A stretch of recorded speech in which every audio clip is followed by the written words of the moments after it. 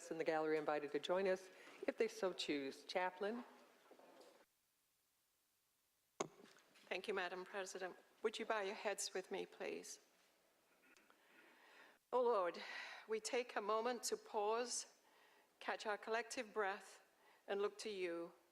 Lord, how thankful we are that you alone reign forever, that you are our hope and help.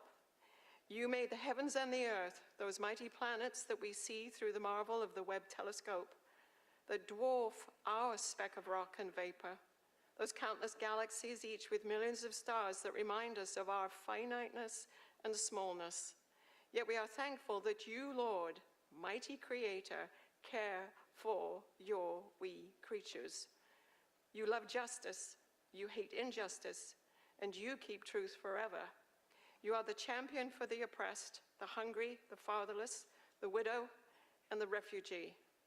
Lord, as we begin the order of business, with the telescopes of the world on this chamber and great pressure on each one here, help us to keep our eyes on you and look to you for help, to reflect you in all that we do and say and decide. In your name I ask, amen. Please join me in the Pledge of Allegiance. I pledge allegiance to the flag of the United States of America and to the republic for which it stands, one nation, under God, indivisible, with liberty and justice for all. Thank you, Senator Buchanan, for that pledge. We will now take the roll of senators. All senators shall indicate their presence by voting present when the machine is open. The machine is now open.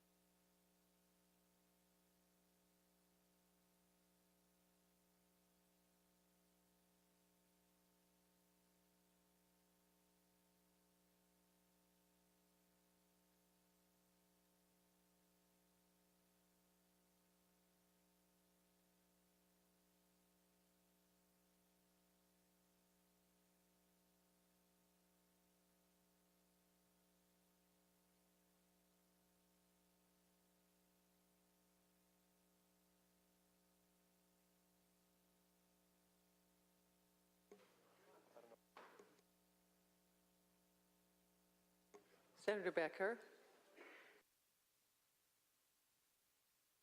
Senator Randolph. Senator Mishler. Senator Bassler. Senator Perfect.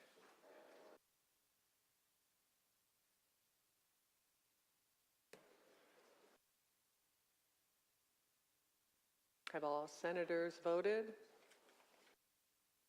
The machine is closed. Clerk will tally the roll. Roll call shows 45 senators are present. Chair declares a quorum is present. The Senate is ready for business.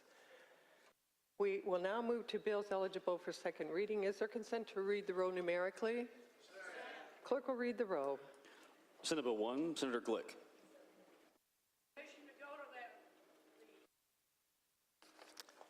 Permission to go to the end of the row. Is there consent to move to the end of the row? Consent is granted. Continue.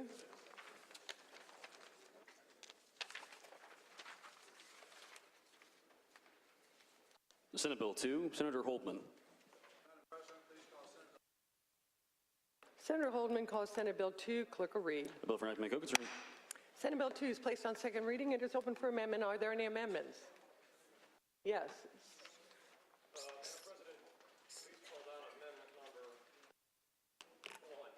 Senator Bohacek calls amendment number 1. Clerk will read. Madam President, we have Senator Bohacek to present the motion to amend. Thank you, Madam President, members of the Senate. What Amendment 1 does is have the agency look at our Medicaid reimbursement rates for those providers that provide prenatal services and pediatric services for Medicaid patients.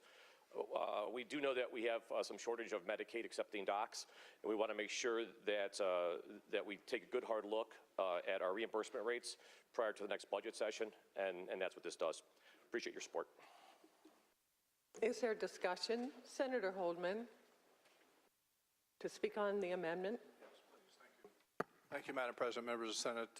We have no opposition to this amendment and ask for your support.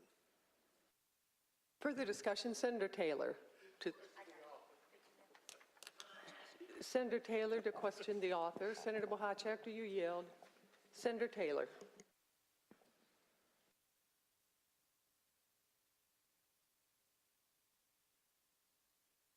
Senator, thank you, Madam President. Senator Bohacek, why you want to study reimbursement rates for Medicaid only? For Medicaid only? Well, Yeah. because if any other reimbursement rate would be private health insurance, and we don't really have any say-so in a private health insurance rebate contract. And why'd you choose Medicaid then? Because just tell me why you want to do reimbursement rate review right now. Well, I want to start the process so it can be ready for the next budget session, because our next session starts in January, and it's a budget year this year. And now, since we're having this conversation now, it seems apropos to start the process. But why, what do you mean we're not, I mean, as far as I know, we haven't had a discussion about Medicaid yet. Okay, well, so what's your question? I don't know what you're asking me. Well, I'm just trying to say, I'm trying to ask you a question. Do you believe Medicaid will cost the taxpayers of Indiana more because of what we're doing right now? Well, we're not doing anything. We're just looking at our reimbursement rates. How's that? That's why I'm just saying, why didn't you do this back in the session that we had earlier? I don't know, Senator Taylor. It's because I want to do it now? I don't know. Why didn't you do it last session? I didn't do it now. I thought I was the one to answer the question. Well, I think you're I doing answered your it. question, Well, so here, I'm let me tell you why I think you're doing it. And I think you're doing it Senator because Taylor, are you speaking on the amendment? I'm going to ask a question once I finish. All right? If I could say 5 words before I'm asked whether or not I'm speaking on an amendment, I can ask a question. Thank you, Madam President. I believe that the reason why you are doing this is because you know that 52% of our births in Indiana are on Medicaid, and you want to know if this abortion bill passes, whether or not the reimbursement rates that we pay are going to go up. Is that the purpose of your amendment? No.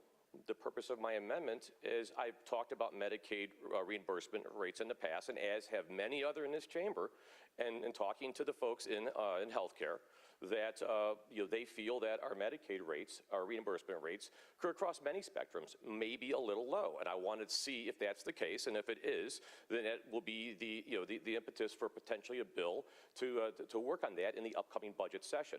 I would not have done it last year because last year was not a budget session. So, utilizing a special session this year, it was an opportunity to start looking at this. So it had nothing to do with the fact that we have an abortion bill that you're bringing this Medicaid reimbursement rate study? I already answered that, no. It's not on the abortion bill, it's on Senate Bill 2, so. Speak on the amendment. Senator Taylor is recognized to speak on the amendment. I think I'm going to support this. I was actually more likely to support it before I got up here and asked the questions. But if my colleagues won't say it, the author of the amendment won't say it, if we're going to review reimbursement rates for Medicaid, I think it's a good idea. I think it's a great idea, because if we do what this body has determined it would do, which would be the total ban on abortion, we should be looking at our reimbursement rates for Medicaid, because we know the fact is that most of these babies that we have in the state of Indiana are born on Medicaid. I just want somebody to say it. I would have hoped that the author of this amendment would have been, I don't know, transparent enough to say that. But he says it's not because of the fact that most of the children that are born on Medicaid. I believe it would be a good idea to look at the reimbursement rates. But I'm doing it, and I'm going to support your amendment, Senator Bahacek, because I know that if there are more children born in Indiana, knowing that we know a majority of them are born on Medicaid, we need to look at our reimbursement rates because that could be affected. So I'm going to support your amendment, not because of I don't know what your purpose was, but because I know, and I'm willing to say at this microphone, that we're going to cost taxpayers money when it comes to this bill that we've been talking about during this special session. I ask for your support as well. Further discussion?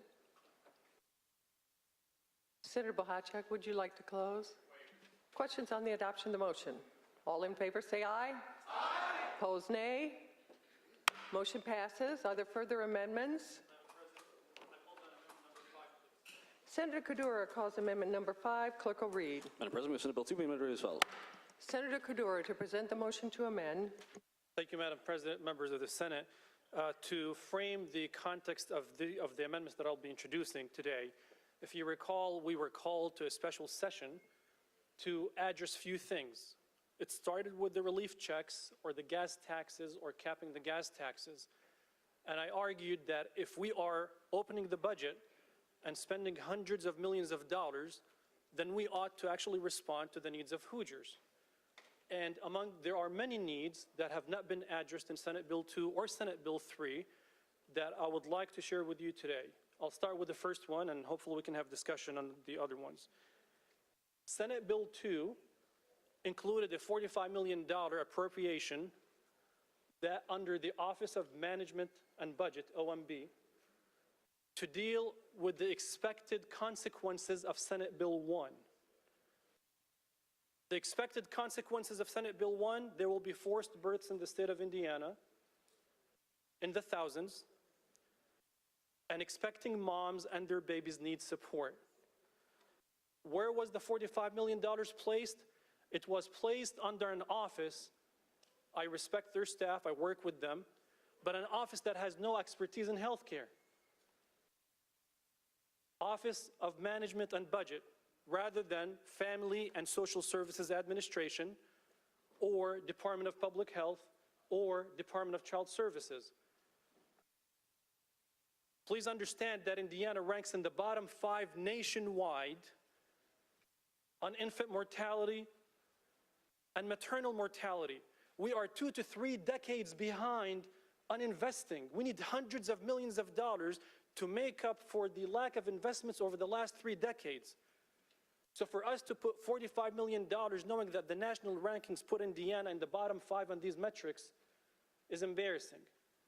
If we are truly interested in supporting expecting mothers and their babies, then let's put the money where our mouth is, and let's start by putting the money where it belongs.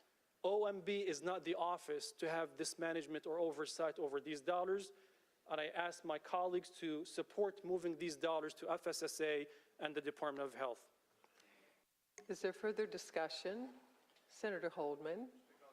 Senator Holdman is recognized to speak on the amendment. Thank you, Madam President, members of the Senate. I think the budget agency, not the Office of Management and Budget, is the appropriate spot for this fund to be administered because I would assume that these state agencies will be lobbying the budget agency for these funds, and they can provide an objective review of those and make a determination, because otherwise FSSA itself would be one of those agencies trying to seek the funds. And so it just makes sense to me that we leave it with the budget agency. If we determine at a later date that this is not the appropriate state agency or location to administer the fund, we could always make those changes. But for that reason, I would ask you to defeat the motion. Thank you. Is there further discussion? Senator Kudura, would you like to close? Thank you, Madam President, members of the Senate. I respect my dear friend, Senator Holdman. I wholeheartedly disagree. I serve on the Budget Committee, We are dealing with family issues, and I think we only have 1 or 2 female legislators on that committee. And to have, forgive me for saying it so bluntly, a male-dominated General Assembly with male-dominated committees to make decisions for families is a problem, is a structural problem in how we pass policies in this place. So I respect you, Senator Holdman. I appreciate your thoughts. I disagree with that, and I would urge everyone to support this amendment. And Madam President, I respectfully ask for a roll call. A roll call has been requested and is granted. The machine is open.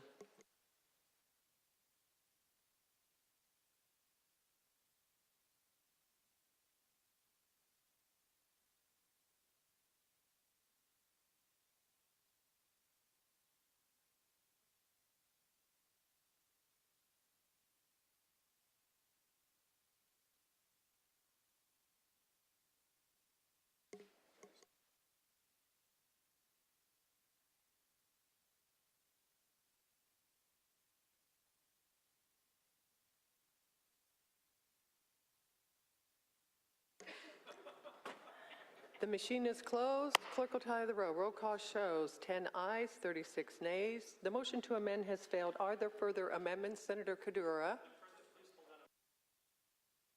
Senator Kadura calls an amendment number 6. Clerk will read. Madam President, Mr. Bill. Senator Kadura to present the motion to amend. Thank you, Madam President, members of the Senate. Forgive me that I'll be here for a couple of more times, but I believe in pro-families public policy, and we need to invest in mothers and their expecting or those who are expecting babies. Amendment number 6 helps specifically mothers who are renters. They rent homes and apartments, because many of those who don't have access to health care, they also struggle with paying for housing.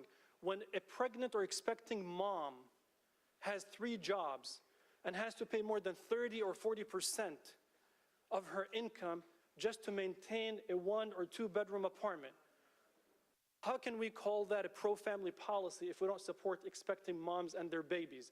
And for that, I want to do something for those expecting moms and their babies by doubling the renter's deduction from $3,000 to $6,000, and I urge everyone to support that. Is there discussion? Senator Holdman. Senator Holdman is recognized to speak on the amendment. Thank you, Madam President, members of the Senate. Senator Gadora, I don't know that this is necessarily the wrong move for us to make to help young women out with babies and other young children in the household by renting.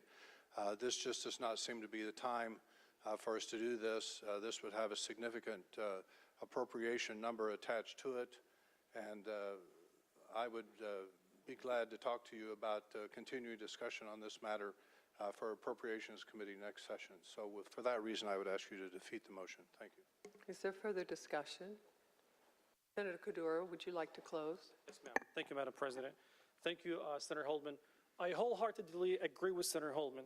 There was no need for us to be here for Senate Bill 1, but that's the consequence of having to deal with Senate Bill 1. If you take Senate Bill 1 off the roll today, those amendments can be delayed to be dealt with later. But we were forced to come here to deal with Senate Bill 1. I know that Senator Holdman fully agrees, and we work together on housing issues and committees, but I think the sense of urgency here is that there's a potential Senate Bill 1, if passed, and if it passed effective the date at the end of this session, special session, those mothers cannot wait until the end of the budget process, which is the end of April or May of 2023. So I urge you to support this amendment, and Madam President, I respectfully ask for a roll call. A roll call has been requested and is granted. The machine is open.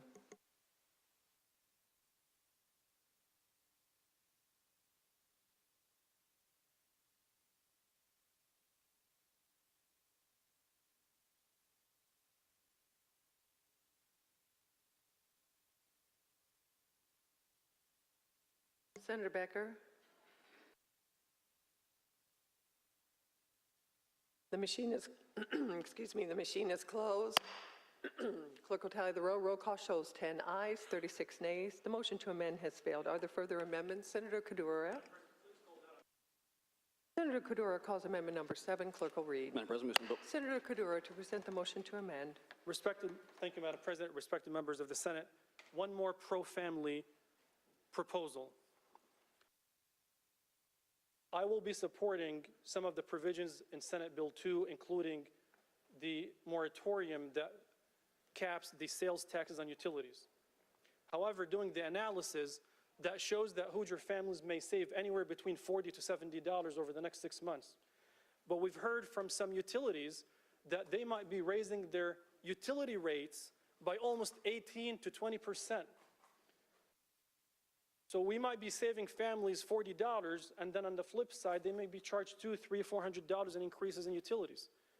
So while I support the provision in the bill that holds or caps or suspends the sales taxes on utilities, I think it's much more effective for Hoosier families to put a moratorium and a hold on the actual increase, the rate tax increases of utilities, and I'd ask for your support. Is there discussion? Question is on the adoption of the motion to amend. All in favor, say aye. Aye. Opposed, nay. No. Motion to amend has failed. Are there pardon me? Division has been requested. Will all senators please be seated?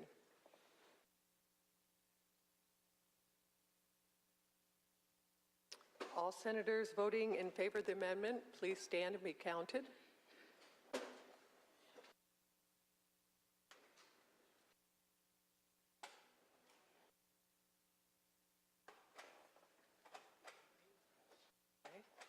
Thank you. Please be seated. All senators opposed to the amendment, please stand and be counted.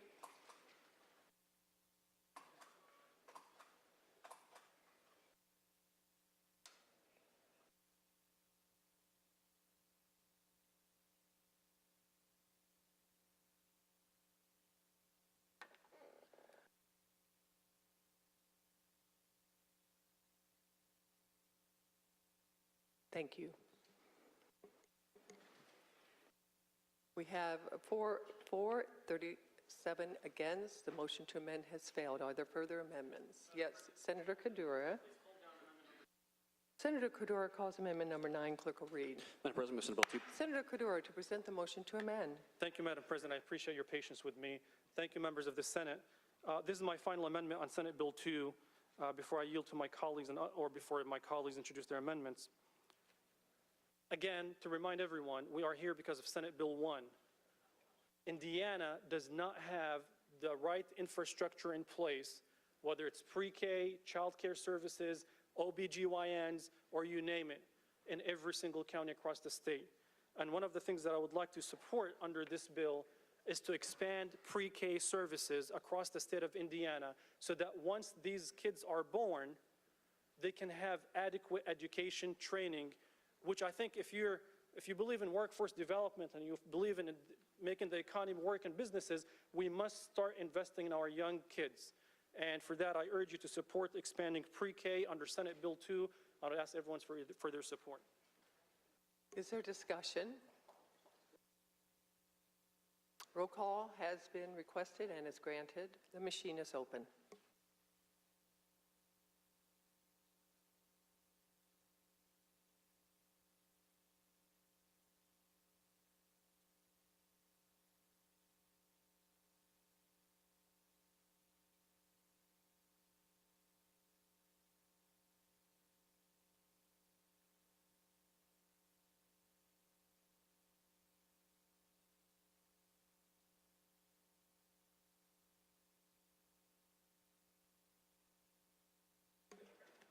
The machine is closed. Clerk will tally the roll. Roll call shows 10 ayes, 36 nays. The motion to amend has failed. Are there further amendments? Senator Taylor. Thank you, Madam President. Can you go and call amendment number 15 to Senator Taylor calls amendment number 15. Clerk will read. Madam President, moves Senator Taylor to present the motion to amend. Thank you, Madam President and members of the Senate. This is a definite due for the state of Indiana.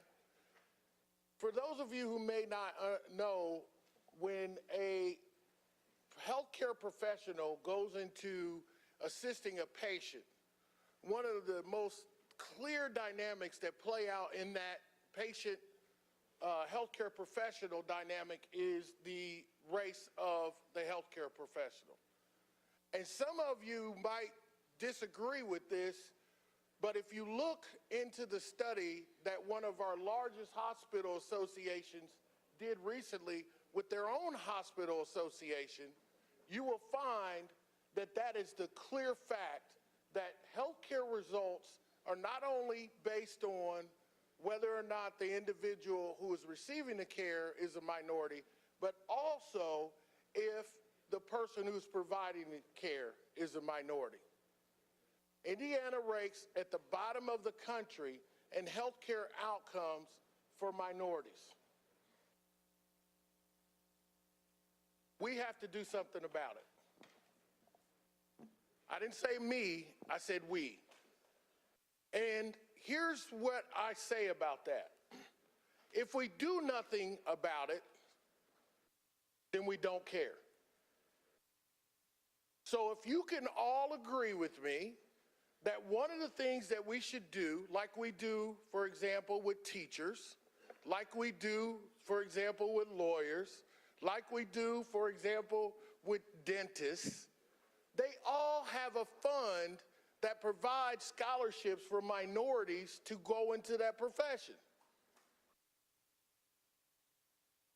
Now, there may be some thoughts that this is not something we need to do, but if we don't, then please come up with something to help this disparity to be closed. Just like my colleague Senator Bohacek said to me earlier, why didn't I bring a bill forward to address the Medicaid reimbursement rate? Well, I brought something forward today so you can address this disproportionate rate in health care outcomes, and I ask for your support. Is there discussion? Yes, Senator Rotz. This is amendment. Speak on the amendment. Senator Rotz to speak on the amendment. Thank you, Madam President, members of the Senate. I don't think none of us would disagree that this concept would be a great thing to do. I think we are certainly have a shortage in all areas across the state and across this nation, healthcare, education, manufacturing, everywhere. And so this to come in an amendment form without going to have all of us have input in it is not appropriate in my opinion, and I ask you to defeat the amendment. Is there further discussion? Question, Senator Rotz, please. Senator Taylor, to question Senator Rotz, do you yield? Senator Taylor. Senator Rotz, I think I heard you, I'm going to get to my question. I think I heard you say that this has not gone through the committee process. Is that what I hear you saying? Yes, you did.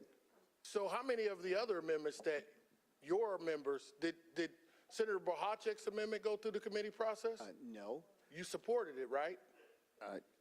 I did. The question, So- I would further say that we all know that the concept should have gone through appropriations, not here on the floor, as a You supported cost it. to the budget. I'm not. You just admitted you supported an amendment that didn't go through the committee process. There are Am I correct? amounts, Senator Taylor, you know as well as I do, there are amounts that are allowed outside the budget year and amounts that are not.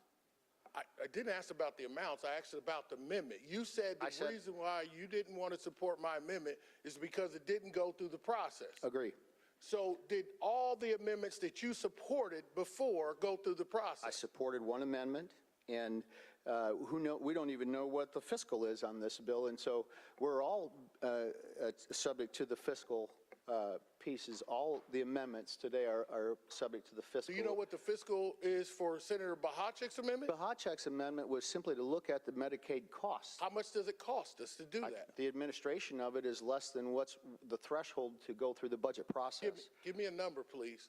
Can you tell me what it costs for his bill? You know that I don't know that, Senator. Well, that is the point I'm trying to make. If my amendment fits the same thing that you just voted for, and now you're saying the process is different from mine, what makes my amendment different? Senator, we're talking the difference between a study and you're creating a fund. Right, with no money in it. To me, it's obvious. What's the fiscal for a fund to be created with no money in it? You're creating a fund, and you specify the amount in the scholarship and appropriates an annual amount sufficient to pay scholarship. And so looking at this piece, you obviously are asking for money. How much did I ask for? I don't have an idea. Because I didn't ask for any money. I was asking for the concept, the creation of a fund to create scholarships for minorities to get in health care. So what do you have a problem with that? I just shared this situation.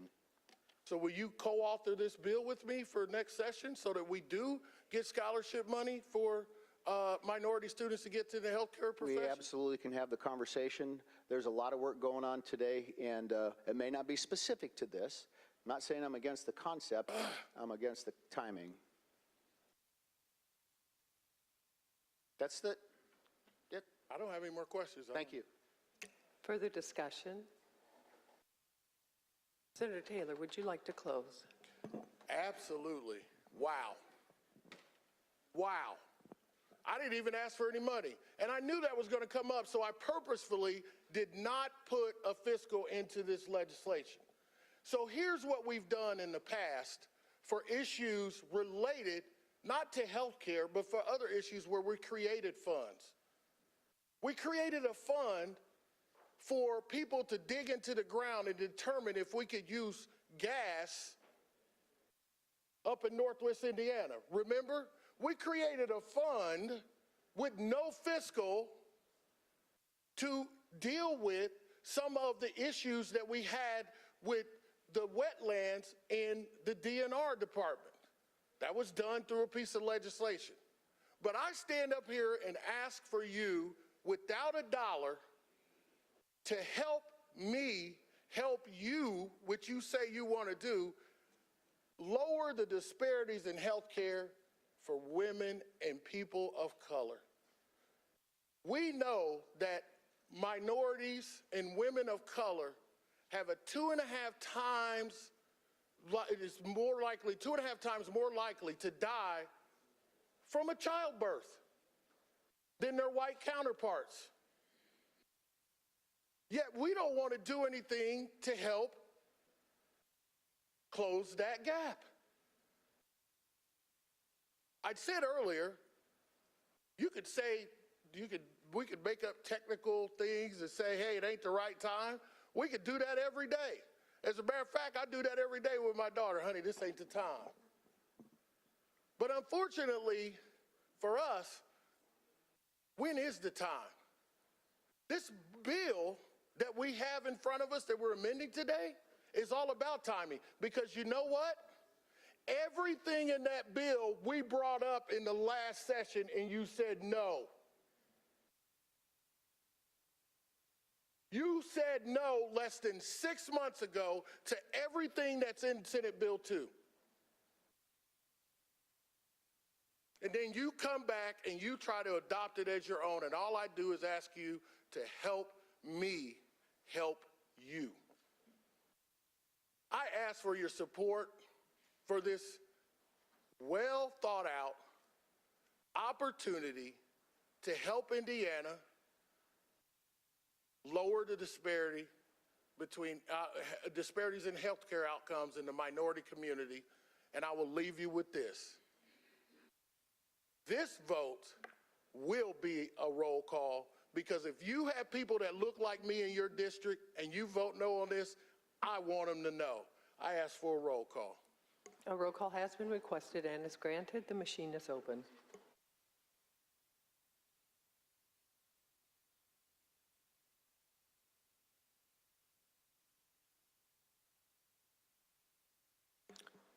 Yes, Senator Brown to explain her vote.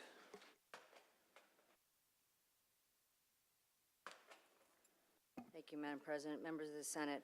What this amendment purports to do is establish a health career scholarship. But if you look at what we're talking about EMTs, medical responders, paramedics, hospice providers, home health services, anesthesiologists, chiropractors, dental hygienists. We have a whole list of healthcare providers, and we have had conversations here suggesting that we don't have enough minorities and/or women in these practices. Some of the medical schools in this country have more women than men in them today. So if we're going to go down this list, let's be thoughtful and careful and make sure where we actually see the disparities and we know that's a problem and we don't have enough people, men, women, children of all colors in those professions, let's evaluate this. But this is just a blanket feel-good amendment right now. What it isn't doing is actually addressing the problems that we have in healthcare, whether it's home health aides or some of these professions. But we have no knowledge in science that every single one of these professions is either lacking any type of people in them, that they are below where they're supposed to be professionally in terms of their numbers, but also that that's an issue before them with having the type of people you're talking about today. So I think we're all looking forward to having a conversation in the regular session to talk about how we can get Senator more Brown. people. We're talking about home health care and things like that. I'm all for it, but this isn't the amendment. Thank you. So I'm a no. Senator Buck to explain his vote. Thank you, Madam. 1 minute, 1 minute. Thank you, Madam President, ladies and gentlemen of the Senate. Page 5, I believe it's line 20, section 13. There is annually appropriated to the fund from the state general fund amount sufficient to carry out the purposes of this chapter. I do believe there's a fiscal. I would urge your defeat.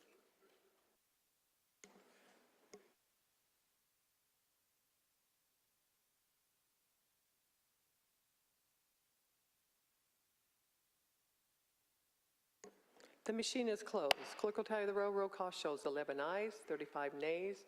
The motion to amend has failed. Are there further amendments? Senator Yoder. Madam President, please pull down amendment number 2. Senator Yoder calls amendment number 2. Clerk will read. Madam President, Mr. Bill. Senator Yoder to present her motion to amend. Thank you, Madam President, members of the Senate.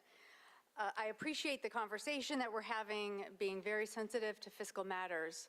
When we're talking in Senate Bill number 2 about $45 million, that might seem like an extraordinary amount of money, but in the end, it really isn't that much money to do what we need to do in order to fully take care of people of Indiana. And so we have to be incredibly prudent and mindful of how we spend those dollars. So my amendment is pretty straightforward. I'll read it. It inserts into Senate Bill 2, page 2, line 27, however, a provider of services is not entitled to funding if the provider offers medical advice or provides ultrasound services to a pregnant woman, unless the provider is a healthcare facility licensed under IC 1621 or a healthcare provider licensed under IC 25.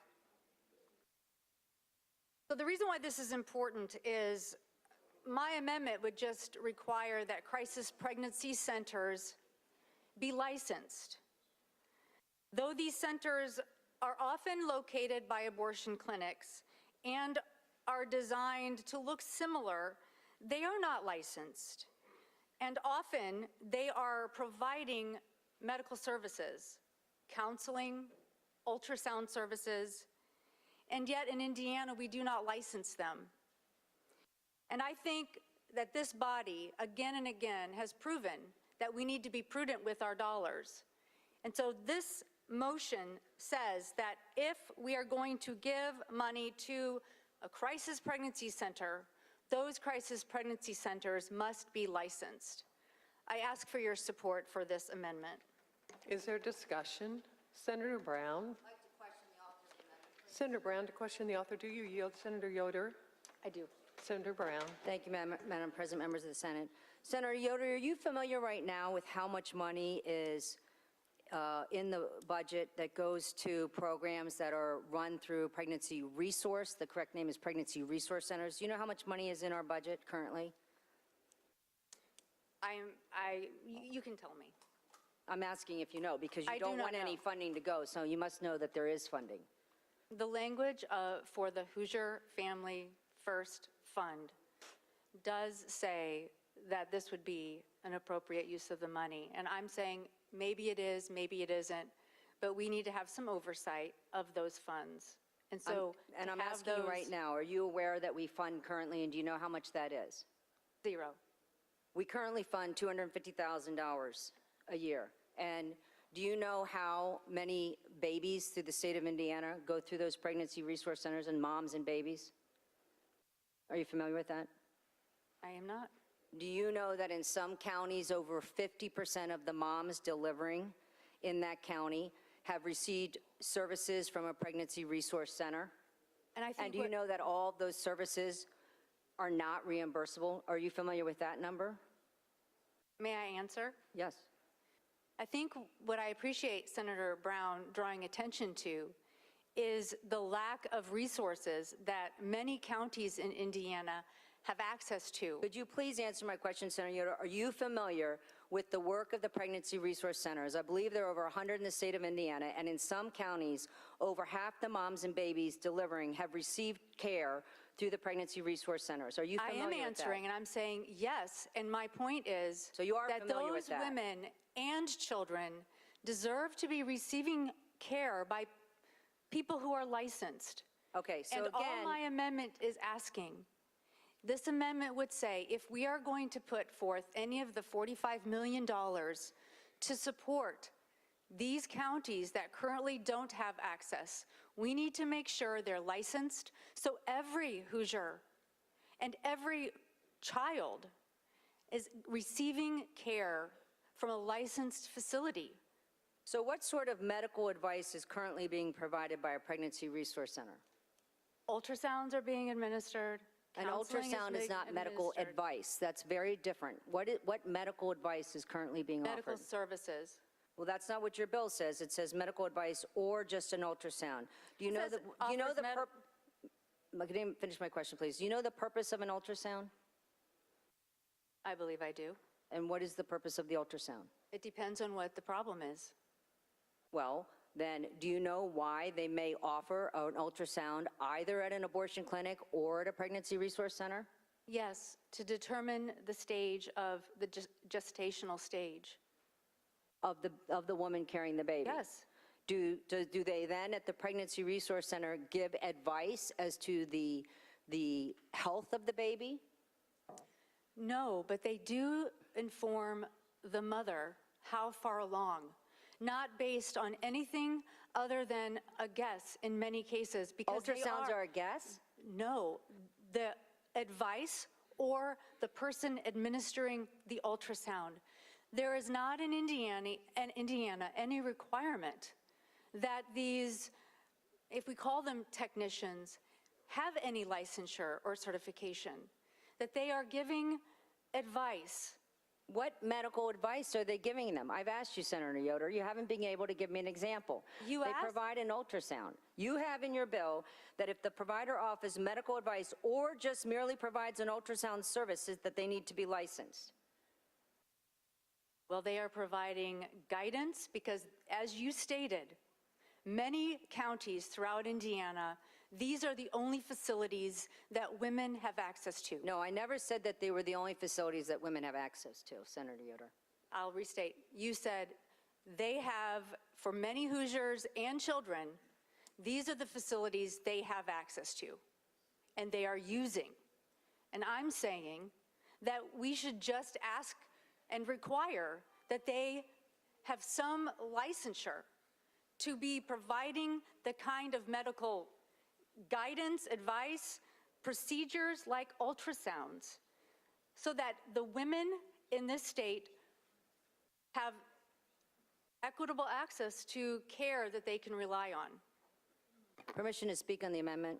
Senator Brown is recognized to speak on the amendment. You know, this is always amazing to me when the opponents to any kind of pro-life legislation talk about how much they care about the woman and reproductive health care, and yet these programs throughout the state serve so many mothers and babies. Do you know they have a success rate that they get more mothers to term, they have healthier babies weight-wise because they carry them through, and on top of that, many of the pregnancy resource centers will follow those women, maybe if they have keep the baby, give it up for adoption. They will even offer post-abortive counseling to them because they know that's a need. They have seen some of these pregnancy resources, these women, babies, maybe the dads, up to 2 to 3 years after they deliver. Right now, if they offer the Real Alternatives Program, which is in the budget, they get $250,000 a year. That's it. They're not a surgical center. And I'm glad, though, that you think we should expand our licensing, because your caucus has consistently voted against licensing abortion clinics that do surgical procedures and fight. In fact, you fight every time we've tried in the past years that I've been here to even have them have inspections. These resource centers are just offering counseling and care, parenting classes, even mental health, because they know these women are coming at them at all stages. They don't judge. They offer services beyond, cribs, diapers, the whole thing. But you are saying $250,000 is too much. Please defeat this amendment. Further discussion? Yes, Senator Taylor. Senator Taylor to question Senator Brown. Do you yield? Senator Taylor. Thank you, Madam President, members of the Senate. I think I was confused a little bit. So what is a pregnancy resource center again? Well, a woman who is pregnant or may think they're pregnant, or they were pregnant and had an abortion even, or maybe they had a baby, they can come in and receive services. And that services can be anything from someone praying with them, counseling them, giving them and their partner parenting classes, funneling them out to other resources, giving them diapers and access to things like that, maybe even job training. And then making sure as they walk that journey with them, which can be from the time they find out they're pregnant to maybe 2 and 3 years after, how can they help that mom and baby be successful? And because they've done that, they have great success rates. And as I said, in some counties, over 50% of the babies that have been born at better birth weights and better outcomes have been seen through the people at a pregnancy resource center. You know why? Because they love them both. That's what they do. So let me ask you a question. Thank you for the answer. You're welcome. I actually think that's a great program. It is. So, and you think that's a pro-life stance, right? To not have them be licensed? It has nothing to do with being licensed. License is what we do with, thanks for bringing that up again, the abortion facilities. In there you have doctors who are performing surgical procedures on women. And as we know, members of your caucus in the past have voted against licensing and have voted against even inspections, which was why we had the horrific case up in my neck of the woods with the Dr. Cloffer, who was doing all kinds of things illegally. So that's why we license medical facilities that are doing medical procedures, even abortion clinics, whether it's Planned Parenthood or some other abortion clinic. They are not doing medical procedures. I never asked if they were doing medical procedures. I was explaining why they're licensed. Just hope you would answer the question. So here's the question. So you don't think they need a medical license to provide, I don't know, advice on how to care for a baby? Well, do you mean like how to bathe it, how to feed it?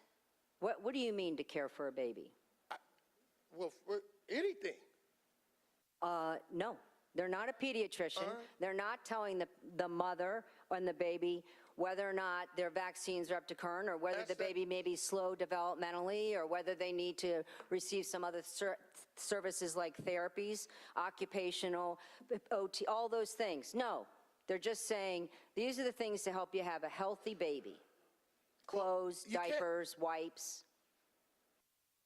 You can't have both, because here's the confusion I have with what you're saying. You're talking about wipes, diapers, everything else, and you're talking about, some of them happen when the woman's pregnant, correct? Some of what happens when a woman's pregnant. Pregnancy Resource Center says the woman's pregnant, she comes there for advice. So some of it is during the time she's pregnant. If every time someone advised me while I was pregnant, that meant they were giving me medical advice, and there would be a lot of people that I saw during my lifetime, and none of them were physicians, but a lot of people had advice. Because you give advice to a woman who's pregnant doesn't mean you're giving her medical advice, right? I think we understand that. They're not acting as physicians, I asked a question. and that's what I'm Simple. telling you. I asked a question, it was really simple. Are they giving advice pre-birth or post-birth, or both? You have 3 options. That's a question? Yes, are they giving advice pre-birth, post-birth, or both? They're probably giving advice all through. As I said, they Okay, walk with so- them. Is it medical advice, which is what is in this amendment? No. They do things like, this is safe sleep. Don't sleep with your baby in the bed. Put it in a crib. Don't maybe let it sleep through the night at some point, or pick it up every time it's crying. I didn't do that. I don't know what kind of advice. Have you ever been in a upset Senate, you sir? at all? Pardon me? Have I upset you? No, but I don't understand why you're suggesting that someone at a pregnancy resource center who talks to a woman about how to be healthy and what kinds of things their baby may need, like how to get diapers, is medical advice, and therefore they need to be licensed. I'm trying to understand that.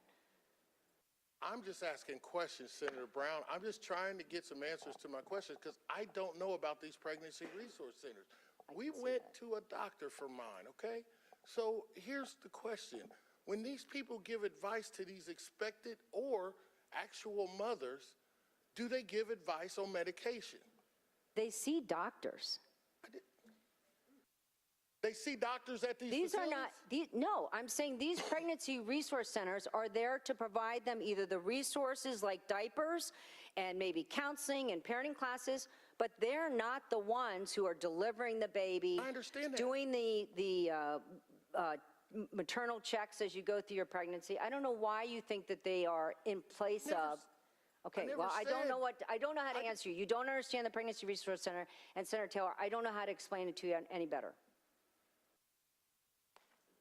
Wow, let me speak on this. Senator Taylor's recognized to speak on the amendment. We have got to have some parity in this body. We have got to have some parity. And decorum. I did not know what a pregnancy resource center was, Senator Brown. I sincerely don't know. But if every time you come to the microphone you think somebody's trying to take a pot shot at the situation, that's not true. And I find it very, very, very tough that you could sit here and be quiet about it. Now, if we're going to have some decorum, then make it on both sides. I've been interrupted one time today for making a statement before I asked a question. And I just sit here and took it. What is wrong with us? Is there further discussion? Yes, Senator Burrow. Senator Burrow to question Senator Brown. Senator Brown, do you yield?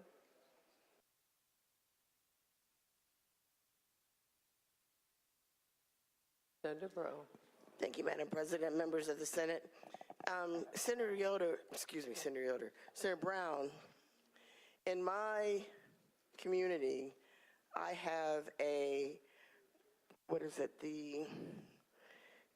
have one of these crisis pregnancy centers, and they have a billboard that advertises, if you're pregnant, come to us, we'll help you get through the process and so on. I thought that they were like a Planned Parenthood. So my question to you is there some way that a pregnant woman might believe that when they are seeing a billboard such as that and they go to a crisis pregnancy center, that their expectation is something other than what they actually receive? Is that I know the you question? can't, yes, that's a question. I know you I can't have no speak idea to. what a woman would think seeing the billboard. But I do know what the pregnancy. possible? is it possible that there might be some misunderstanding as to what the services are at a crisis pregnancy Resource center? I don't know why there would be a misunderstanding about what a pregnancy resource center offers. Well, when the billboard says, come to us if you're pregnant, we'll help you through the process, it makes it sound as though they are going to provide some direction, some guidance, some assistance as to how to deal with their pregnancy, and if they don't want to be pregnant, what kind of options they have. Is that what happens at a crisis pregnancy center? Are they given all sides and all spectrums of the possibilities as to what a pregnant woman in Indiana at this time can receive? Well, you have two questions in there, Senator Breaux. And you can answer both. Okay, so you asked me if looking at a billboard that says, and we're paraphrasing, I assume, come to a pregnancy resource center where we will offer you assistance, whatever, care, counseling through the process. I don't know what a woman seeing that would think, except, oh, I'm pregnant, and those people are offering to help me, so I go there.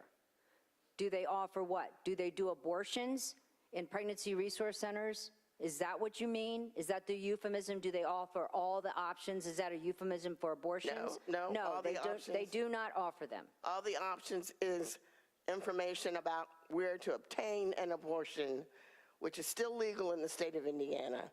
If I go to a crisis pregnancy center and yes, no, I don't want diapers, and I don't want wipes, and I don't want formula. I want information, accurate information about where I can get some assistance with a pregnancy that I would like to terminate. Will they provide me that information? I don't know if they provide that. I do know, though. They know a lot. What did you just say? You seem to know a lot about what they do. I mean, I just said they offer, I know they offer a lot of post-abortive counseling to women, and I know that even if a woman comes to them and says, never mind, I don't want to keep this baby, and they come back to them, they are still willing to walk the journey with them because they have learned that even if a woman chooses to have an abortion, she's going to need counseling after the fact. What does walk the journey mean? Well, if they go through their pregnancy, if they don't go through their pregnancy, they welcome all the women. So they will provide them with accurate information as to how to terminate a pregnancy here in the state of Indiana? No, that's not what I said. I said they offer them post-abortive counseling because they realize that any woman who has an abortion needs that. If I see a billboard that says, you're pregnant, come to us, talk to us, and we'll help you navigate the process. Yes, I'm paraphrasing differently. But if I see a billboard that seems to be, because that's what the billboard in my community does, it beckons me to come to that facility if I'm pregnant, and they will help me. So I think that I'm going there to receive help for a pregnancy that I may not want, and I am not actually being afforded that opportunity. Is there the likelihood that they're going to want to encourage me to keep the baby and not pursue termination processes? What pregnancy resource centers do, as I've said, is they meet the woman where she is and try to offer the assistance she needs. Unlike, I guess, me seeing a Planned Parenthood billboard, where I would say, come to me, and I don't think I would ever think that if I carried my baby to term, that I could continue to receive Planned Parenthood services through the term of the baby and 2 to 3 years after, and I'm pretty sure they're not going to walk that journey with me.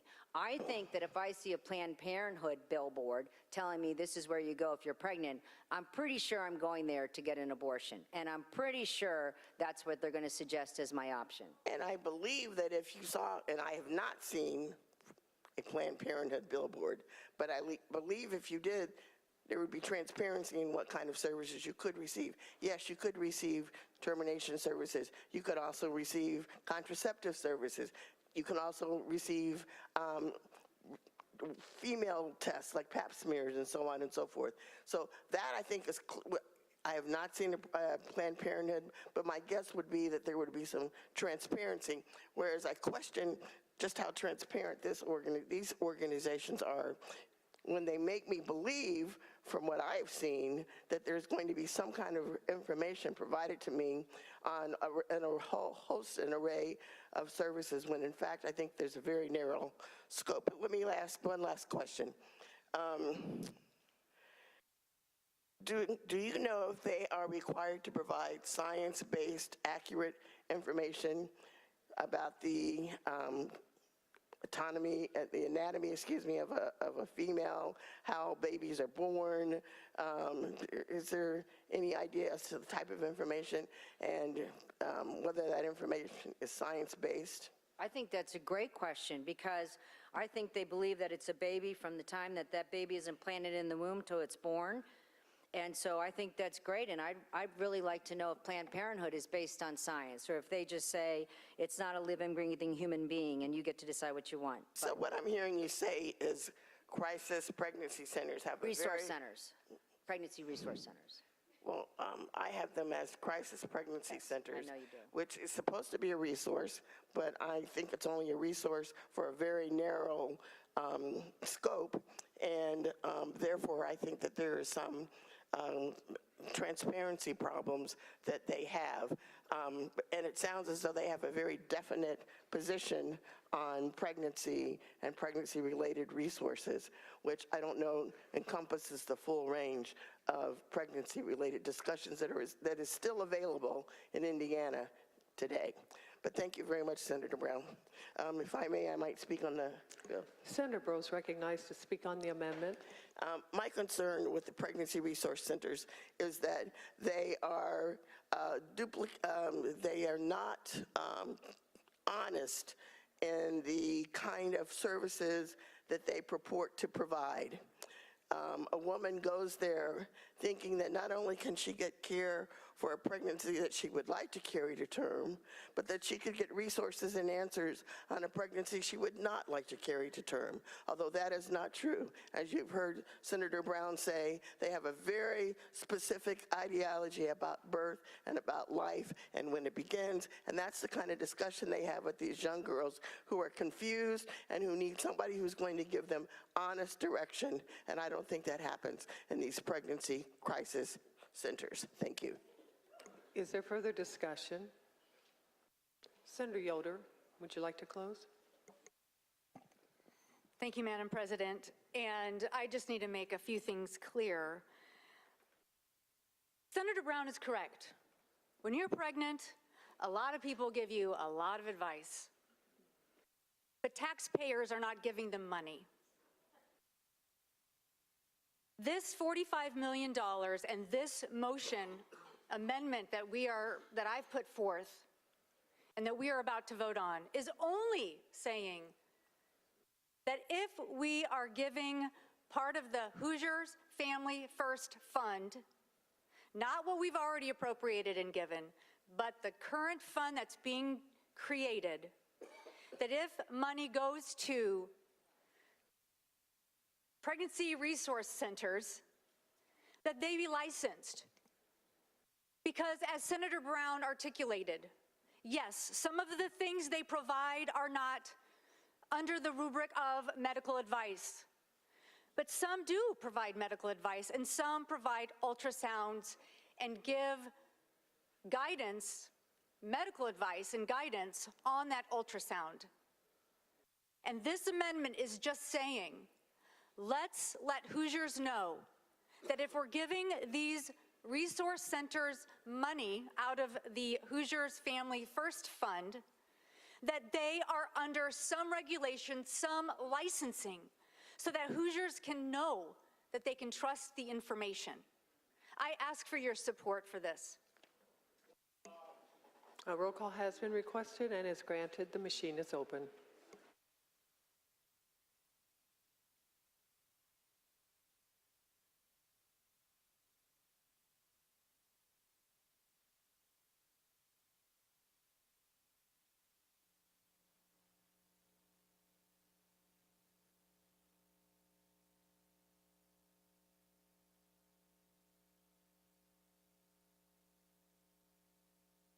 Senator Alting, here we go.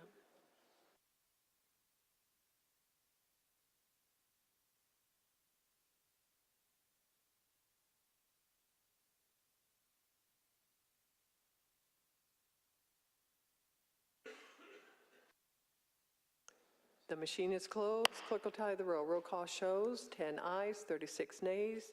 The motion to amend has failed. Are there further amendments? Senator, yes, Senator Yoder. Senator Yoder calls amendment number 10. Clerk will read. Madam President, move Senate Bill 2 be Senator Yoder to present the motion to amend. Senator Yoder yields to Senator Pohl. Senator Pohl to present the amendment.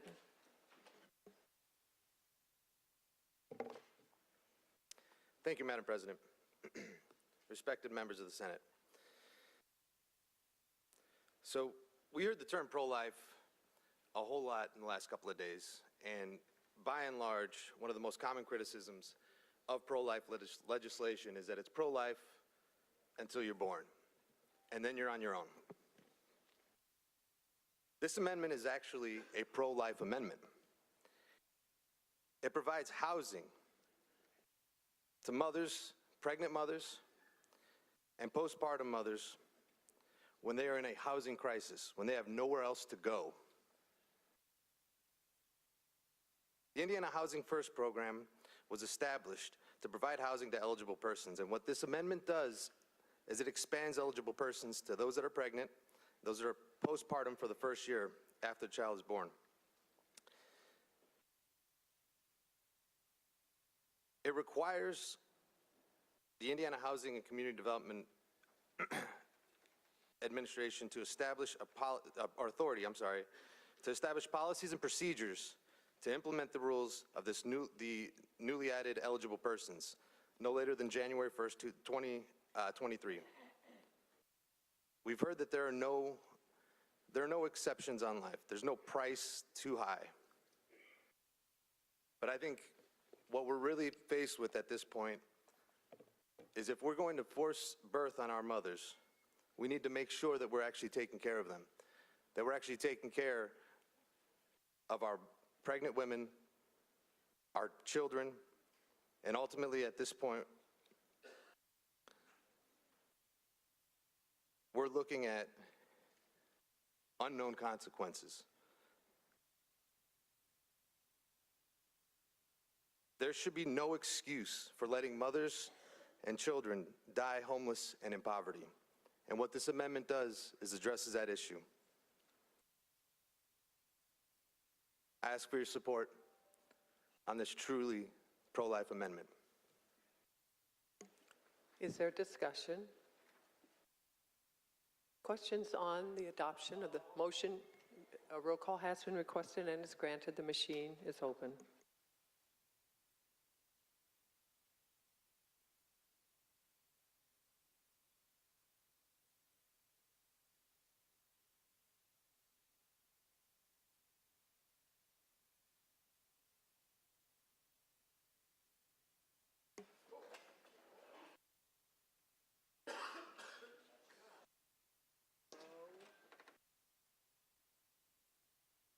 Senator Breaux.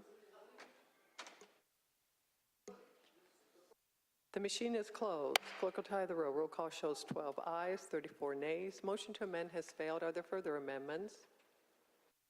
Yes, Senator Lannon.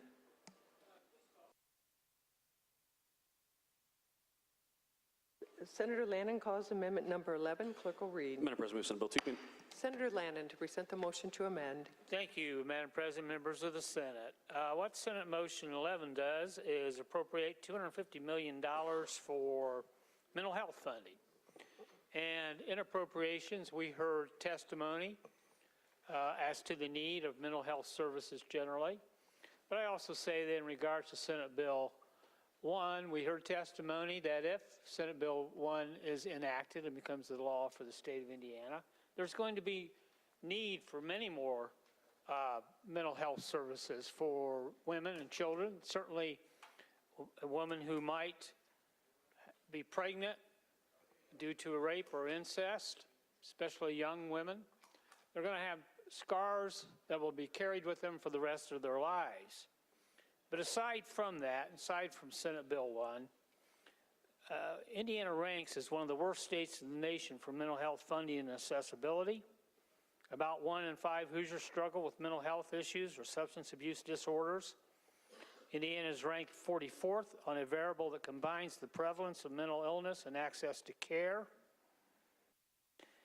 As of 2019, Indiana had the 15th most adults with substance abuse disorders in the nation. Nearly 1 in 12 Hoosiers suffers from some sort of substance abuse disorder.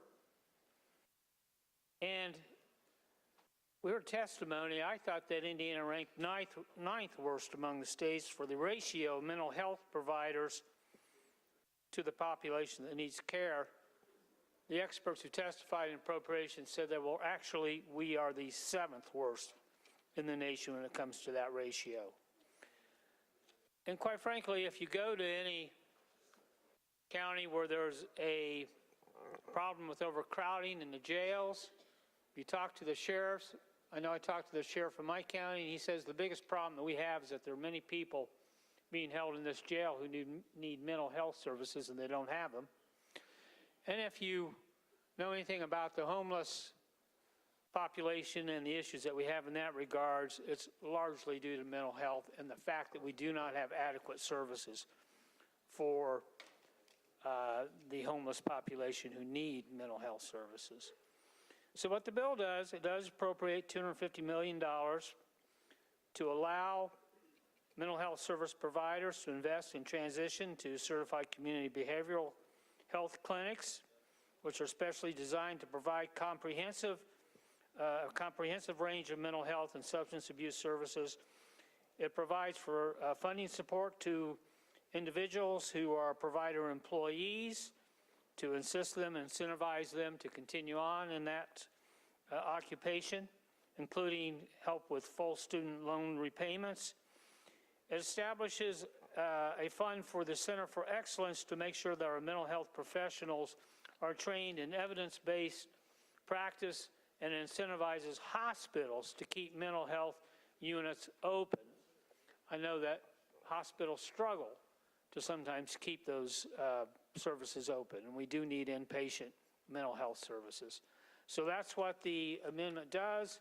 I ask for your support, and I ask for a roll call on this amendment, Madam President. Is there discussion? Senator Holdman. Senator Holdman is recognized to speak on the amendment. Thank you, Madam President, members of the Senate. Senator Lannon, I know you well, and I know you're very sincere in what you're attempting to do here. This is the same amendment that was offered in Appropriations Committee just 2 days ago, I believe. We have an overabundance of folks with mental health needs. We have an underabundance of folks, professionals to help in that cause to treat those individuals. A $250 million appropriation is 5 times the amount that we're asking for the appropriation for this fund itself. And for that reason, I would ask that we defeat the motion. We take this discussion up in the session in January to talk about the mental health shortfall that we have in this state, and we move forward with something adequately. Thank you. Is there further discussion? Yes, Senator Kadura. Senator Kadura is recognized to speak on the amendment. Thank you, Madam President, members of the Senate. In the Appropriations Committee, 2 mental health experts testified, and they shared the following data. In rural areas in Indiana, it takes 4 months of wait time, 4 months of wait time to establish care with a therapist, and up to 6 months of wait time to see a psychiatric provider to schedule an appointment once every 3 months. I consulted with mental health experts in the state of Indiana. And I said, if we are to scale up mental health services to expecting moms, how long would it take? And I was very ambitious. I said, can we scale something up 6 to 12 months? They laughed. Can we scale something up 24 months to 36 months? And they still laughed. We are so behind on mental health investments. It will take at least probably 5 years to build the infrastructure in Indiana to support expecting moms. One critical piece of information they shared in that committee. One of the top 3 reasons of maternal mortality directly relates to moms expecting moms' mental health issues. So again, please think about this logic for a second. If the fiscal matters are delayed till January, but Senate Bill 1 is going to pass at the end of this session, and we already know collectively this is not a partisan issue. This is not a Republican or a Democrat issue. Mental health is not a political issue. And if we know that expecting moms suffer from this issue, Why not fund it now? I'll use this analogy on most of our amendments that have fiscal issues. With $6 billion, what this discussion reminds me of is a person who buys a home with a 30-year mortgage. You keep saving and saving and saving, putting your money in reserves, above and beyond what you need. You make your monthly payments, your mortgage payments, but for 30 years you neglect making maintenance on this home. You're good with making payments on your debt. You're paying your house mortgage, but the house is collapsing. What good can the house be if you're making your debt payments, your mortgage payments, if the house is collapsing? Senator Holtman is sincere, and I consider him a dear friend. And we work closely on the committee. And I know that when he says these things, he means that he wants to work on them. But where we disagree is the sense of urgency. Please understand that I'm not speaking as a Democrat. I'm not addressing you as the Republicans and Democrats. As decent Hoosiers, think through the logic, the implementation of what we're trying to propose here. The day that the Senate Bill 1 passes, can any of us in this hall, in this Senate chamber, guarantee that every expecting mom in the state of Indiana will be able to hold that phone and call an organization and get in the door within a day or 2 days or 3 days or even 7 days to get the care that she needs? It is one thing to use buzzwords. I dislike it when politicians use the term pro-life or pro-choice, but neglect to speak about the actual implementation of policy that will impact the people who will be suffering because of it. So if we want to talk science and data, I have the list county by county for each of your districts showing infant mortality and maternal mortality. There is not a single organization in the state of Indiana that is ready at this moment to take care of expecting moms in Indiana. So let's not kid ourselves. We have a crisis in Indiana that goes above and beyond what we're trying to achieve today. And that's why we continue to say, why rush a policy decision that will impact tens of thousands of Hoosiers for generations to come? In less than a week from today, we have to finalize these policies in less than a week when the infrastructure does not exist. Please push back. Please tell me I'm wrong. Please tell me that Indiana is ready. Please challenge the scientists. Please challenge the mental health experts. Please challenge our infant mortality rates and maternal mortality rates and tell me I'm wrong. If we want to be honest with ourselves, let's follow a strategic plan that goes county by county, assesses every need, how much resources are needed, how much money is needed, how many expecting moms are there. And by the way, we should care about human life through every stage of life. I don't think once a baby is born, we should neglect them. So I speak from the heart, I'm going to tell you, I'm tired of the hypocrisy. I'm tired of the hypocrisy. When we talk about pre-K, when we talk about housing, we just prayed at the beginning of this session saying, "Dear Lord, help us take care of the most vulnerable among us, the refugees and those who are in need." Translate these values into our policy. Let's do what is right for people. Let's not play politics. This is politics. Some of us are thinking about this. I respect those who have religious views. I respect that. For those who are in the ballot this year, please do not think politically, because your decisions will impact lives. Let's think public policy. Let's do what statesmen and stateswomen do. Do the right thing. I'll support my colleagues. Thank you, Madam President. Is there further discussion? Senator Lanham, would you like to close? The question is on the adoption of the motion to amend. All in favor? You did? Okay, roll call has been requested and is granted. The machine is open.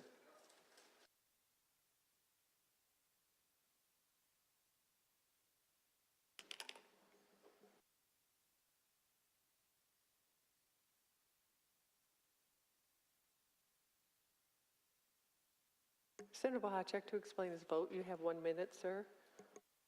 Thank you, Madam President, members of the Senate.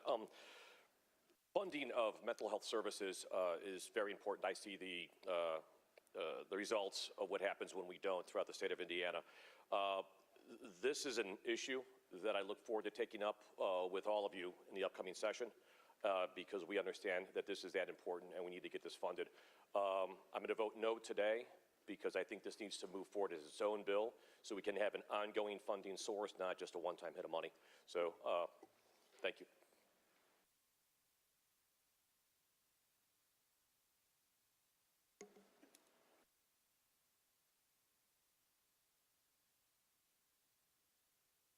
Machine is closed. Clerk will tally the roll. Roll call shows 14 ayes, 32 nays. The motion to amend has failed. Are there further amendments? Yes, Senator Niezgodski. Senator Niezgodski calls amendment number 14. Clerk will read. Madam President, moves the bill. Senator Niezgodski to present the motion to amend. Thank you, Madam President. Members of the Senate, this amendment also was heard in the Appropriations Committee, and it was not passed, but I do think it's important enough that we do try to bring this before the body.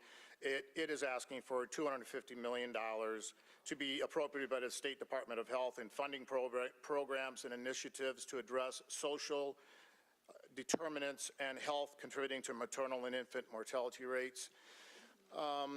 So we know that currently Indiana ranks near the bottom for taking care of maternal and infant mortality rates, and we know we want to strive to be the best in the Midwest.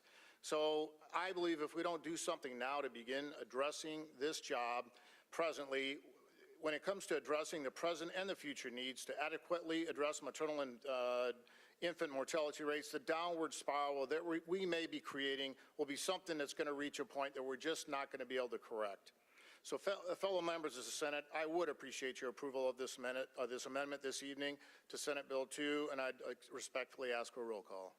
Is there discussion? Senator Holdman to speak on the amendment. Thank you, Madam President, members of the Senate.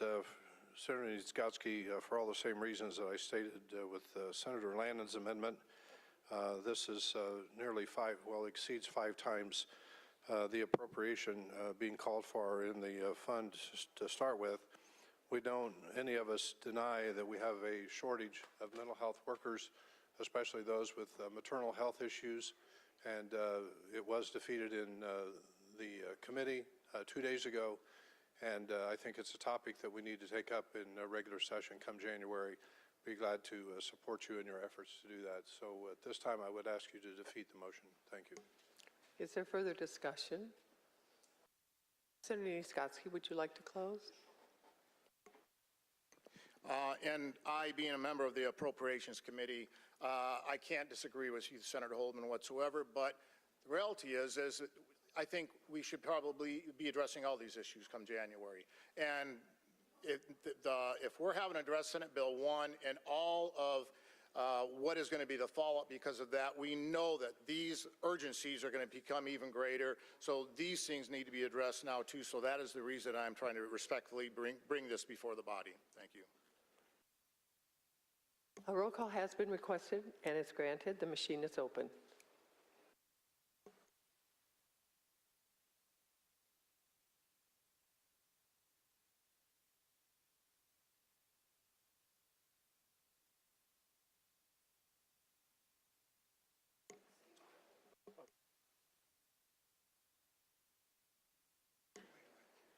Senator Buck to explain his vote. 1 minute, please. Thank you, Madam President. Ladies and gentlemen of the Senate. A little bit ago, I heard my good friend, Senator Taylor, come up and ask, what's happened to this body? I asked the same question back. We used to respect the committee process.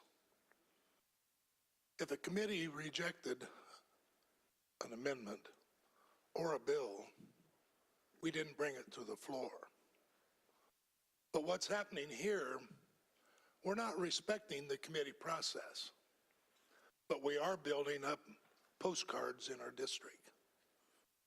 I think that's uncharacteristic of this body. And I would like to see this body get back to proper decorum, proper respect for a committee and one another. I think this has already been through the process, vented in front of the public, and I think it deserves a no. Thank you.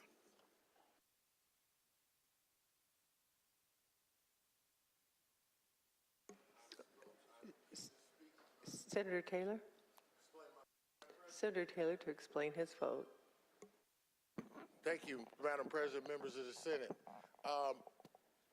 Changing my speech a little bit now that, my colleague got up. Yeah, we have lost our decorum. I agree with you. But decorum has to do with how you treat other members.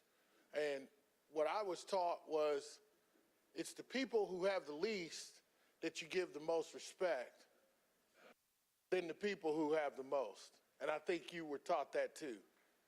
So out of decorum comes the realities of what we were going to do today, which is push off providing adoption subsidy services to people when we know that those services are desperately needed because of our procedural decorum. I'm proud that decorum is gone, because we need to start thinking about Hoosiers before we start thinking about us. And that's the problem, and that's the reason why we're here today. So I love your subsidies and, support efforts, and I think we need to do it now, and I'm going to continue to support your amendment. Thank you, Senator.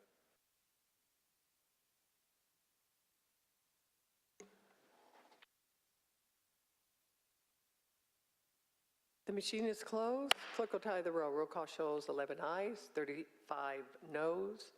The motion to amend has failed. Are there further amendments? Senator Niskotsky.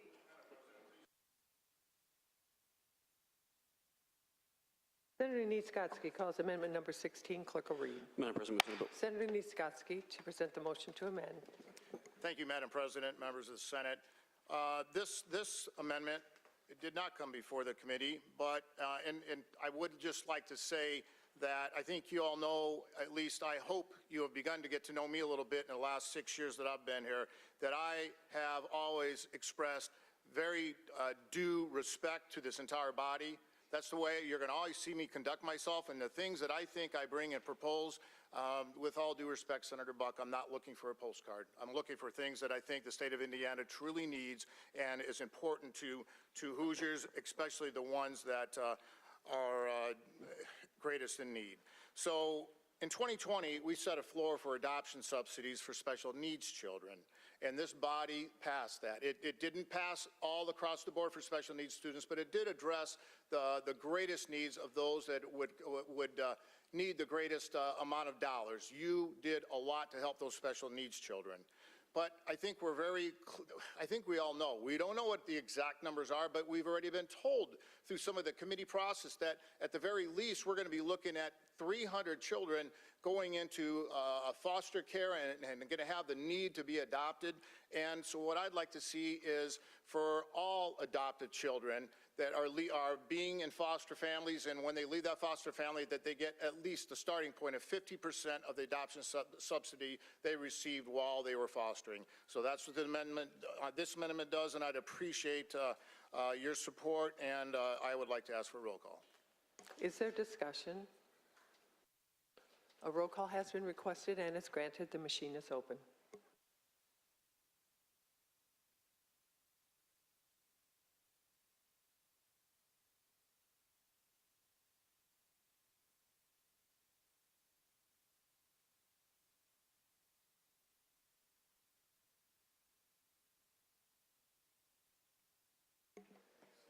The machine is closed. Clerk will tally the roll. Roll call shows 12 ayes, 34 nays. The motion to amend has failed.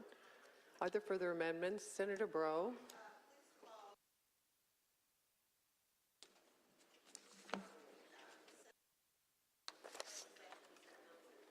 Senator Breaux calls amendment number 17. Clerk will read. Madam President, move Senate Bill 2. Senator Breaux to present the motion to amend. Thank you, Madam President, members of the Senate. I will confess that I'm sure that there is a fiscal on this, but I bring this simply because it is a good idea if we are going to require that women give birth, then we should provide them with the necessary medical coverage that they will need during their pregnancy and for up to 1 year postpartum. And that's what this amendment does. It simply says that a woman who is not eligible for Medicaid, but who is less than 65 years of age, is pregnant, and who otherwise would not be covered under any medical care plan, that person be given presumptive eligibility with limited rights during the duration of the pregnancy and for 12 months postpartum. This amendment would require Medicaid to apply for a waiver, which would be necessary to provide that a woman would receive presumptive eligibility, again, from the duration of her pregnancy and for 12 months postpartum. The reason why I think this is a good idea is because if we are going to require a woman to give birth, not all women have access to health care, and we know that giving birth can be a very expensive proposition. So I think it behooves the state to accept their responsibility in providing her with the necessary health care so that she can receive all of the prenatal care and services that will ensure a successful outcome in birth, and that she will get the supports and the services that she may need for up to 12 months postpartum. And I ask you for your support of this amendment. Is there discussion? Senator Taylor. Senator Taylor to speak on the amendment. President, I'm going to support Senator Bro's amendment. And here's the most important part why I believe that we all should support this amendment. Anytime you have support services that extend past the birth of the child, the outcomes for that child are tremendously increased to the good. And here's what I mean.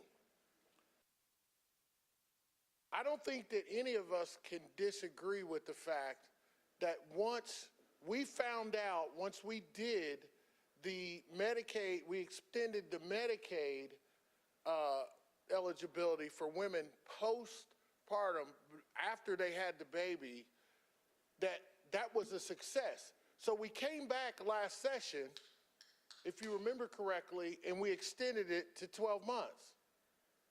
We've already done it. Now, why should these services be treated the same way?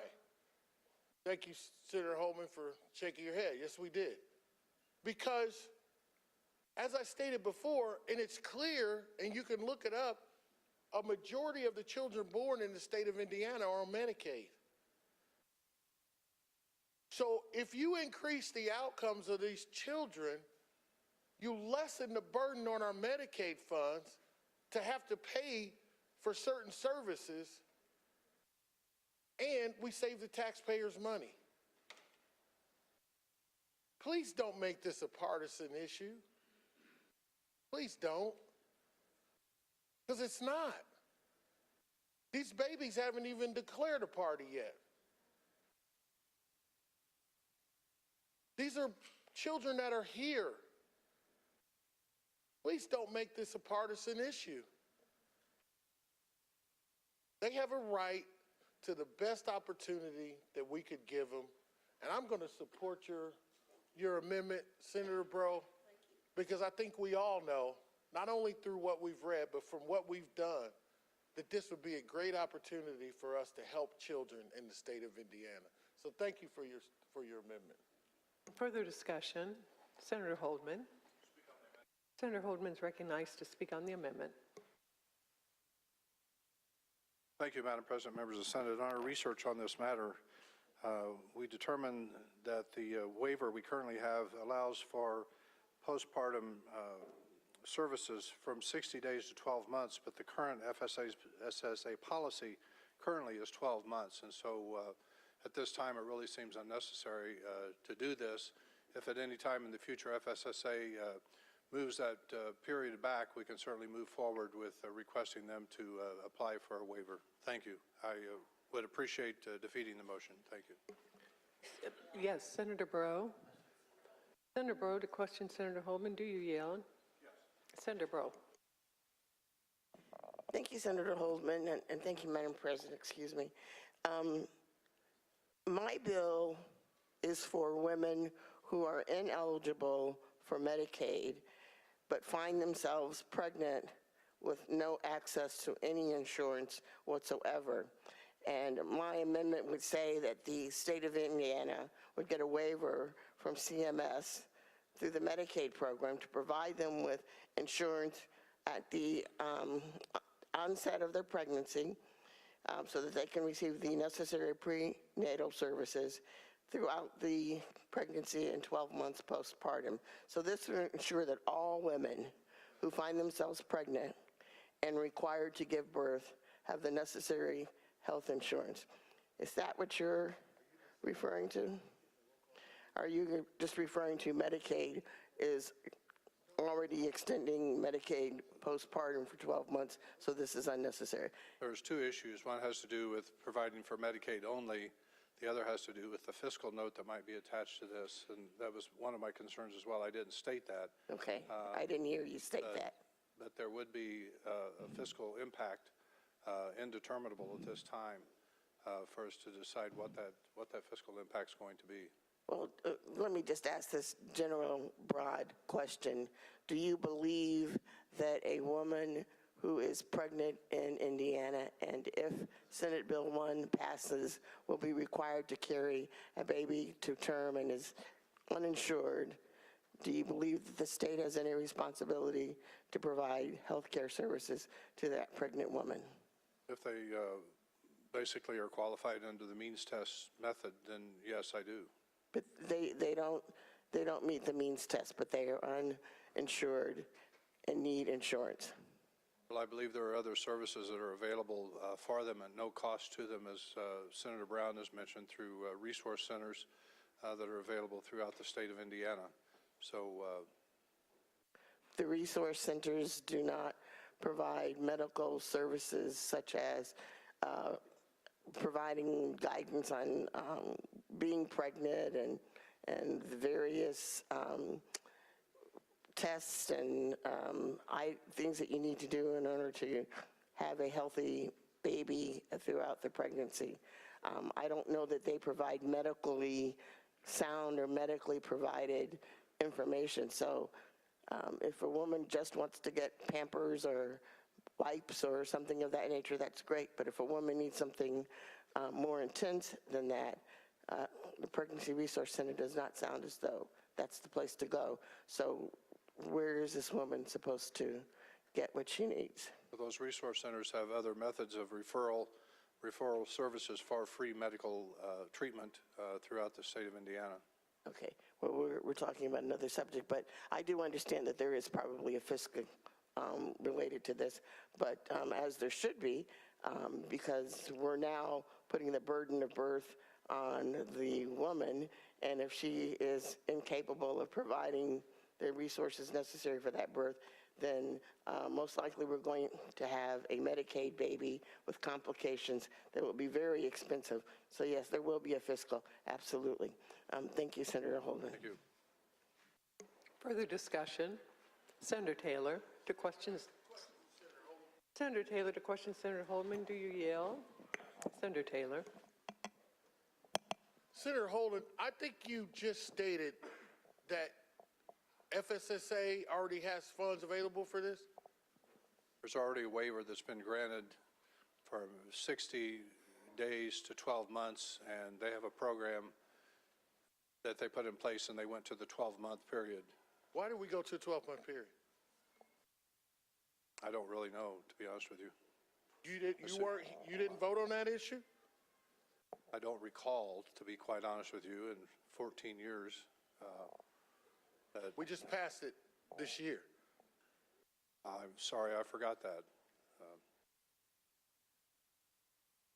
Did we have better outcomes for children after we extended the actual support after? Well, I'm assuming we do, Senator Taylor. Would you be fiscally, being the fiscal responsible person you are, would you support expanding those state resources without knowledge that it was successful? I think we're in a test period. I think we'll find out when we come back if we did, in fact, expand the program. We'll see if they are being successful. And No, Senator Holman, we did maybe I should explain to you. We did a test period. We did an assessment. There was a pilot program that was done by this body. Do you remember that? I do not recall that. I'm sorry, I don't. Do you recall that the pilot program was so successful that we came back and expanded it to 12 months? You don't recall that? I honestly do not recall that. Well, here's the deal then. So you already know that we've extended it to 12 months. You don't know why, but we did it. What is the difference between those people and the people that Senator Breaux is talking about in her amendment to you? Well, I don't know what the qualifications are going to be, income-wise, resource-wise. We don't know what the impact on the state budget is going to be. And for those reasons, I think we need to have more questions answered. So let me make sure I have this right. The woman's pregnant, correct? If you say so, yes. Can someone receive these services in regards to her legislation, her amendment, without being pregnant? Well, I believe it's postpartum as well, so it would be pregnancy or newborn. Don't you have to be pregnant to have a baby, have postpartum? Yes, sir. Okay, so let's be real. These women have to have been pregnant. That's correct. And your fiscal liability on the state outweighs the health outcome of that baby. We need to know what numbers we're talking about, Senator Taylor. I'm just asking. You're talking about you need to know numbers.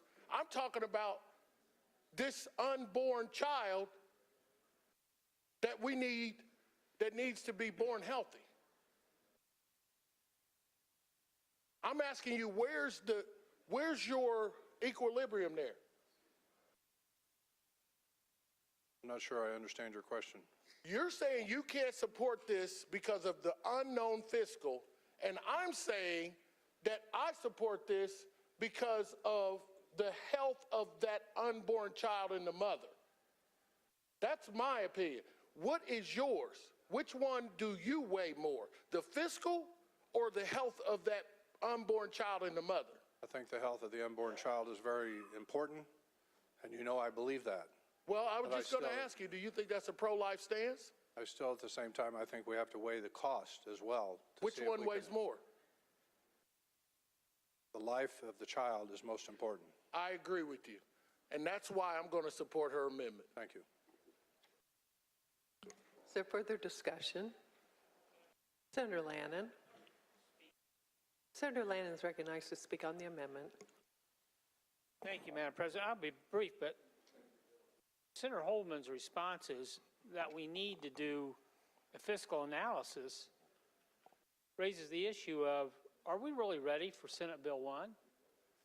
Because it seems to me what Senator Breaux's bill is doing is saying, okay, you may have a waiver that's applicable for people who qualify for Medicaid already, but if we're going to force, by virtue of Senate Bill 1, many more births to occur than previous, and a lot of them previously may have been terminated because a woman was facing a difficult pregnancy, possibility of complications after the child is born, And he's saying we need to do a fiscal analysis of that. That tells me we're not ready.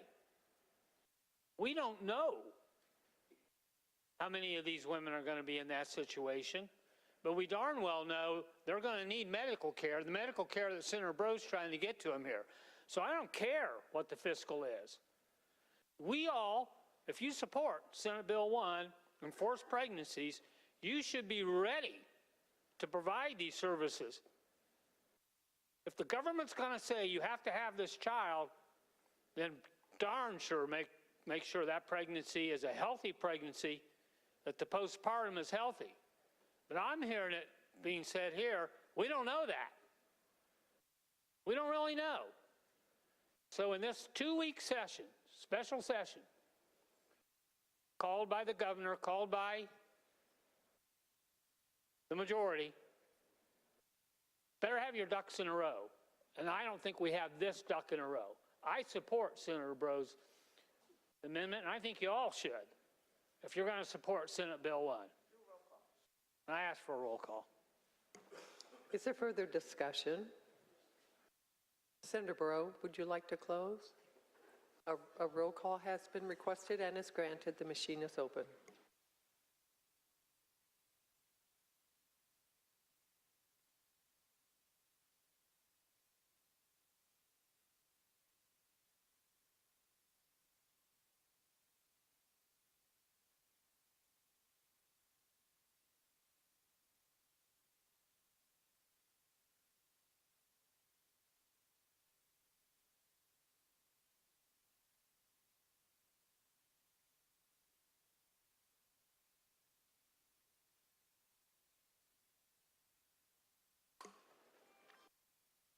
Senator Bohacek.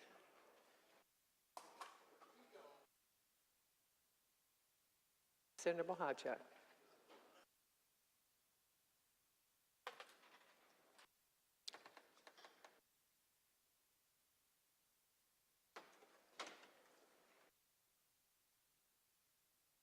The machine is closed. Clerk will tie the roll. Roll call shows 14 ayes, 32 nays. The motion to amend has failed. Are there further amendments? Senator Bro.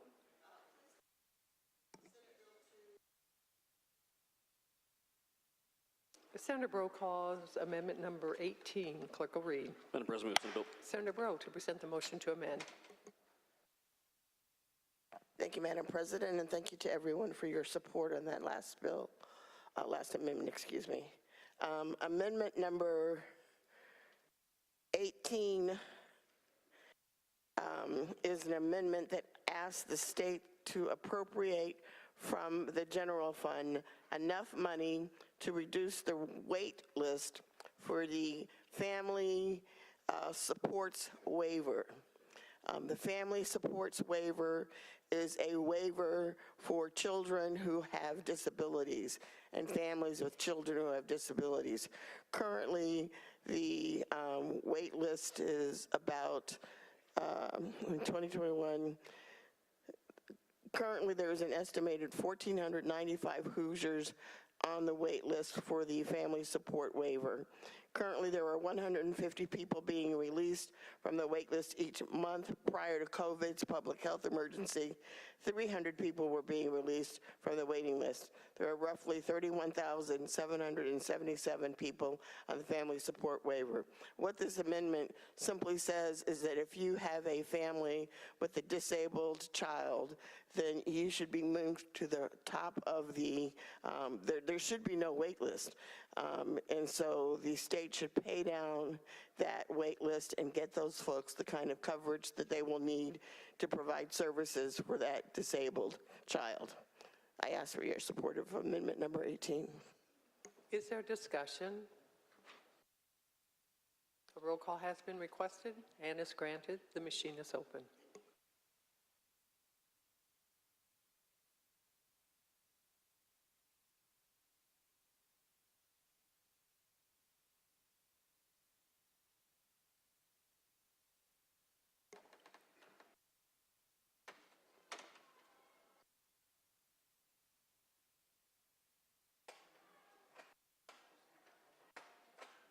Senator Booth. Senator Alting.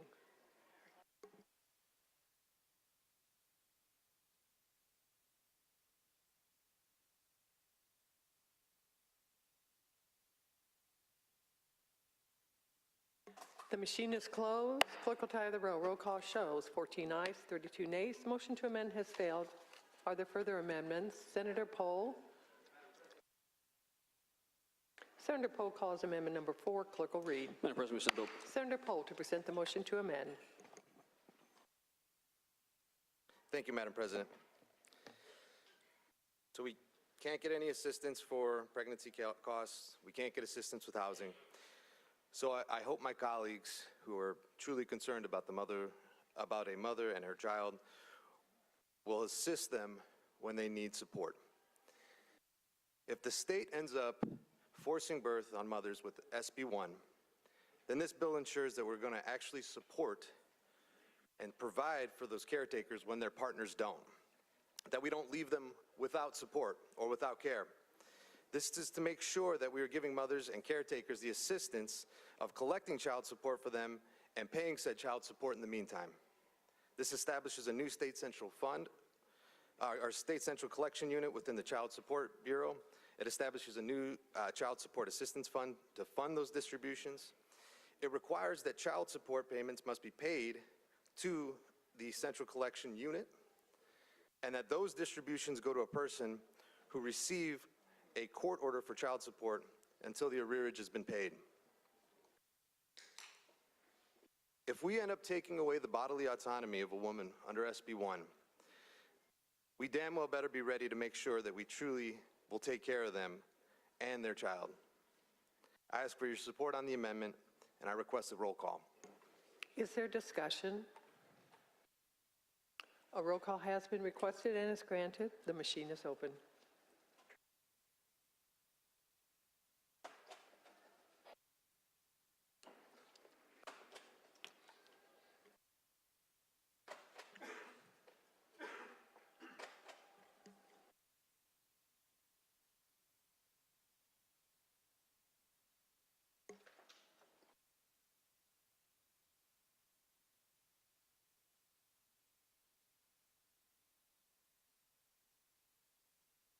The machine is closed. Clerk will tally the roll. Roll call shows 10 ayes, 36 nays. The motion to amend has failed. Are there further amendments?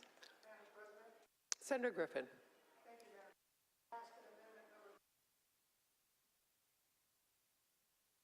Senator Griffin calls amendment number 3.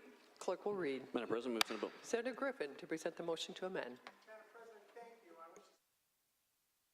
Madam President and members of the Senate, hello. In another context, this entire special session, I will thank you all because you've really aided in my prayer life in ways you don't know or appreciate. But to the matter, I come before you because I believe that this had relevance because of our broad concerns that are being reflected in the special session. One was about inflation and the ability of people to pay bills in the context of that, and that was the initial summons of our governor. But we also now added the issues that have been presented to us because of the Dobbs decision by the United States Supreme Court. It's in that context that I offer this. While I am a public finance officer by career before I arrived here, and I think that the principal duty of budgets is to first fund those programs at the highest possible quality and the lowest possible cost that the people have asked us to provide them. I also believe that our tax base has revealed itself to be productive and harvesting more than we anticipated as we've discussed about our surplus. I'm actually taking this up knowing that the first efforts to advocate for this were done by my esteemed Assistant Caucus Leader, Senator Yoder, and I am here to hopefully push it forward further for your consideration and perhaps favor.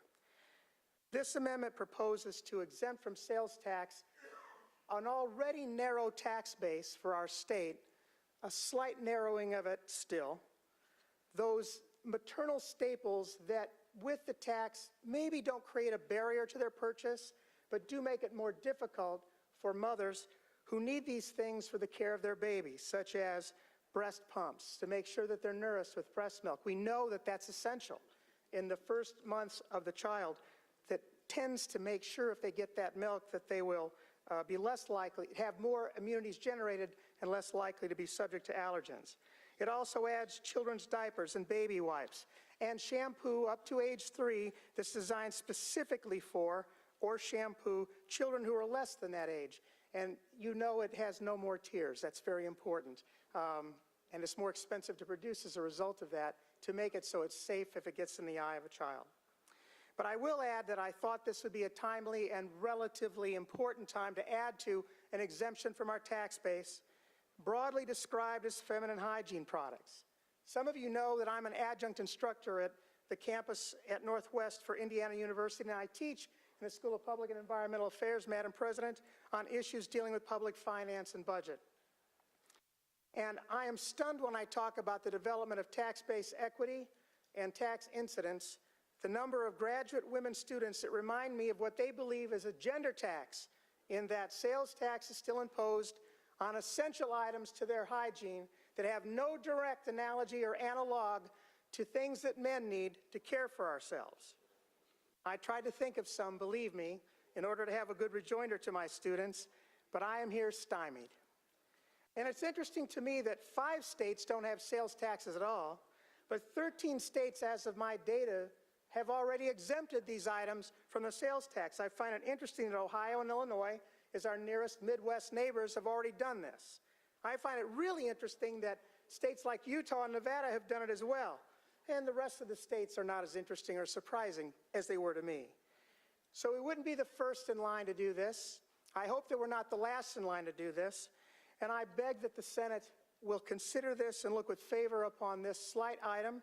I do know that it may have an impact on our revenues, but given already experienced surpluses, both in income and significant undesignated, uncommitted, unobligated cash balances that we're experiencing as well, it seems like this would be a narrowing of a tax base that would be timely and compassionate and evidence that we're thinking about the impact that may come from the policies that we're contemplating in this special session. Madam President, I'm willing to take questions if my colleagues have any. Is there discussion? Madam President, then, if there's nothing further, I don't wish to close, and I join in the request for a roll call. A roll call has been requested and is granted. The machine is open.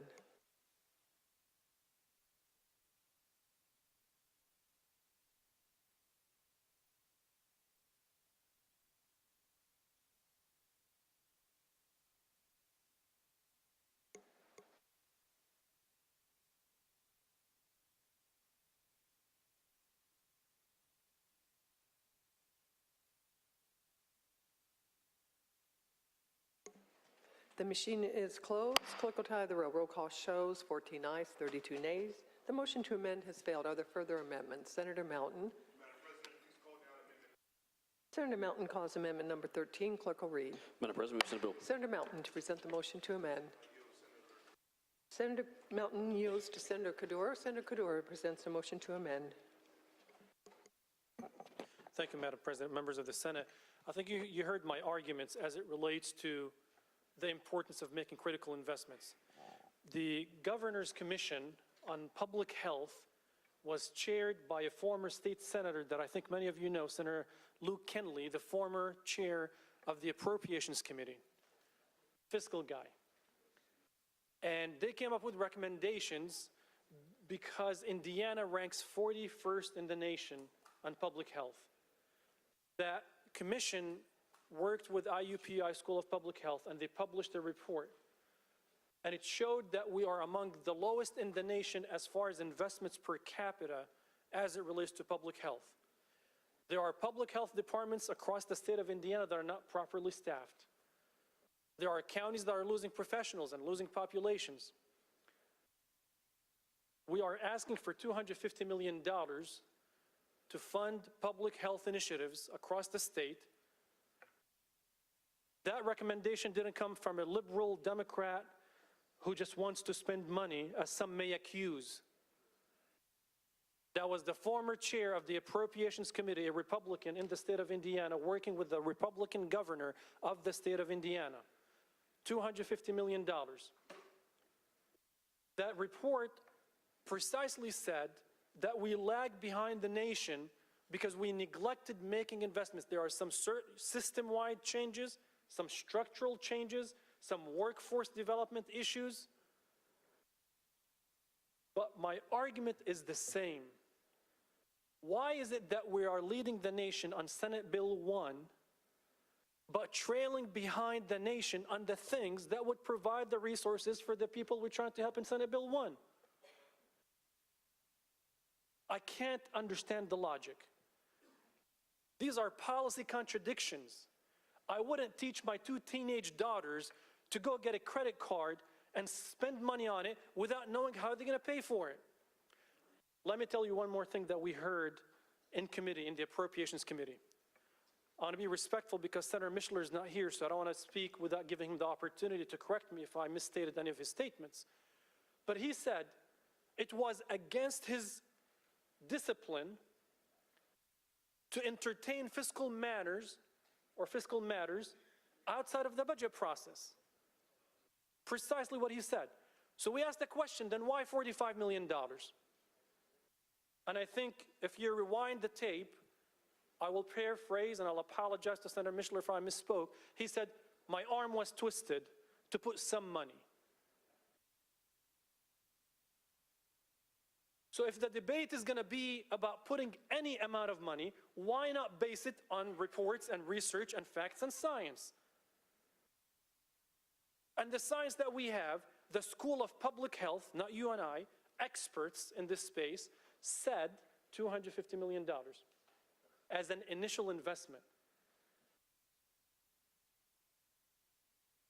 The state commissioner of the Department of Public Health testified and said, Indiana, we're not doing good on public health. We're not doing good on mental health. I might not be able to change your votes, but I hope that the 6+ million people that are watching who care about policy, not politics, that they understand that their legislators are doing them a disservice by pushing a public policy idea with no investments. I worked for Republicans before. Do you know what we used to call these bills? Unfunded mandates. Unfunded mandates. Government overreach. Big government trying to take civility or civil liberties and freedoms of individuals. How can we on one side say we deeply care about the expecting mom and her baby, but I'm fiscally responsible, I'll keep $6 billion and I don't want to invest in you. But because we were called in session, we will put $45 million just to show that we put some money in it. It is not easy for me to criticize the chamber that I love. And I'm not criticizing my colleagues because you're Republican or because you're a Democrat. I'm criticizing our chamber, our body, because the people look at us as elected officials, as government that is trying to make decisions to improve the quality of life for people. I know you disagree with me. And I know that deep in some of your hearts, you agree with me. Maybe we disagree on the timing. But again, I have yet to hear one single argument, logical policy argument, that said, it's okay to pass Senate Bill 1, but we don't know how much we need to spend, but we're going to put $45 million and ignore published research and science and data about the actual need. I am fiscally responsible. I deeply care about the fiscal status of the state of Indiana, but I see a policy contradiction. I would ask my colleagues, please, these actions, we might be called when we come back to the budget process next year, these discussions will not go away. So why delay 6 more months? Why delay 9 more months? Deferred capital, the cost of deferred capital is always exponential. That $250 million, if we don't invest it today, it might become $500 million in a couple of years. So I urge you to please put the people first and their interest and the policy before politics, before party, before any other thing that might prevent you from doing what is right. So I urge everyone to support this amendment, Senator Melton's amendment, and if there are no discussions, I would respectfully ask for a roll call to Madam President. Is there a discussion? A roll call has been requested and is granted. The machine is open.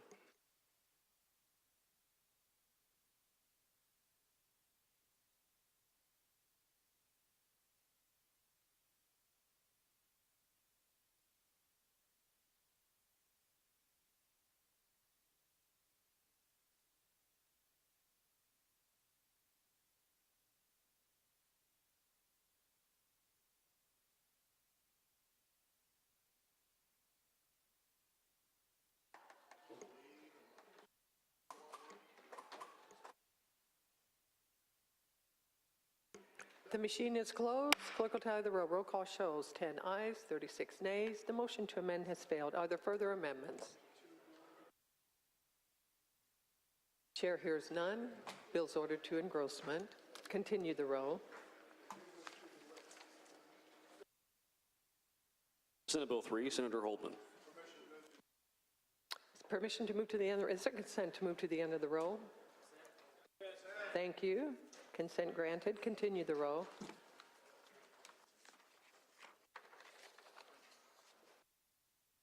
Senate Bill 1, Senator Glick.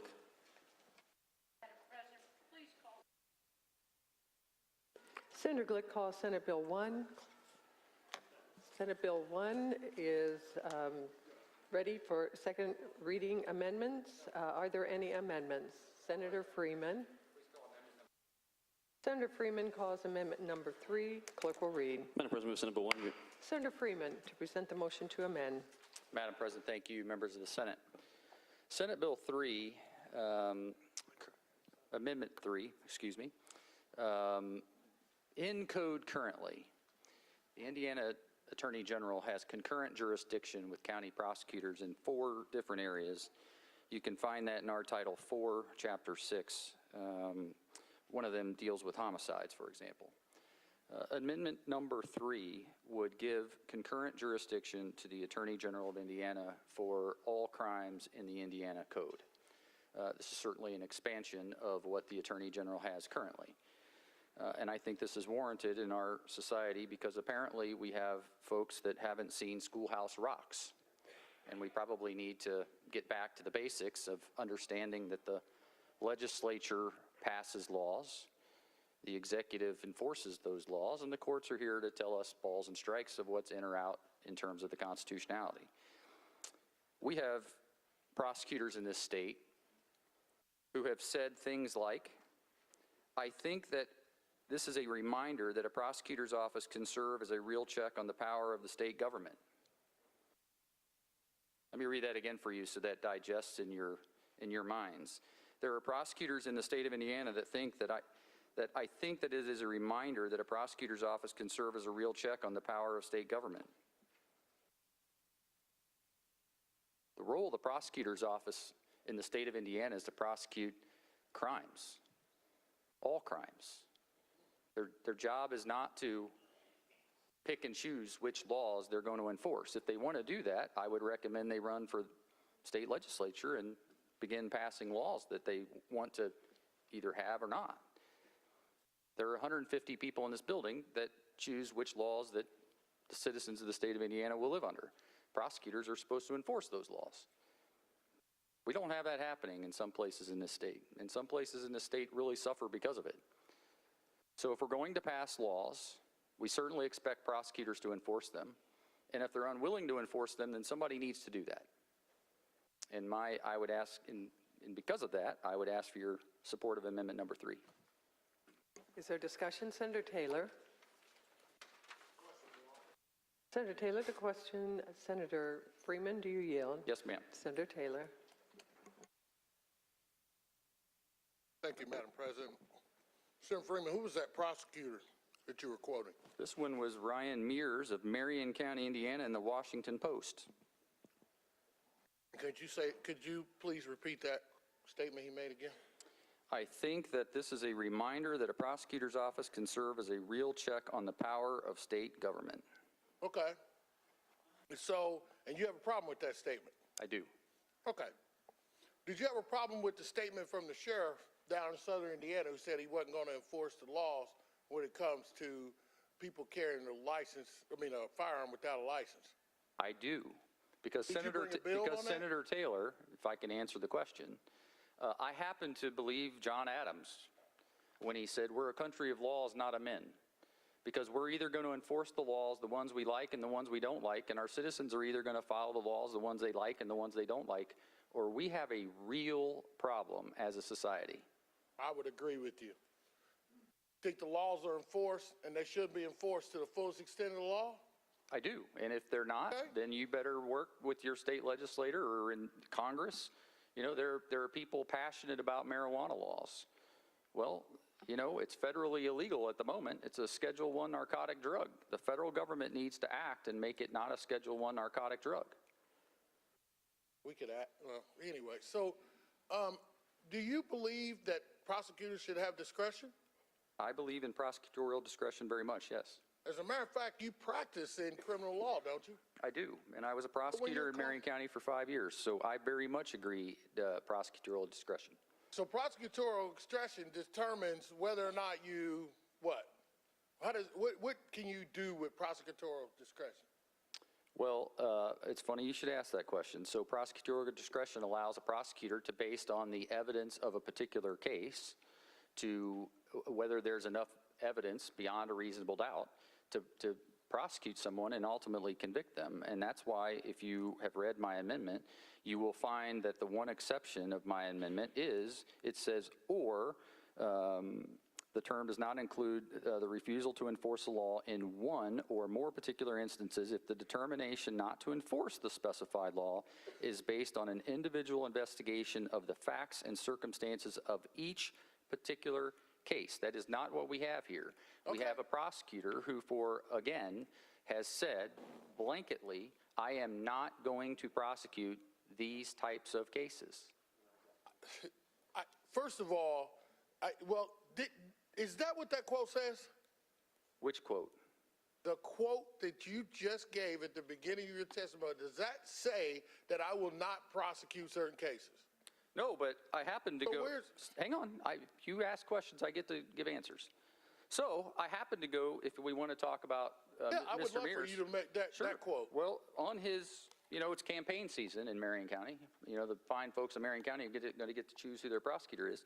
So he has a website, and on his website it says the Marion County Prosecutor's Office isn't going to waste one resource prosecuting pregnant people, doctors, nurses, those who seek to provide abortion care. As I walk around this community, no one has ever said to me, you know what the problem is. He also was one of 80 prosecutors who signed a joint letter on June 24th, 2022 from the Fair and Just Prosecution folks, and it says, I quote, as such, we decline to use our office's resources to criminalize reproductive health decisions and commit to exercise our well-settled discretion and refrain from prosecuting those who seek to provide or support abortions. Okay. So that means he's not going to enforce abortion laws? That is what the prosecutor has said. What is the law in the state of Indiana? What's the crime against abortion right now? What is the penalty? Senator Taylor, it's 20 weeks in most cases. No, what's the penalty in most cases? If you go outside of 20 weeks? Senator Taylor, I don't have that in front of me. From memory, I believe it's a level 5 felony. And how many times has Marion County prosecuted for that in Indiana? I don't know. I do not have the number of cases that would have gone over that. I don't know if there's been situations where an affidavit's been filed and presented to the prosecutor. I don't have privy to that information. And that's been around for 50 years, right? I'm not saying no. I don't know if it was 50 years, but Roe versus Wade was 50 years, if that's the question. So there's been prosecutors in the past, right? Can you think of one prosecutor? The late Carl Brizzy was one. I can remember. There's Scott Newman and all those. Can you name one time they prosecuted somebody for actually doing an abortion? No, and I also can't recall the time that one of those prosecutors said, I will not follow the law. I didn't hear that quote, but that's fine if you interpret that way. Let's talk about the second part of your bill, because I really want to talk about this part. So you want, let me make sure, our current Attorney General to be the one to handle it? The Attorney General's office, yes. Our current Attorney General? The Attorney General's office of the state of Indiana, When do you want your amendment to go in effect? Upon passage, or when? Are you aware of the fact that our current Attorney General on this very same issue is close to litigation? Close to litigation? I'm sure the Attorney General of Indiana is in litigation every day. No, somebody's going to sue him. Senator Taylor, people have the right to seek access to courts, and that's a great thing. And if people think they've been aggrieved, then they bring a case before a court, and I have great confidence that our legal system will allow those cases to proceed and vet those accordingly. Well, I'll just get down dirty about it. Are you familiar with the fact that our current Attorney General got on national TV and said that a doctor in the state of Indiana had disciplinary issues for reporting abortions and had not reported the abortion of the 10-year-old lady, the 10-year-old girl that came from Ohio? Are you familiar with that? I am familiar. The Attorney General of Indiana has said that a doctor is under his office's investigation. You didn't hear what he said about her? I did not watch the interview. No, I've read press reports from that. I didn't want to take the time to look it up, but I could do it so you can. If the ultimate question is, do I trust the Indiana Attorney General to carry out Amendment 3? Yes, I do. To enforce the laws of the state of Indiana? Yes. The people. Even though he may have broken the one law, which is you don't slander people. Slander for us as attorneys, as you know, is what? Senator Taylor, as I said, if a law was broken, I believe every bit of my being that our criminal justice system will work that out. I also believe that the good people of the state of Indiana elected the current Attorney General, and there's an election every 4 years, and as I understand it, he may stand for election again in 2024, or somebody else will, and the good people of Indiana will make their choice in that election. Okay, I'm just shocked. I'll speak on the amendment. Senator Taylor is recognized to speak on the amendment. Thank you, Madam President. I know Senator Freeman's amendment's going to pass, and you might ask how I know that, because he wouldn't have called it if it wasn't. So before you pass this, I want you to think about what Senator Freeman is asking us to do. You're going to give concurrent jurisdiction to the Attorney General for the state of Indiana, and guess what? He's doing it in a special session when we voted against it last year.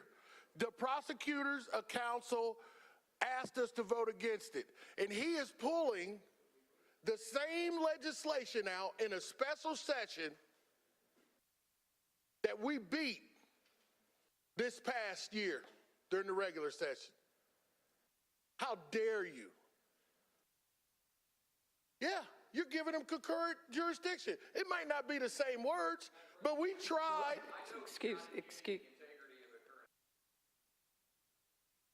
Stating a fact. Senator Taylor, yeah. You're supposed to respond, not me. I don't think I'm impugning him at all. I'm just stating a fact. Continue. Thank you. So now, because he wasn't successful, now we're going to see it again in a special session. That is flat out wrong. That bill did not go anywhere because the prosecuting attorneys didn't want it. You guys remember that? And now he's going to come in a special session on a bill that I thought had to do with fiscal matters. I don't even know how it's germane, but I don't make the germaneness rules. And he's going to take prosecutorial discretion away by saying the Attorney General at any time has concurrent jurisdiction over those prosecutors. Huh?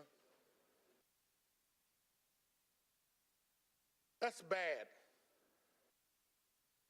Shame on us if we support this amendment. We defeated it before, let's defeat it again.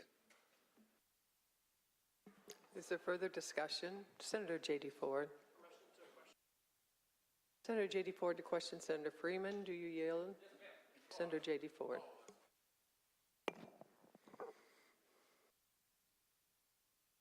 Thank you, Madam President, members of the Senate. Thank you, Senator Freeman, for yielding. Anytime. I just have a question. Has there ever been an example of a Republican county prosecutor in our state who said they wouldn't prosecute crimes or something in the statute here in our state?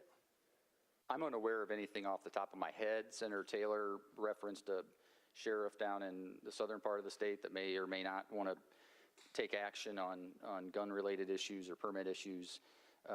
Senator Ford, I would say the same thing that I would say to Senator Taylor. We either are a nation of laws, not of men, or we're not.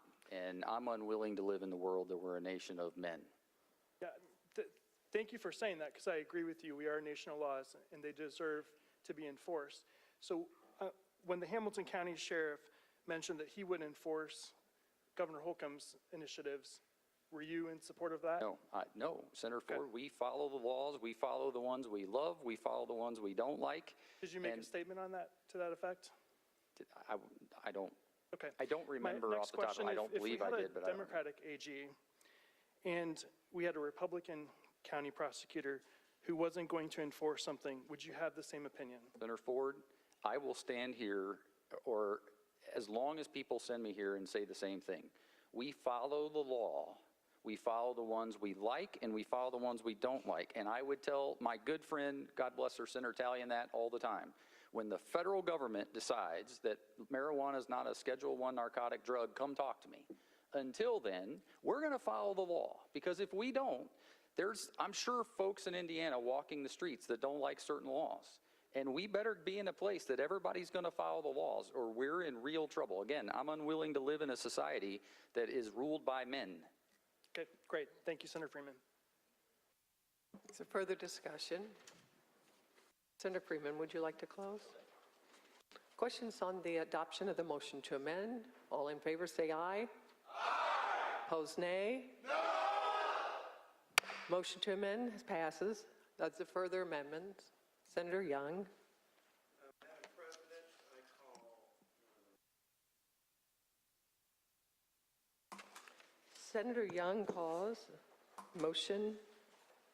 I don't think so, Senator Young. 60. Oh, 60, I am sorry. Cause amendment number 60, clerk will read. Madam President, move Senate Bill 1 to be amended. Senator Young to present the motion to amend. Madam President, if it might be all right.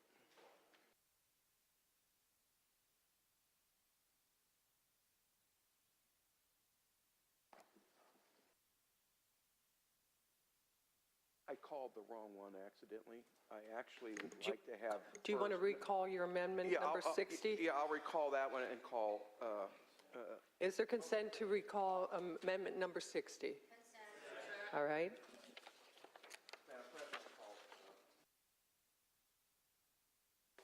Senator Young calls amendment number 58. Clerk will read. Madam President, move Senate Bill 1. Senator Young to present the motion to amend. Madam President, members of the Senate, I've never had a motion this high in the numerical order before, so I got mixed up on the numbers. I sure hope that Senator Taylor is correct that when a Republican member brings that amendment to the floor today, it's going to pass. So I hope he's right. We'll find out in a moment. Let me just preface this before I just simply explain this simple amendment. 246 years ago, there were some very courageous individuals who signed a document that was, in essence, their death warrant.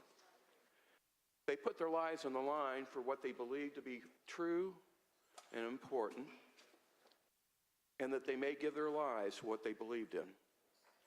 Several of those founders who signed that document did lose their lives, but they were prepared and willing to do it. Throughout the course of our history, men and women, white and black, and other denominations as well, put their lives on the line freely. Sometimes it wasn't, but for the most time, when they served our country, they did so freely. They made a decision that they would give up their lives for things that they believed in. They had the courage to do what was right and do everything they can, even including giving up their life. We've had people in our history who believed that we should have equal rights for all of our citizens. They had the courage to do what they think was right, and they gave up their lives. But on this issue, we're going to take some lives of people who never had the opportunity to freely make that choice. They never got to say a word. And I think my job, our job, because I believe they're human beings, that we have the opportunity and the responsibility to protect those people Right in this who book cannot here. talk to us. That's our job. I know I've heard this story. 2 lines was this. Ronald Reagan said the only people he knew that was for abortion had already been born. And there was a little girl I heard the other day, her story. The doctor botched her abortion, and she survived. And her quote that I never will forget was simply this: "What did I do that was wrong? Why did they want to take my life?" And that's all my amendment's about. For people who never had the opportunity freely to give up their lives, who never had the opportunity to say anything about this issue, they can't do anything about it. But we can. We can stand up for them, and we can speak the words that we can't hear from them. This amendment is just purely simple. We're going to remove, in this amendment, the exceptions for rape and incest. And the reason is, exceptions equal death. Exceptions equal death. We also have one provision in here that clarifies that the physician determines, based on reasonable medical judgment, that the abortion is necessary to save the life of the pregnant woman. It's not quite right in Senate Bill 1. Whatever we do, I want to make sure it is right and we do it the right thing. And so that is my amendment, and I would appreciate your support.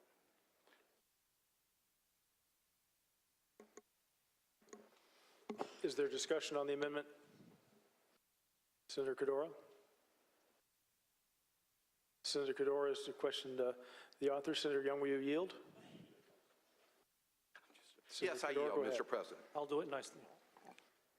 Can you help me, Senator Young, thank you for answering my questions.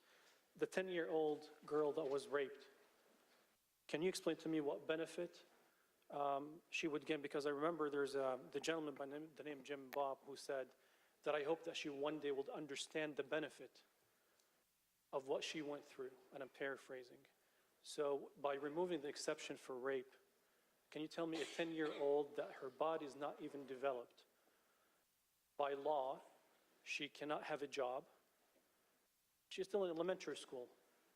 By removing this exception, can you tell me that how would that deal with that 10-year-old girl? Well, as I said, when we have exceptions, that equals death.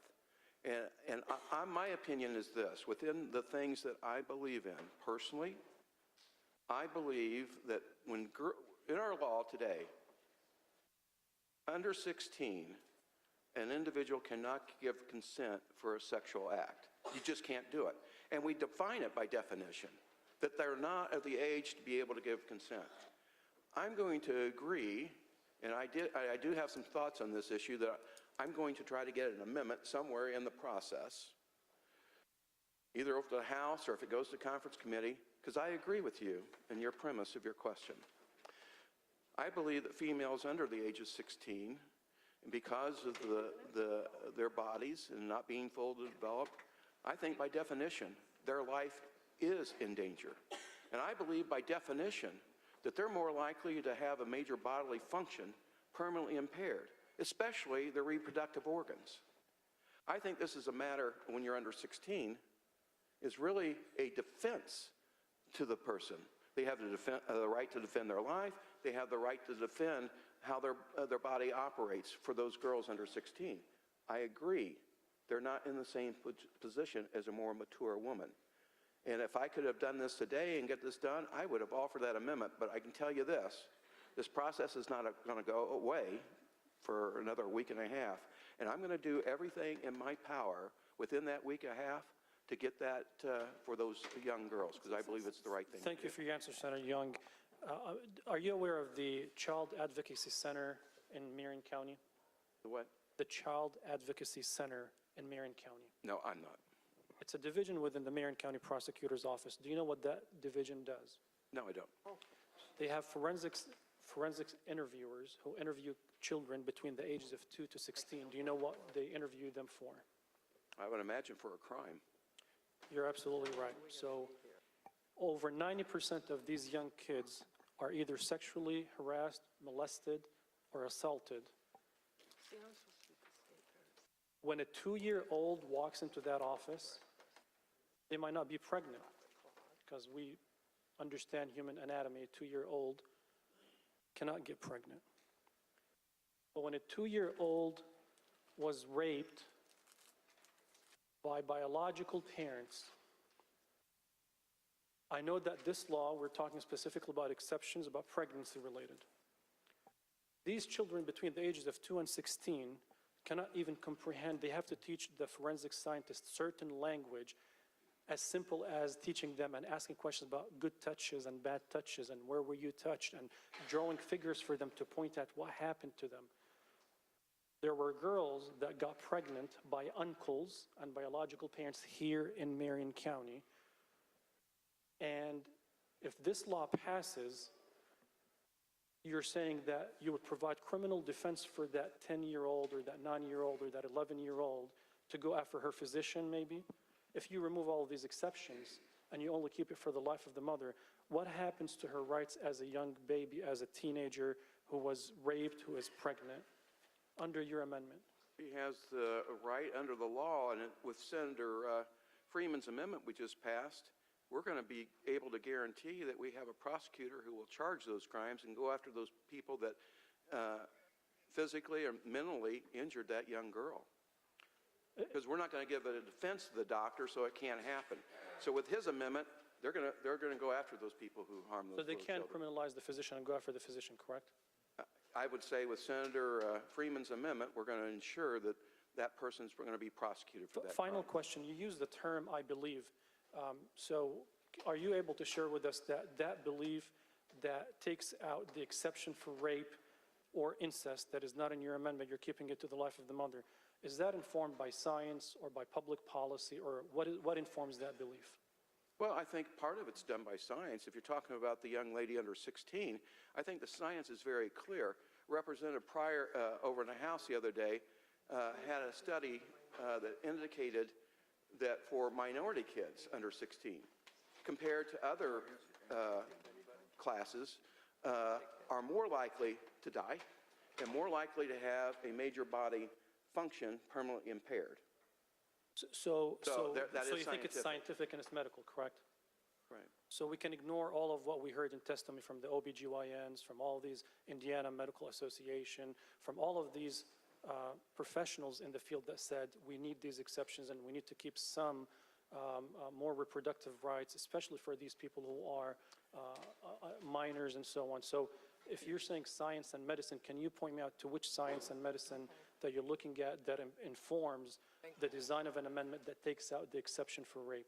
Well, I think based on your testimony, the research I've done and the OBGYNs that we've spoken with, I think they've made my mind pretty clear that if you're under 16, you're going to have these issues. And I want to make sure that that doesn't happen to these little girls. And I'm going to do everything I can to protect them that's under 16. I promise my last question.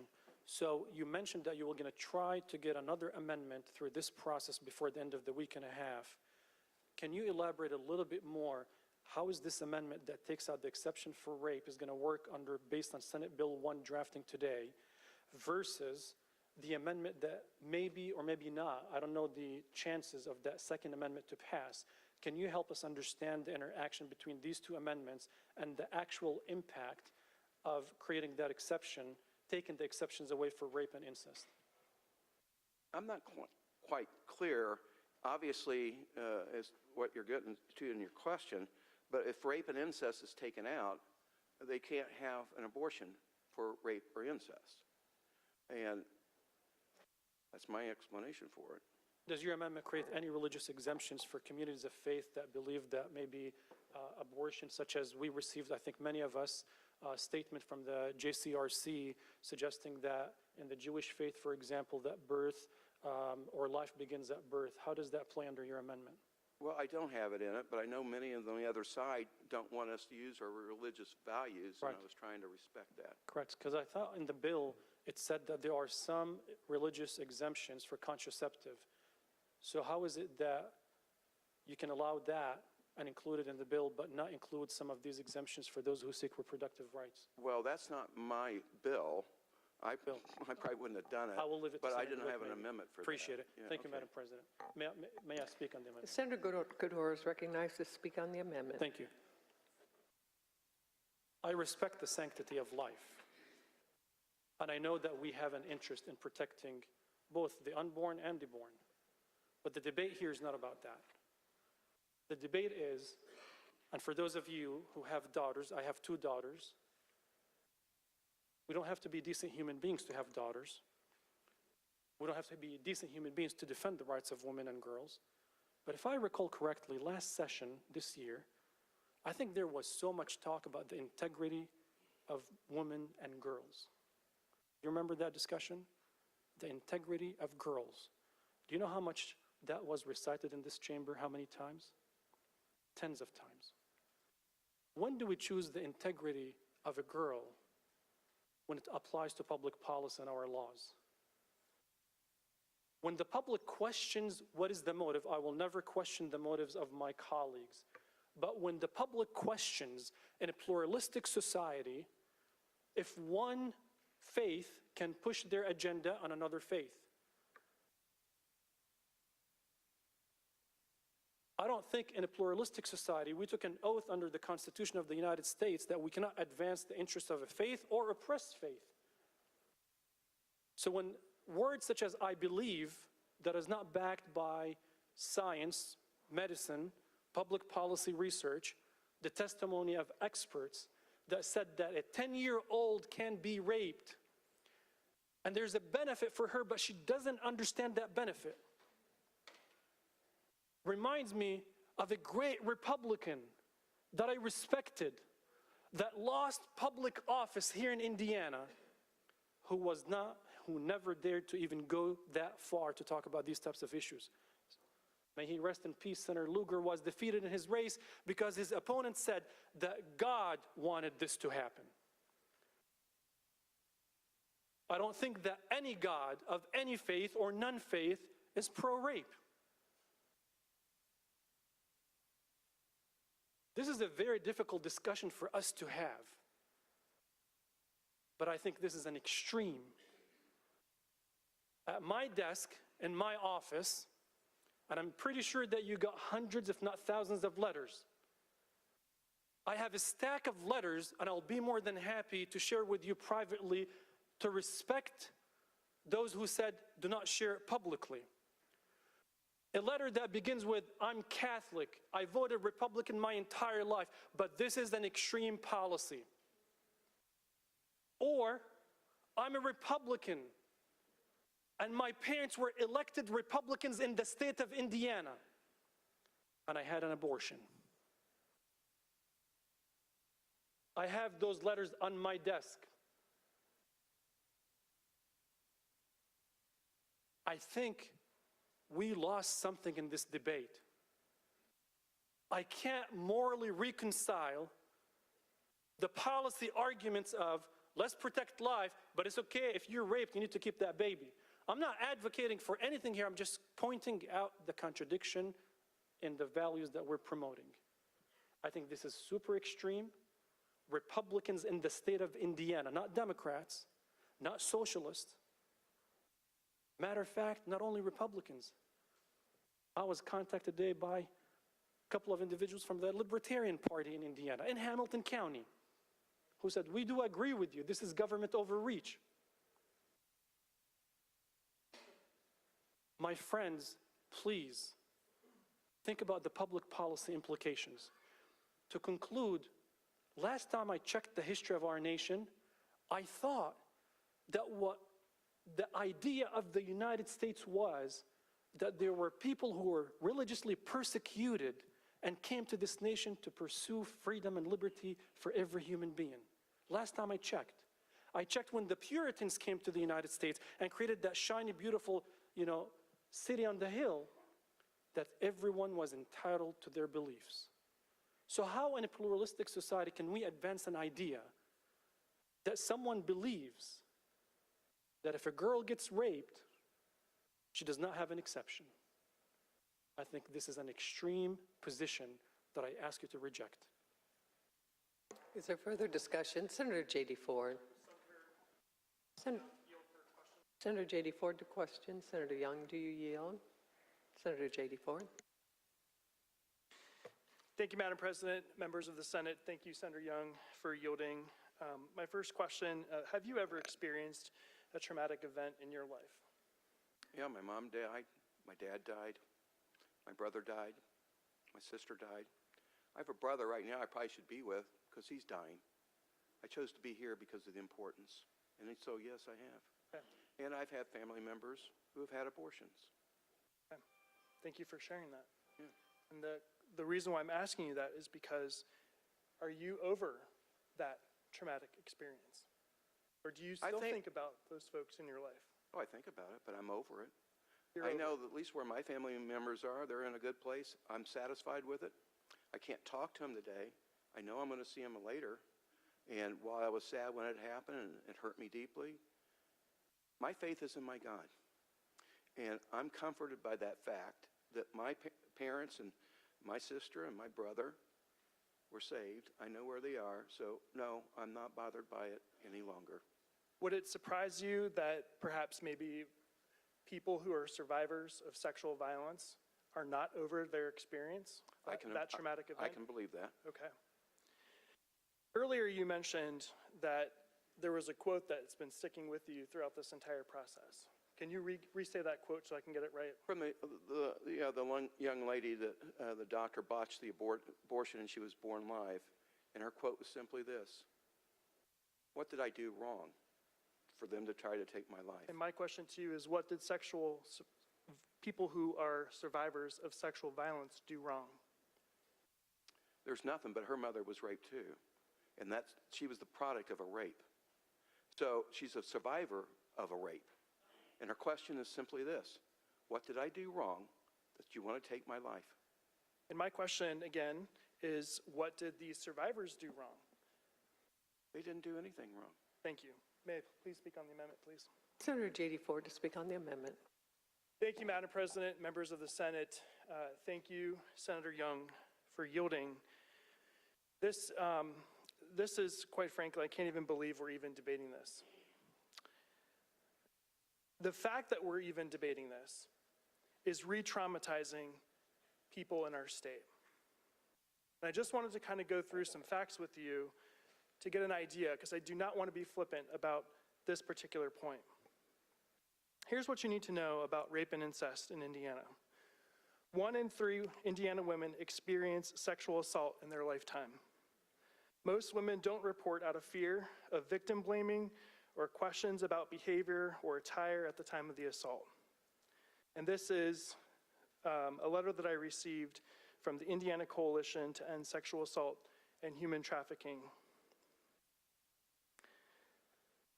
Most women know their perpetrator. It's often a person that they have a trusted relationship with, a teacher, a preacher, a coach, a relative. Sexual assault is about power and control and the violation of bodily autonomy. The ability to make confidential healthcare decisions, including an abortion if they choose, is an important step in regaining what has been taken from that victim, survivor. Indiana high schools, girls have reported a high rate of sexual assaults. Last statistic that I saw was 1 in 6 girls, even before they get to high school, 1 in 5 on our college campuses. At one time, Indiana ranked 2nd in the nation for girls who are raped while in high school. A girl's entire future will be impacted by a pregnancy resulting from rape or incest, including future educational opportunities, sports, or extracurricular activities. The ability to make confidential healthcare decisions, including an abortion if they choose, is an important step, as I mentioned, to regaining control in their life. 1 in 7 women who are raped become pregnant, according to a new report from the CDC.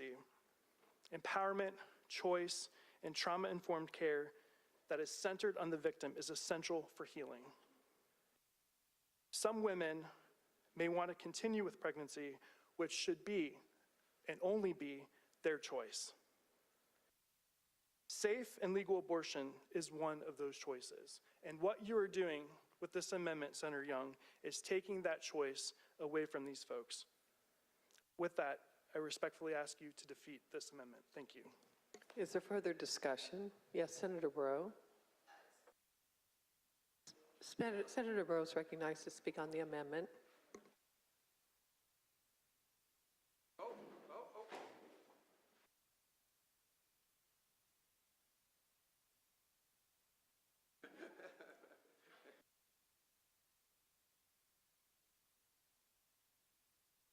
I tripped on the, I have my purse under the desk and the cord. I think the world of you, Senator Young, but when I read this amendment, my mouth dropped, and I just simply want to say my colleagues have been very elegant. I will just say that this is an outrageous proposal fueled by the arrogance of the power of the majority, and I just ask everyone to please be reasonable and disregard this. Thank you. Is there further discussion? Senator Becker. Senator Becker is recognized to speak on the amendment.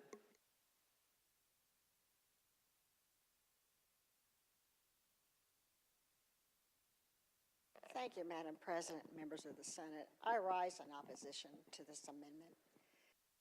I think it's extremely unfair to women who have been raped, sexually assaulted. The 10-year-old child that came from Ohio here, she came to get an abortion.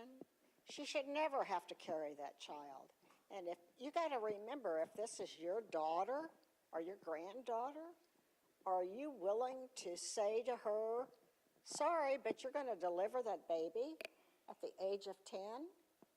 I'm sorry, Mike, I love you and appreciate you, but in this case, I have to strongly disagree with you, and I hope you all will vote no. Further discussion? Senator Yoder. To speak on the amendment. Thank you, Madam President and members of the Senate. I rise in opposition of this amendment. And to be truthful, I can't even believe the audacity of such an amendment. And it's difficult to actually even put into words the offensiveness of this amendment. I have been hesitant to even use the example of the 10-year-old girl who came here seeking help in her family's darkest hour. Because this wasn't an example. This was someone's life. And I appreciate Senator Becker saying, what if this was your daughter, your granddaughter? Victims of rape have been re-traumatized by this amendment and certainly have been dishonored. And I ask for your support in defeating this amendment. We must do better. We are better. Further discussion? Senator Alting. Senator Alting is recognized to speak on the amendment.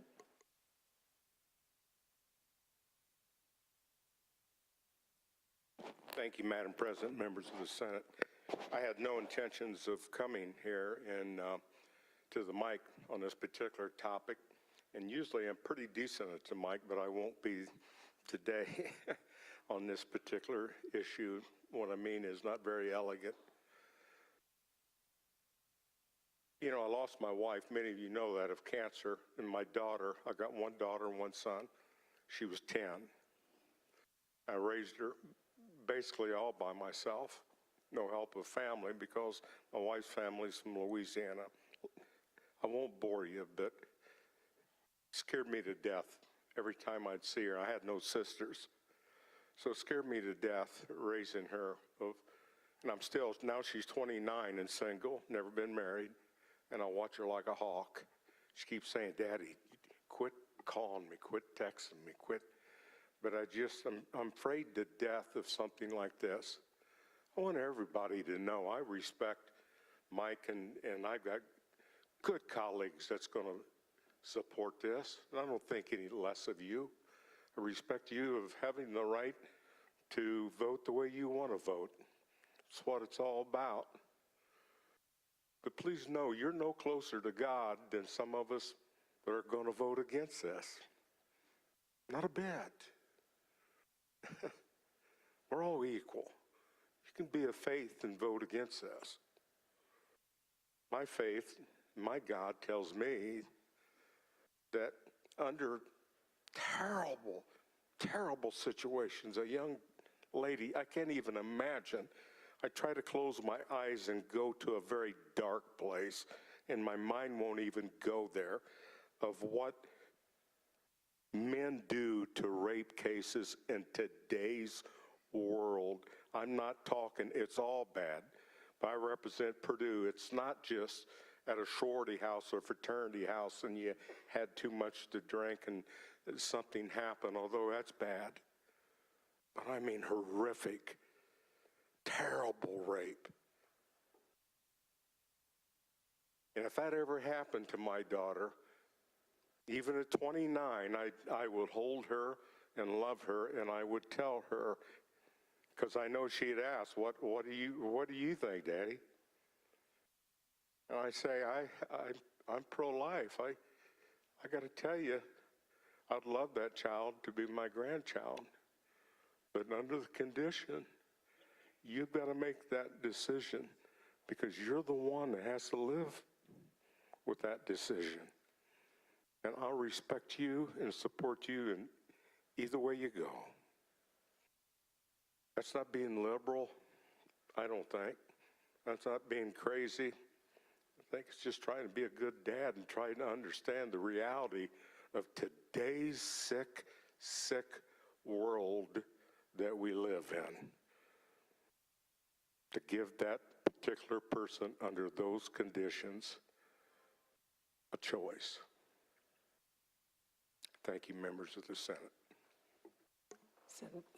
Further discussion, Senator Glick.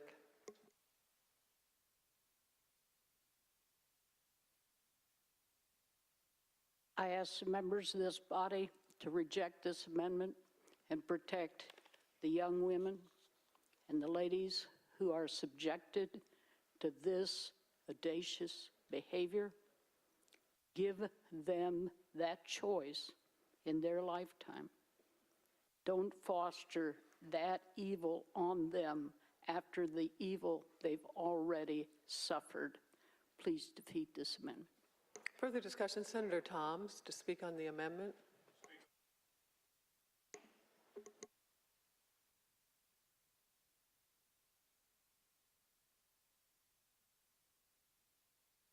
Thank you, Madam President.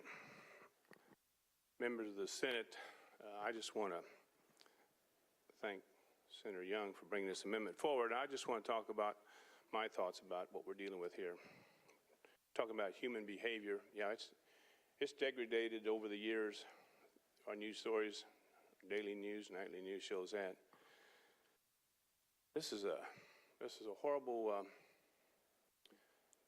issue that we got to deal with here. And I know that the focus seems to get off of target, because I came up here not to discuss abortion, but to discuss a pro-life bill, a bill about the babies, their lives. I'm talking about people, children, little guys. This is the size of a baby at 10 weeks old. Got all the features that you all have. Arms and legs, eyes, ears. They're real. They're children. We call them babies. Some call them fetuses. They're human beings. Now, I went to Catholic school. I've been a Catholic all my life. 1966, I was a senior at Modern Day High School in Evansville. And at that time, we had nuns and priests that taught. And for the seniors that year, I was a senior there, we had Father Daywig. He was the superintendent of the school, and he was also in charge of the senior boys. And he was talking about this abortion issue, I guess because it was just starting to float to the top. I'd never heard anything about it until he was talking to us about it. Now, I got to tell you, in 1966, my focus was on getting a date for the weekend and someday owning a muscle car. The war was raging, Vietnam. I figured I was going there anyway, so I wasn't too much worried about that. My dad had the nightly news on every night, Walter Cronkite giving a rundown of what the war was going on there. But Father David was telling us about this issue of abortion. I guess I did a lot of daydreaming during all that class instruction, but one thing he said, and for the life of me, I don't know why, but it was chiseled into my mind when he was talking about a mother that was about to give birth. And he said, as though he just said it yesterday, that it is the duty of the doctor to save both lives. Do all he can to save both of the lives of the baby and the mother. But at that critical moment, when it looked like the mother's life was truly in danger, her life would take precedence because she would live to have more babies. That was what he told us. I never thought much about it over all of those years. I guess it was just there in my mind, but I never thought much about it. And I can tell you that in 1966, if somebody would have told me, tell you what, Jim Thomas, by the year 2022, you will be a Senate in the Indiana State House talking about this very issue. I never would have believed that, but here I am. And as time has gone on, and this became law of the land, that we execute the babies, those words become more familiar. They're right in the front of my mind now as we're talking here today. I cannot support any measure that will not protect these babies. Certainly want to protect these women. And this rape and incest, two wrongs will never make a right. And it is horrible. And when I talk about the degradation of the human element out here today, human behavior, it is awful. The things we see on our nightly news, we couldn't have imagined this 10 years, 20 years, 30 years ago. Certainly not in 1966. An interesting thing happened here at the State House in 2019. Sort of showcased where our society is at on the lives of these little babies.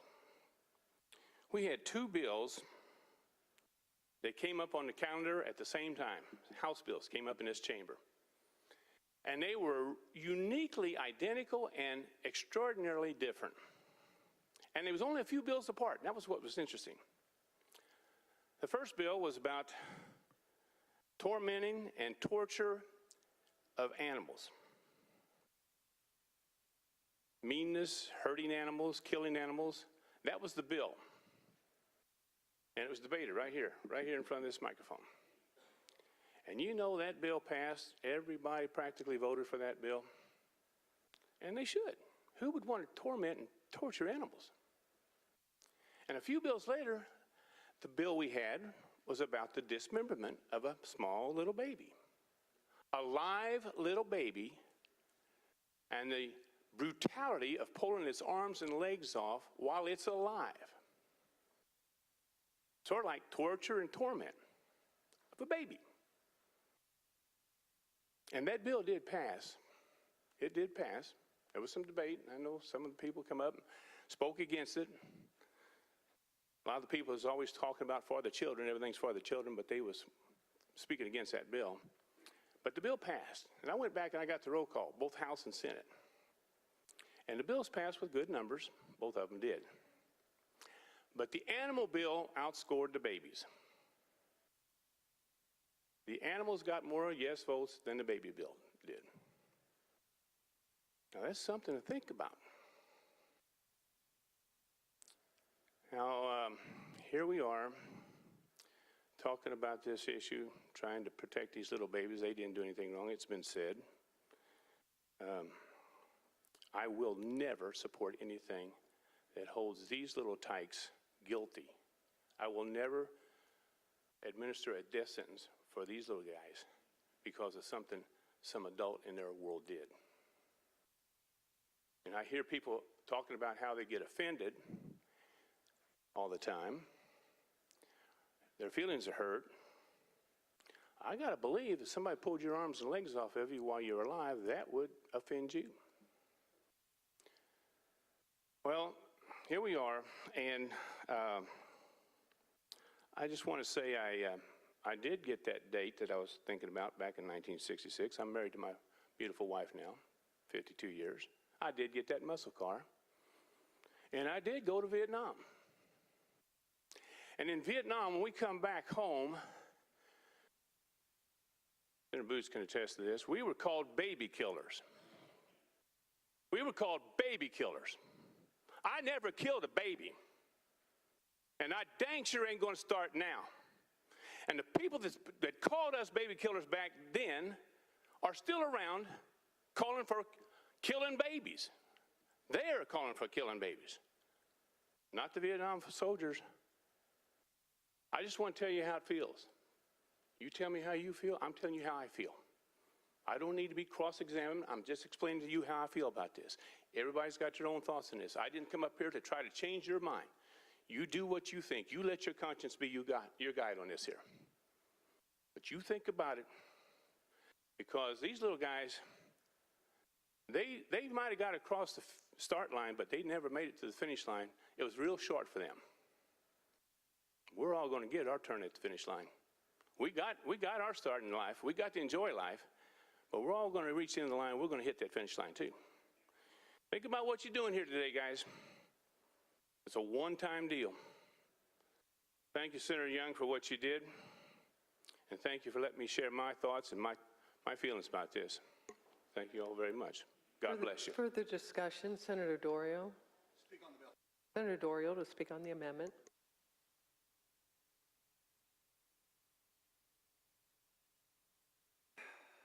Madam President, ladies and gentlemen of the Senate, thank you, Jim Toms. Thank you, Jim Toms, for putting this where it needs to be with the babies. I hear people, have you experienced trauma? I have experienced trauma. I have experienced a sister that was stabbed 10 times, tied up and stabbed a dozen more times. I've experienced a mother that's been raped. I have 3 daughters. I love my daughters. I'm going to tell you, January 30th, 1998, I was blessed with a son.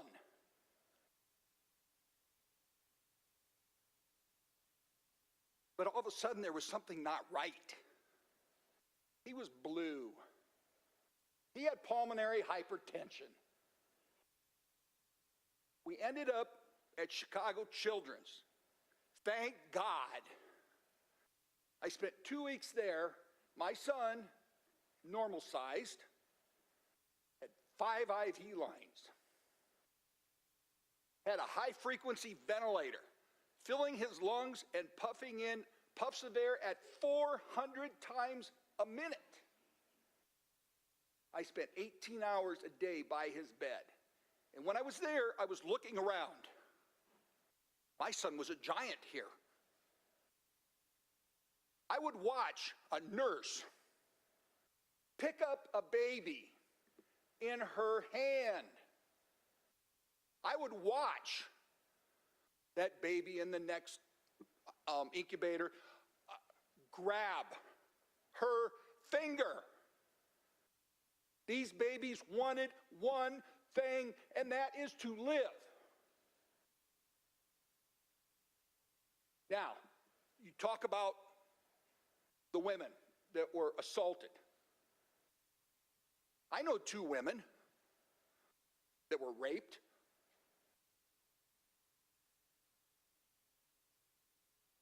And they both decided to have the child because they knew one wrong didn't make another wrong right. One gave her child up for adoption. And by the grace of God, she was able to meet that child 12 years ago. And that child is now working for a multinational corporation, traveling the world, doing good. The other child was kept. She raised that baby. He is a beautiful young man, giving his stepfather headaches now and then, as young boys do.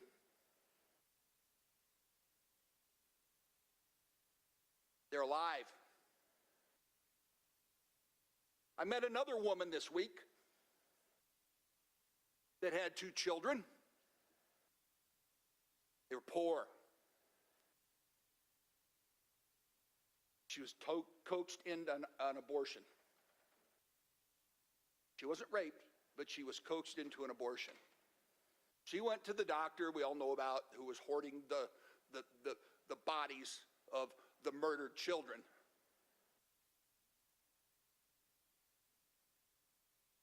And he didn't anesthetize her.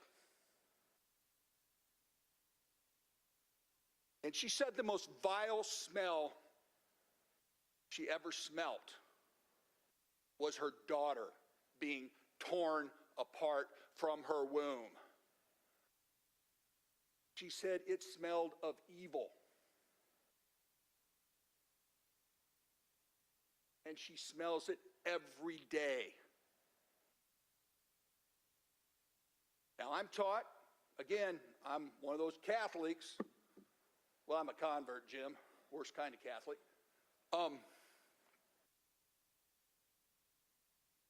That life begins at conception. Life begins at conception. So I ask all of you to support this bill. One wrong doesn't make a right. We have traumas in our lives, and they're terrible. But I know 2 women that the best thing they ever did was keep their child. So I'm asking you to support this amendment, and thank you very much. Further discussion, Senator Brown.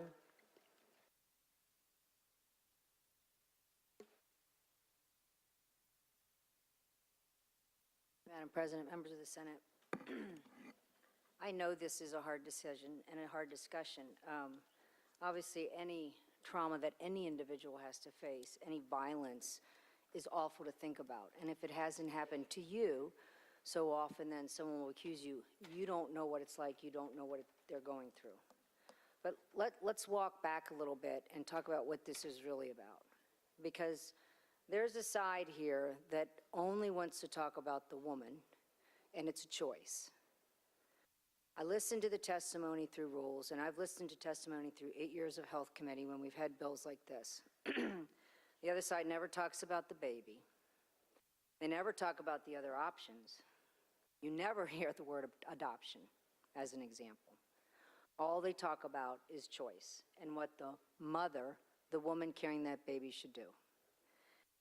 So that makes any decision you make after that a lot easier, because all you're looking at is one person, one human being, not 2. And I can't get past that. I'm sorry. They're 2 human beings we're talking about. Always. Always. What happens after that depends on our laws. The laws we have currently have limitations that we are allowed to have under Roe. Now we're saying we're able to fully support life. We've never said we want 2 lives to die. the life of the mother exception, but acknowledge that there are two lives there. The other side never acknowledges their life. They talk about science until it's not science, it's your faith. That's insulting. Because then when they want to talk about the fetus, the unborn, all of a sudden that's another life. You notice there are amendments to look like we don't care about funding the unborn. All of a sudden they're acknowledging that's a human life over there that needs funding. But then when we come up with bills like this, it's all about the mother's choice. That's such an easy conversation. But let's go back real quickly and review how they care about life. They don't want inspections of the abortion clinics. They don't want to ban dismemberment abortions. I've had conversations over the years with members of the pro-choice caucus that cannot believe there was such a thing as a dismemberment abortion, where you literally cut the baby up into body parts, and had to ban fetal tissue research because members of the pro-choice caucus could not imagine that somebody was actually selectively picking out brain tissue and eye tissue. Didn't believe it until we passed a bill banning that. And guess what was happening? Because IU sued the state of Indiana and lost, because that's exactly what they were doing. You wouldn't even vote to ban a coerced abortion. A pro-choice caucus wouldn't vote to ban forcing a woman to have an abortion. Wrap your head around that one for a minute. I can go through a whole host of health care protections, the reproductive rights and reproductive health care. I'll give the pro-choice caucus credit. They are great at euphemisms and messaging. But there's no reproductive health care in anything they believe in. They're against reproducing, I guess. Hundreds of thousands of Hoosiers have been aborted for no good reason, healthy or not, in the last 30, 40, 50 some years. Most of them, actually, by percentages, are minorities. I don't know what that says about the marketing and messaging of the pro-choice movement, but think about that for a second. So we can talk later about how we all as a state can fund moms and babies better. I don't think we're there yet. We had a good start in the bill we discussed earlier. But let's be honest. We're here talking about two lives and how to protect them, how to fund them, how to take care of them. You're only talking about one life. And once that conversation starts, you don't care what happens next. You don't want the mother to have informed consent. You don't want her to know what her health options are. You don't even care if the abortion clinic is clean and sanitary because you vote against inspections of them. Where, as was noted, Dr. Cloffer stored over 2,000 baby parts, didn't anesthetize the women he was operating and doing surgical procedures, and finally, after it was found, he was doing abortions in underage girls, which he didn't report. He got a 6-month suspension of his license. Did we have a conversation about, did you make a statement about that? I'm going to go back because I didn't have time to review all of my press releases, but I don't remember any pro-choice Democrat having a press conference saying we need to stop this kind of activity. You just sweep it under the rug. I acknowledge the woman going into the abortion clinic at least should not risk her life as well as the baby that's going to be killed when she walks in there. You can't even do that. That's why I support this amendment. Senator Yoder. Senator Lannon. Senator Lannon to speak on the amendment. Thank you, Madam President, members of the Senate. I had no intention at all of speaking on this amendment. It's not going to pass, is what I understand. But for Senator Brown to get up here and this is a bait and switch on her part. They know that this is the worst amendment that they possibly could have brought.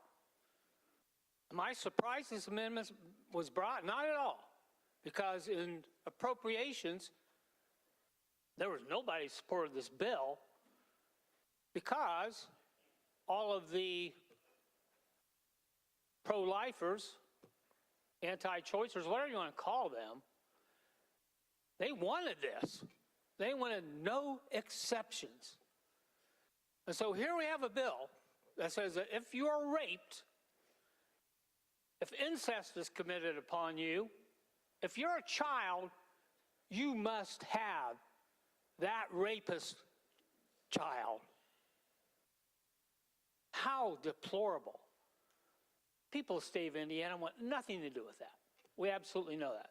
So what happens is that we come up here, and instead of addressing the merits of this amendment, oh no, attack the Democrats, the pro-choice Democrats.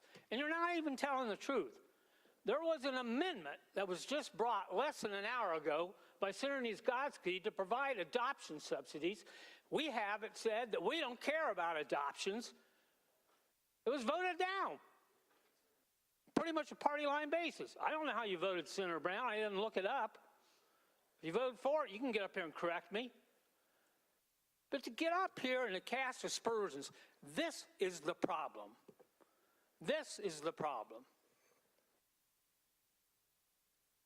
If you're pro-choice, you respect the opinion of the other person.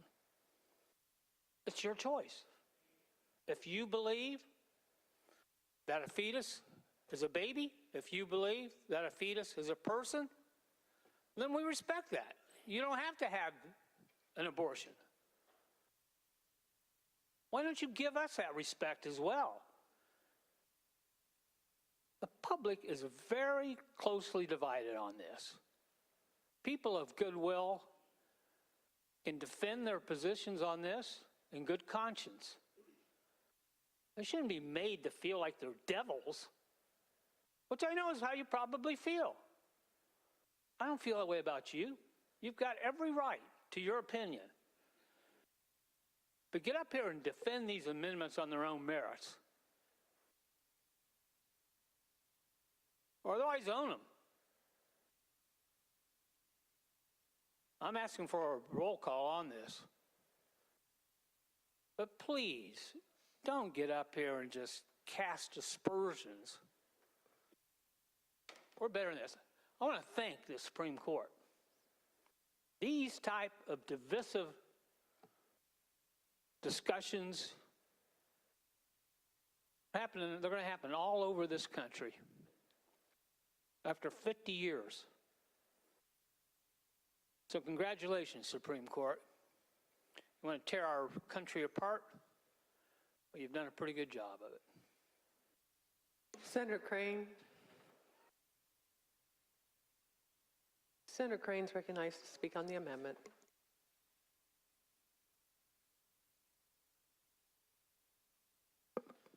Thank you, Madam President, members of the Senate. I know that this is a very contentious bill. We've got a lot of amendments still on the list, so I'll keep my remarks brief. I happen to be the oldest child in my family, but I'm also the fifth child in our family because before I was born, my mother lost 4 miscarriages in a row.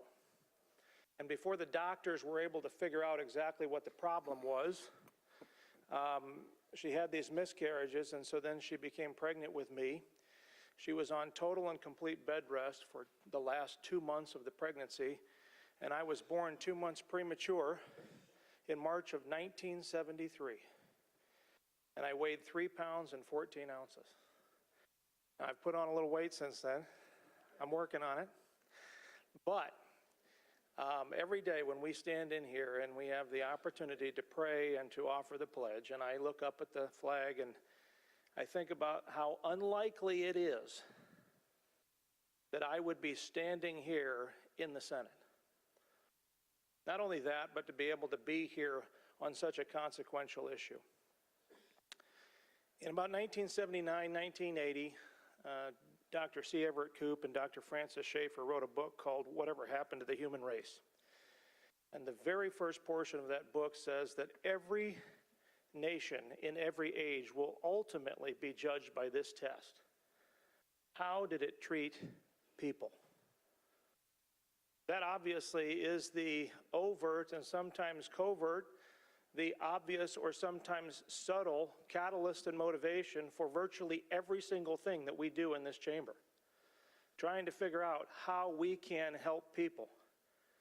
All the different bills that we try to pass, all the different rights that we protect, those who are vulnerable and in a state of want and need, we do our best to try to come alongside them and protect them.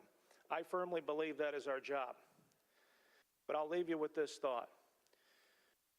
We cannot fight for the rights of any person on any issue if they aren't first given the right to life. We can't fight for the right to health care. You can't even fight for the right to choose, let alone the right to liberty and happiness and freedom and all these things that we fight for. We can't fight for the rights of any person on any issue if they aren't first given the right to live. And I recognize that this is a very difficult issue, and unfortunately, it's pitting two very important issues and constituencies. Young women who have been in crisis situations and who have been subjected to atrocities that are beyond imagination through rape and incest and other circumstances. But also the unborn child in the womb who did nothing.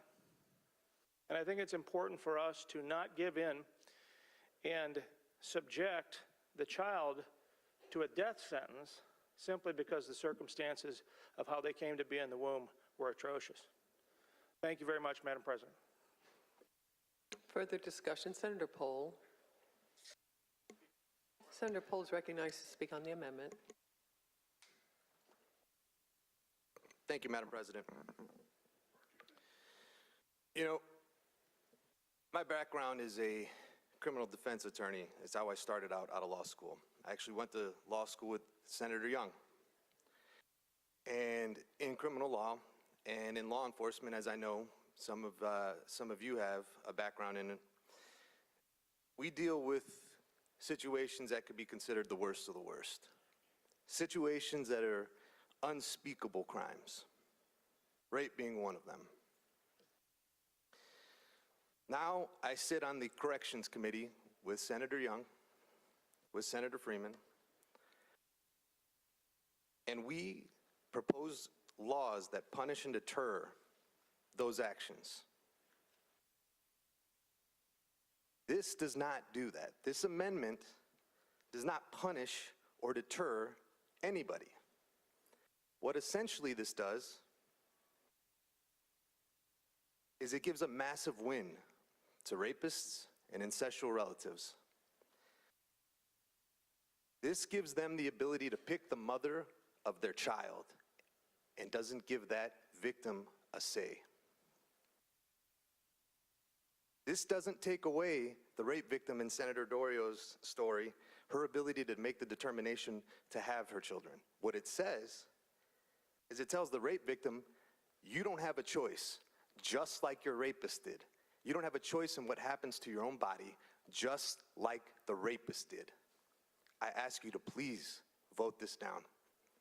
Thank you. Further discussion, Senator Walker. Senator Walker is recognized to speak on the amendment.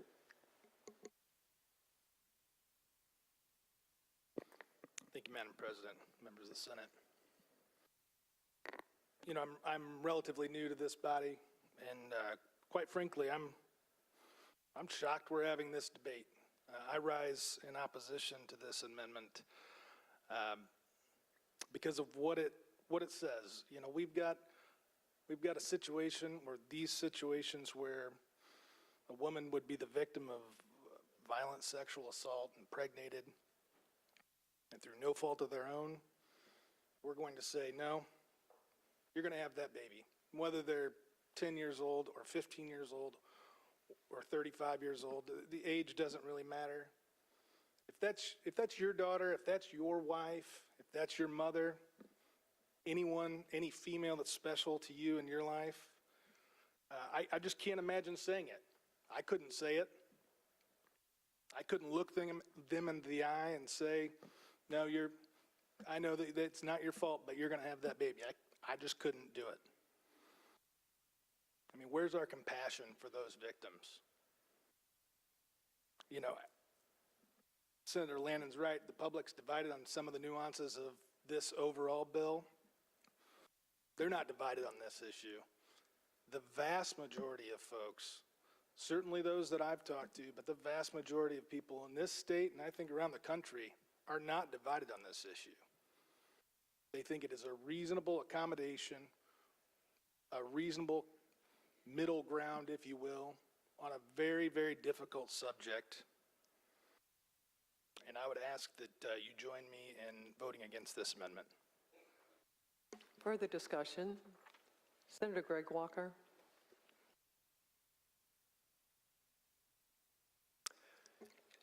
Yes. Senator Young, would you yield to questions? Yes. Senator Greg Walker.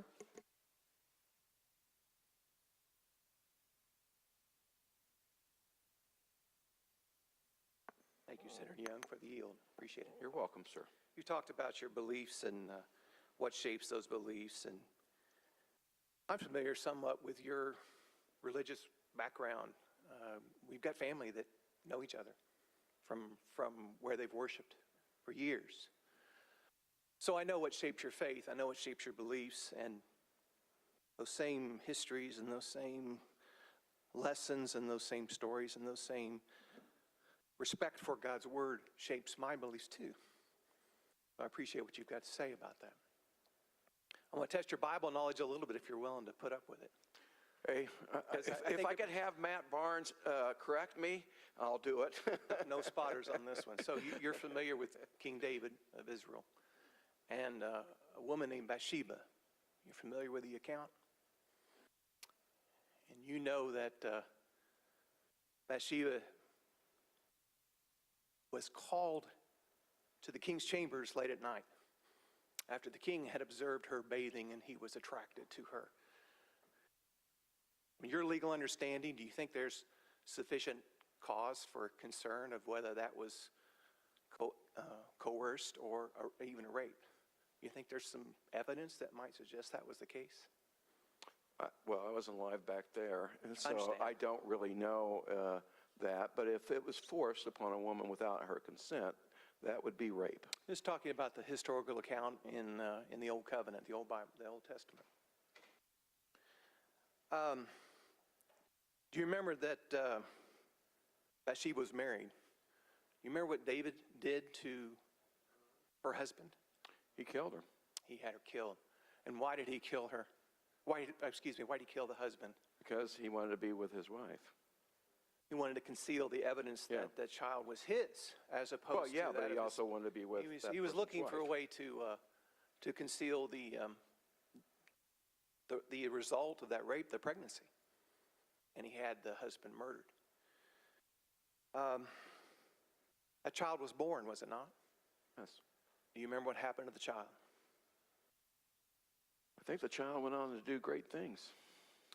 The child died soon after birth. Oh, okay. I don't. Matt, I'm sorry. The child died soon after birth. Permission to speak on the bill. Senator Walker to speak on the amendment. The child died at the hand of God, the Father. If you're a believer in the Old Covenant, you'll know that God took the life of that child, and that child was innocent. The child was not guilty of the sins of his father. I get that.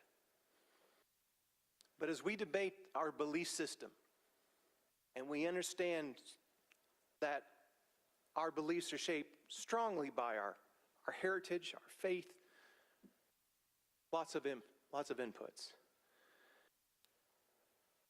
Who took that life? We know the value of a living person.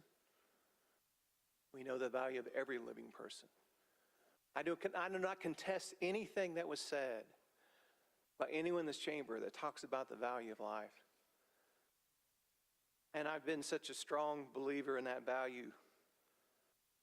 I don't remember ever not having that same conviction myself. I can't ever recall a time where that was a question for me, or that I had reservations over understanding the value of life.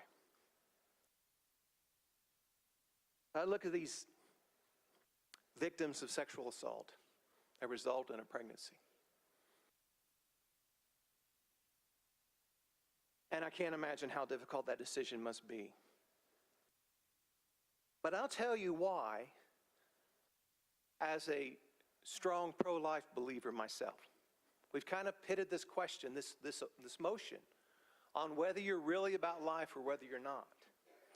So let me just explain why, as one who believes strongly that I will be judged by a superior being for what I do in regards to this law and others. I believe that with all my heart. I answer to the public, but there's a higher power that I answer to. With that strong conviction, I'll tell you why I oppose this amendment. Indiana is one of 50 sister states who are all in the process of contemplating, debating, or maybe they even passed language prior to the Dodd decision that changes how abortions are governed in their states. And we already know other states have made proclamations. Send us your business if you're not willing to do that in your home state.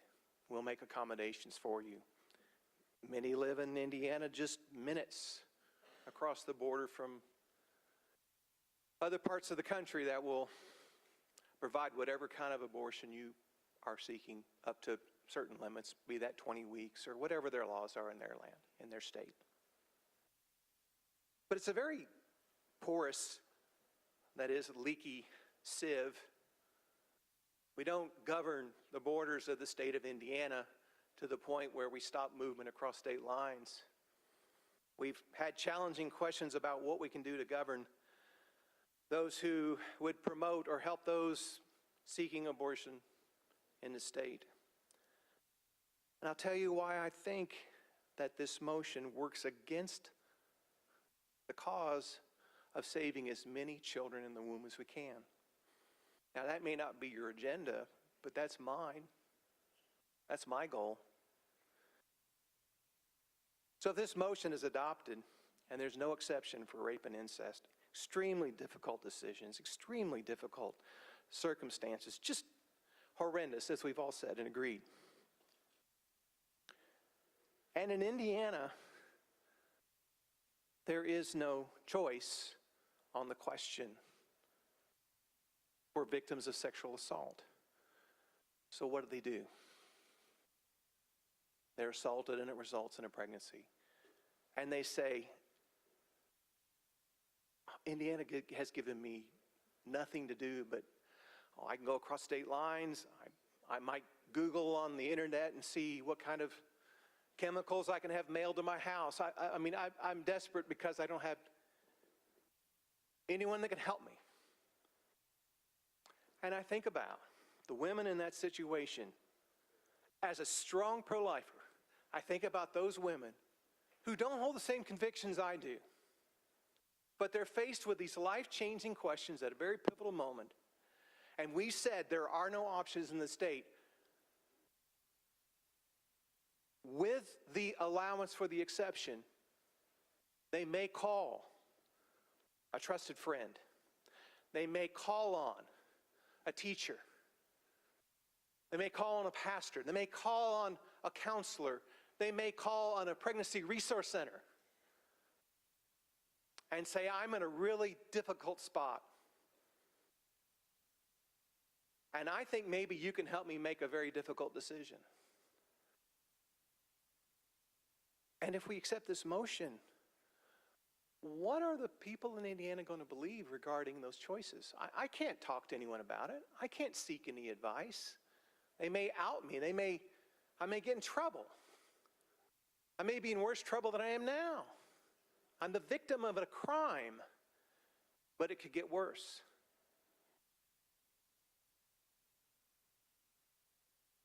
I may be completely wrong about this, but I'm convicted in my heart that we can save more unborn children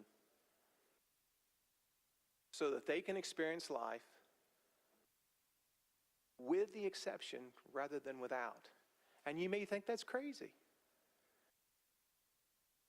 You may think that that's counterintuitive. But we all know human nature to some degree. And we all know that when there's a will, there's a way.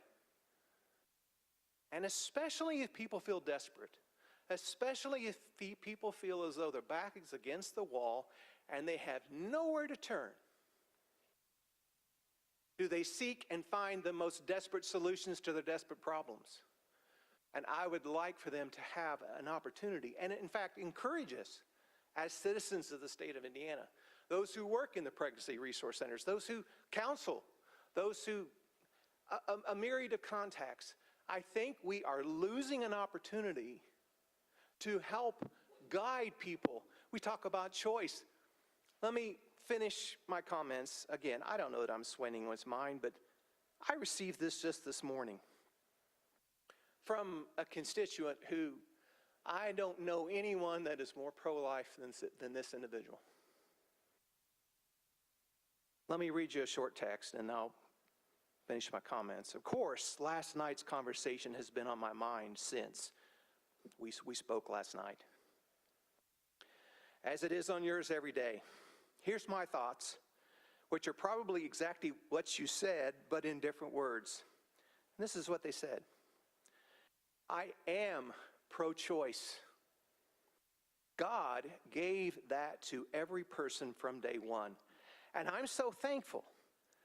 And he gave me arguments for choosing his way, with the benefits and the ultimate consequences for not choosing his way. He doesn't prevent or control one's individual choice, so I can't either. So be it information, making one's own life choices, the accountability for ones that you've made, education, adoption, maybe watching a video on an abortion, prayer. They're all viable options, but one's own choice, even God won't take away what he's already given to us. And she says, hard lesson to learn. I don't stand here to try to justify my vote. I stand before my Creator as the ultimate arbiter of how I feel and how I sleep at night for the choices that I make in this body. And I'm just asking you, as a pro-life committed person myself, please consider that you may feel as though you're just doing everything you can and every life is precious, and I agree completely. I just don't think this motion will get us where we want to be when we have an opportunity to reach out and touch and make a difference in our communities for life. Thank you, Madam President. Let's further discussion. Senator Taylor. Senator Taylor to speak on the amendment. Thank you. I actually left out of here and went to my office till I heard one of my colleagues bash my caucus. So I'm going to talk about that first, and then since you made me get up here by doing that, then I'm going to talk about the amendment and why this amendment is here. I don't know what it's going to take for us to come together when we disagree and start respecting each other. But we need to do that as soon as possible. And you can turn away from this. We can turn away from all the things that we've done. And I might not agree with Senator Bray or Mark Messmer or Senator Young, but I have never, and they will tell you, I have never disparaged them in this body. And we better turn away from our wicked ways. Because see, sometimes when God gives us a test, The test is not just about how we feel about somebody else. It's about how we feel about ourselves. See, over and over, there are parables in the Bible, and I'm glad Senator Walker brought up one of my best stories. You have to forgive me. I'm really not an orator on the Old Testament. I'm more of a New Testament guy. That's what we had to learn in Vacation Bible School. And if you remember correctly, Jesus gave his disciples all these tests. And the main one, he told them, you will defy me before I go. And he said, no, I won't. Jesus, I love you. And then came the time for him to show that he loved Jesus, and his actions didn't dictate what he had just said to Jesus Christ.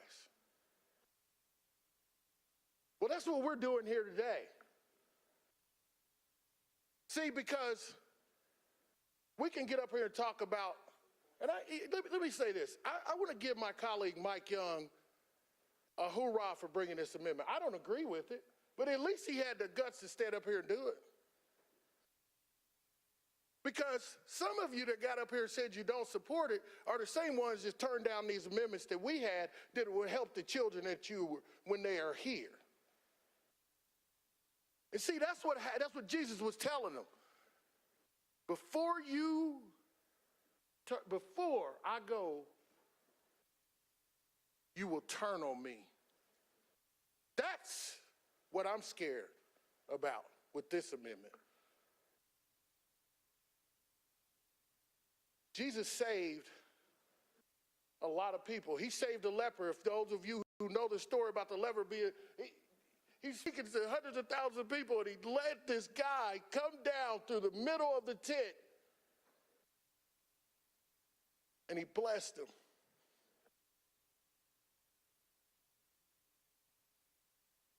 And we all have these stories, and we tell them, but I got one for you that might even,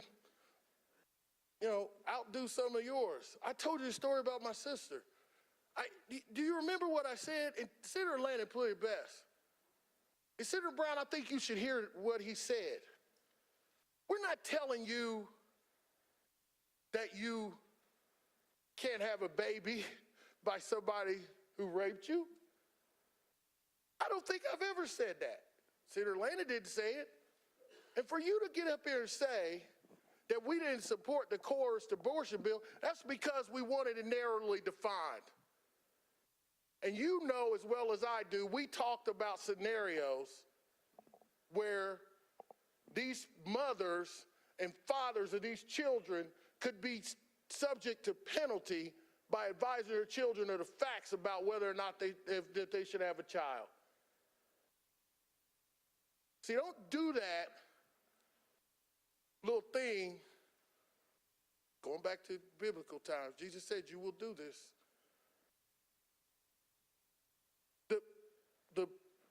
The final piece of this puzzle for all of us should be that pro-choice or pro-life, we're all the same people. Don't judge me because I decided, and me and my family decided, that my sister could have a baby that some of you and your family didn't want. I've been through it. See, my actions speak louder than my words. So, criticize me, critique me. I'm here, I can take it. But don't separate us over this. Senator Young, you brought this amendment because you believe that there should be no exception. I'm about this close to you on that. You know what the separation is? I don't think I should be able to tell Rob Bray's daughter to have a child. I don't think I should tell Ron Alting's daughter to have a child. I don't think I should tell Charbonneau's daughter or Charbonneau's sister to have a child in any circumstance. It's the only difference. So for all you guys who profess this pro-life stuff, you're looking at somebody who practiced it. In the toughest situation you could ever think about. I went pro-life. So when you start telling me I'm not, then I got a story for you. And I challenge that story to any story you have. I don't like this amendment because it forces a woman to do something. It forces her. She doesn't have the choice. And we shouldn't be doing that. It's that simple. We shouldn't be getting mad at each other and calling people out over that. But if we're going to be pro-life, for my colleagues that stood up here and, make your actions speak louder than your words.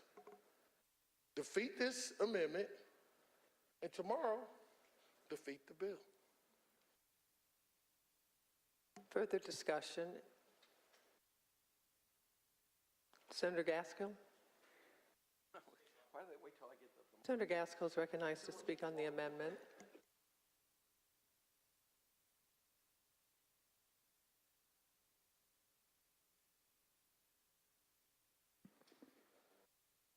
Thank you, Madam President and members of the Senate. I don't come up here a lot, maybe more than I should.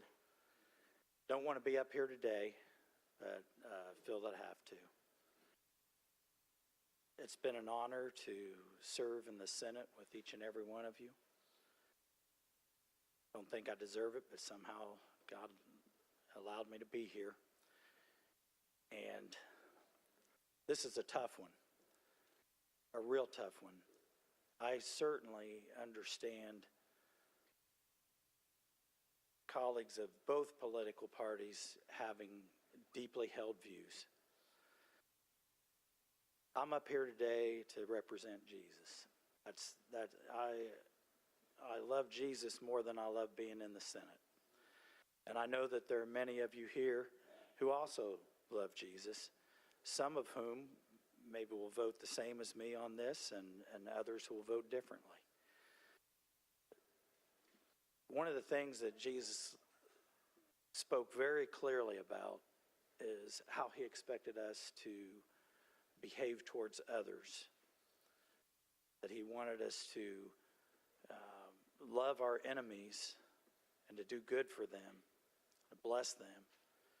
And I think I have seen today some very heartfelt testimony. I've seen some that was kind of pointed towards those that had the other view. And I'm not going to do that. If you agree with me, I love you. If you don't agree with me, I love you.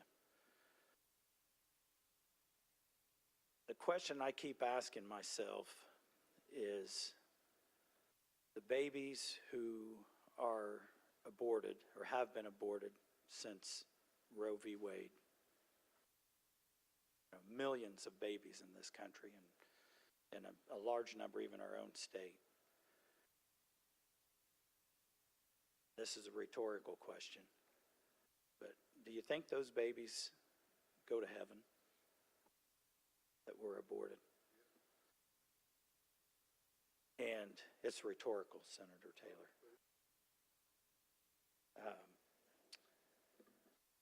And I wonder if those that were conceived out of a rape that were aborted, I think that they would probably go to heaven too.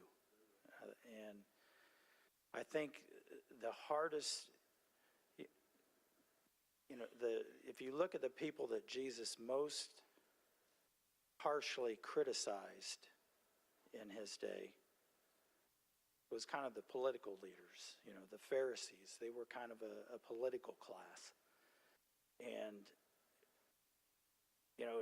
he said it was harder for a camel to go through the eye of a needle or easier for a camel to go through the eye of a needle than a rich man to enter the kingdom of heaven. And I wish he would have maybe told another analogy of what it's like for politicians to make it there. But we gotta love each other as we go through this. And the position that Senator Young has taken with this amendment I agree, is very controversial, and it's from a deeply held view. And he knew before he brought it what the consequences were going to be. And I honor him for doing it anyway. Whether you agree with him or disagree with him, there is no doubt in his mind that he's going to face consequences for bringing this amendment, regardless of whether or not it passes. And there are some of us who are going to vote with him on this amendment, and we know that we are going to face consequences from that as far as from our fellow man.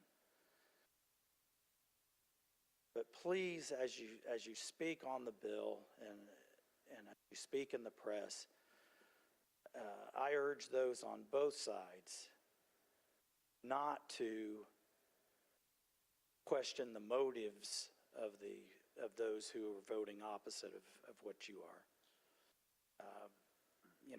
Some of us may not get reelected for taking the affirmative on Senator Young's amendment. And it's probably politically much safer to take the other approach. And I enjoy being in the Indiana Senate, but I love Jesus. And I think, abortion was not something that was known in the time when he walked on the earth. So no, he didn't speak to it. People didn't really know what abortion was. It wasn't possible at that time. So he didn't really speak directly to it, but he spoke about children. And you remember when he was in a crowd of people and the adults all wanted to hear what he had to say. And people kept bringing their little children up for him to put his hands on them and bless them. And some of the adults in the crowd rebuked them, chastised them, get those kids away so we can hear what Jesus has to say to the adults. But Jesus said, let the little children come to me and don't hinder them. Now let's get a little more, I think we know what his view was on children. There is no one in this chamber, out of all 50 of us, that questions the horrificness of rape as a crime. There's not many things that we are united on in this. We have political differences, but we all uniformly and to a person, if you asked us, what do you think of rape, we're all horrified by it. And whatever laws we pass here are not going to change men's hearts. If the law of Moses could not change people's hearts, that he received that law directly from God, then the laws of the Indiana General Assembly are not going to be successful in that endeavor either. So I would ask each of you, what we do here is important, but what we do in our communities every day and sharing the love of Jesus with others is more important than even what you're going to cast your vote on this issue, in my opinion. We have to love people that have been raped. We have to wrap our arms around them in our communities. And I have listened to, I've read stories, testimonies of women who have born children out of rape, women who have decided to have abortions because of a rape. I've talked to people personally who have been through it. And the one thing that I've heard from these women is that rape, or that abortion is not a therapy for rape.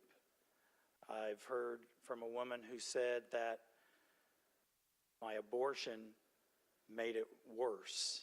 It didn't help me recover from the rape, it made it worse. I've shared a personal story with my caucus, which I'm not going to share today, a pro-life story. I cried like a little 3-year-old girl when I told it to him. But I can tell you that the most healing thing that can happen when people are hurting is for their fellow man to wrap their arms around them and love them, share with them the love of Christ.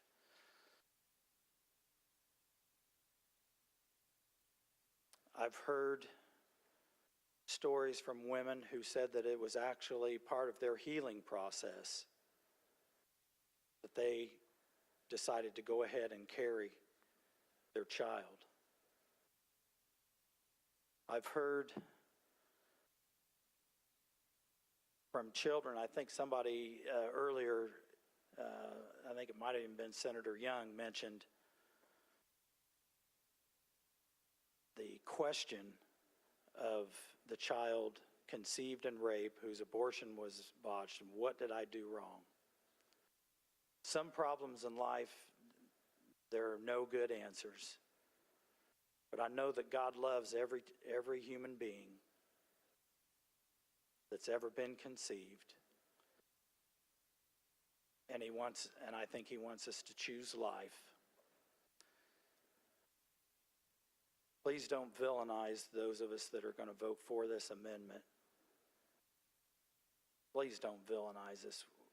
We're holding to our deeply held beliefs of what we think our Lord and Savior wants us to do, and we may be wrong. But we're not doing this because we want to force and tell somebody what to do. We're standing up for what we believe our Lord and Savior wants us to do, to value all life. Thank you, Senator Young, for taking a courageous stand, and you will be in my prayers constantly. Further discussion, Senator Yoder. Senator Gaskell, will you yield to questions? Yes. Senator Yoder. Thank you, Madam President, members of the Senate. Senator Gaskell, actually this question I have been wanting to ask several of your colleagues, and so you were here, and You could have picked somebody a lot better to question than me out of all the people that talked, but I'm willing to try. I know this is not, we're both probably going to vote differently on this. Probably My right. question is about, there is an exception in this amendment. And we've heard from you, and we've heard from Senator Toms and Senator Young, Senator Brown. If I forgot someone, I apologize. Senator Dorio, about this, but at the end of the day, there is an exception. Are you talking about the life of the mother? Yes. So talk to me, how do you come to that decision? How is that not contradictory to what we've heard in your testimonies? I don't think it's contradictory. I think those of us that are of the same position as Senator Young on this, it's our goal to love them both. And I just don't think you can ask someone to, some people choose willingly to give their life for another. and I think that's, very honorable. But I don't think if you value life, you have to value all life, and you just that's where we come down on it. But that's the contradiction, because Senator Toms was saying that no one is asking the little guy that you were showing us. So, I mean, I'm not there. I can respect that. It's a very difficult choice. But in this case, it doesn't have a choice.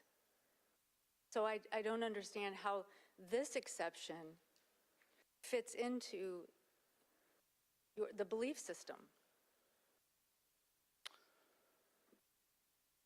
We probably just won't agree on that part of the issue either. But you're I don't think it's a contradiction. But you're voting to adopt an amendment.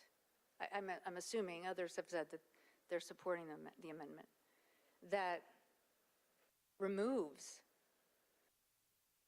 that it is, you're taking away the life. And I know Senator Toms was talking about a conversation he had with a doctor, and the doctor said, well, that woman can go on to have other children. But I don't know, what was it? Okay, the priest. Excuse me. We need to keep the conversation. You're asking a question to Senator Gaskell, please. So is a priest. Yeah, if you want to question Senator Toms, you can call him up next. I just needed to get the story right. So the priest or the doctor, the priest was saying that the woman can go on to have other children. But I guess I don't understand the argument, because what about the fetus, this baby, that you're choosing one life over the other? My point is, it does sound like, or is there not a choice being made, an exception in this amendment? If you don't give a woman that choice, you're forcing her to give up her life, aren't you? Well, so there is an exception. So you are essentially giving the choice to the woman in your amendment. And all of the conversation that we've had over the last hour and a half maybe about taking away the life from the baby, and that's why you're supporting this amendment. This amendment actually goes against what it is we've heard several senators speak to. Is that correct? I categorically disagree with the premise of your argument and your question. Okay, well, I appreciate you taking my questions. Thank you. Further discussion? Yes, Senator Niskotsky. Senator Niskotsky is recognized to speak on the amendment.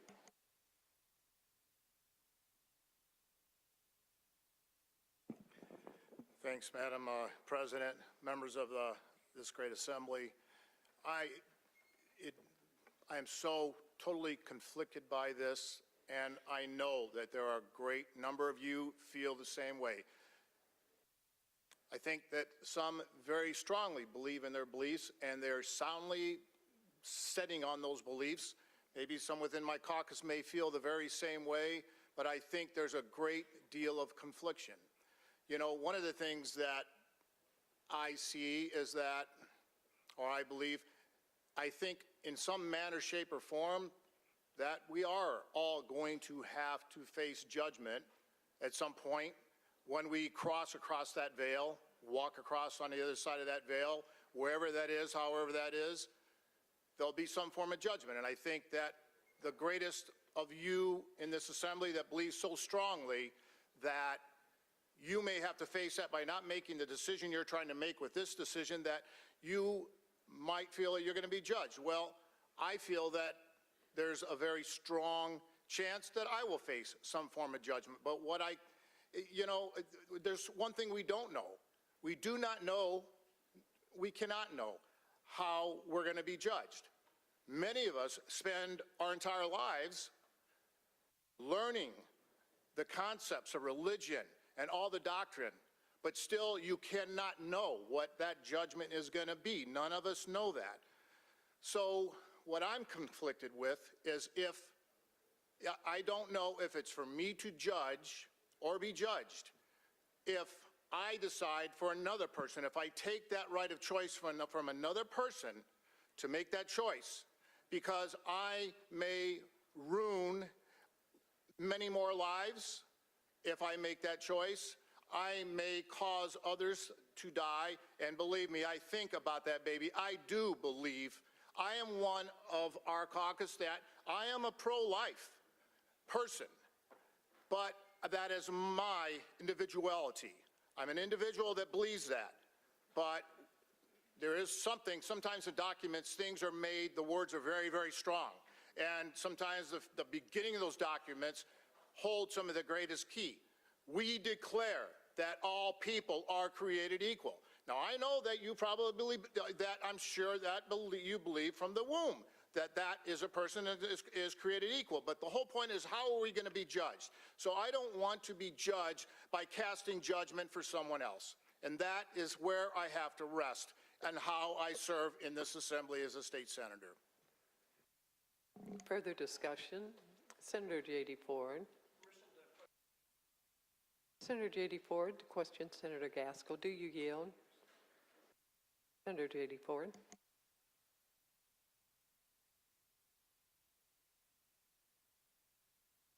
Thank you, Madam President, members of the Senate. Thank you, Senator Gaskell, for yielding. I just have a question for you. You mentioned earlier that you are a man of faith. Is that correct? I'm a believer in Jesus Christ. Okay.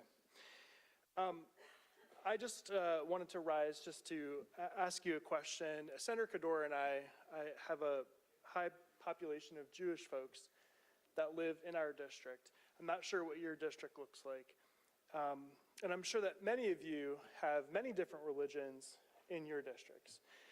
And would you be surprised to know that the Jewish concept of pikuach nefesh, which is the preservation of life, is paramount to the Judaism? Can you restate that? I want Sure. to make sure I'm understanding. Essentially what that means is that Judaism holds that all life is sacred, and while a fetus has the potential for life, such potential never supersedes the life of the pregnant women. And so I guess my question to you is that your deeply held religious beliefs is what you just came to the microphone and talked about. But my question to you is, why does your religious beliefs supersede Jewish folks that live in my district, who believe deeply that the life of the mother it doesn't supersede the life of the mother? Does that make sense to you? Sounds like the premise to your position or question, whichever it is there, is that their belief is that a person is not a person until after birth. Is that the way you stated it? I didn't state it like that. Let me restate it to you, please. Judaism holds that all life is sacred. While a fetus has the potential for life, such potential never supersedes the life of the pregnant woman. The Jewish community regards any absolute ban on abortion as a violation of our rights, including in the cases of rape and incest. And what I'm asking you is, why does your First Amendment rights trump their First Amendment rights and their ability to freely exercise their deeply held religious beliefs? That's not my position, that my religious views trump somebody else's. That's not my position. Okay, but you are voting for this amendment, is that correct? I'm going to vote for the amendment, yes. Okay, and by doing so, we are taking the exceptions away from rape and incest, is that correct? This amendment would leave the exception as the life and health of the mother, as I understand it. Okay. Thank you, Senator Gaskell. Further discussion, Senator Melton. Senator Melton is recognized to speak on the amendment. Thank you, Madam President, members of the Senate. I was out yesterday. I had to go home on some important issues, and I had to, before I left home, I had to take a moment to sit down and make sure I explained to my kids why I was away.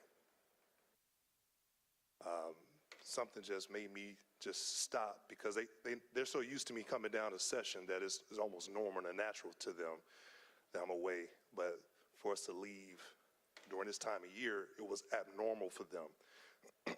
And I had to explain to my daughter what we were doing and the issues that we were debating today. And it was extremely hard and difficult, but she's a young teenager, and she's starting to keep up with these issues on her own, and I didn't really have to explain much to her.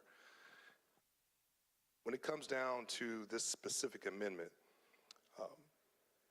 one of the things that came up earlier, specifically that Senator Brown was mentioning, and I don't want to misquote, but as it was being projected on a specific party or a specific caucus that believe a specific way,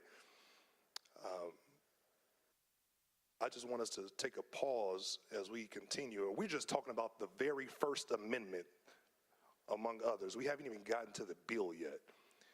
And it's already been stated how we need to have the decorum and how we need to respect one another's opinions and views. Because it's a tough enough issue as it is. And when I think about the young women and the ladies that are watching this, that have experienced that trauma, that have experienced and been through so much, and what they're reliving, it's just hard for me to imagine having to go through that. So I commend everyone that came up to speak very passionately about their position on these issues.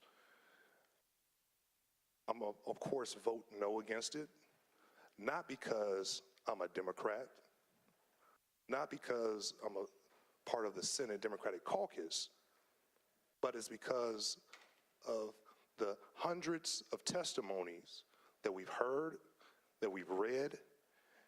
Is me learning throughout this process that every single situation that involves an abortion is unique and different, and is not a one-size-fits-all situation.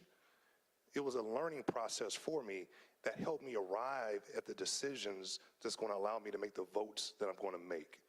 And it's the testimonies that I've heard that allow me to arrive at the decisions that I'm going to make, from the doctors to testimonies, from the women, and so forth. So, again, we've already talked about the respect. We already talked about the passionate conversation that's going to take place. And I hope that once this very first amendment, and hopefully it is defeated, that we'll continue to have that respect and decorum moving forward, and allowing our differences to get past this issue, and we can truly be about the people's business. Me and my belief that government shouldn't be reaching or overreaching into the personal decisions of a person's body.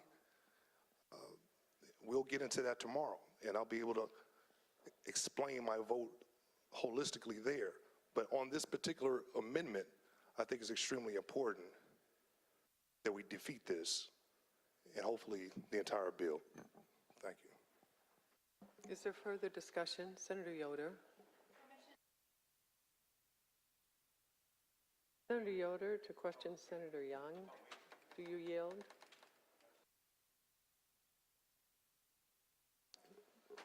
you yield? Certainly, I will. Senator Yoder. Thank you, Madam President, members of the Senate. Senator Gaskell said life and health of the mother. So could you explain what you're envisioning? Because it was a pretty brief amendment. What do you mean by life of the mother? Life of the mother is where the mother's in danger of losing her life to carry the unborn baby to term. And that is it. I wish we would have some info. I mean, I wish we could talk this through because does it include? I'll answer your question, so let's do it. Okay. So can you, this is, feels unfair, but can you give some scenarios? Like what would this encompass? I just don't know what life of the mother. Well, let me tell you. If it's not health and life, then just life. What is that? Life is when she's going to likely die. She would have an ectopic pregnancy where the baby attaches outside the womb, and it's going to live for no more than 2 weeks. And if that baby will erupt and she will bleed, her life would be in danger from that. And in the stuff that we have, our belief is that that doctor can do that if the woman decides, I don't want to take a chance and risk my life, that they can take that unborn baby.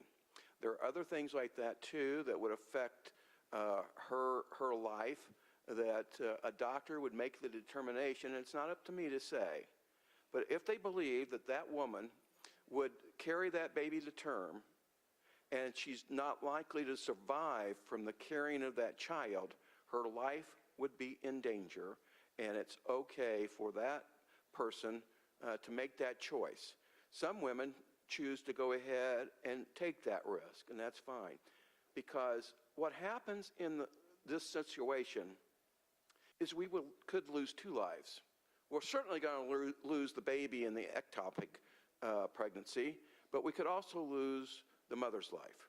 And in our own laws here, as you as an individual, if you go downtown and go through our city where people will get accosted and killed, that you have the right under our law to defend your life.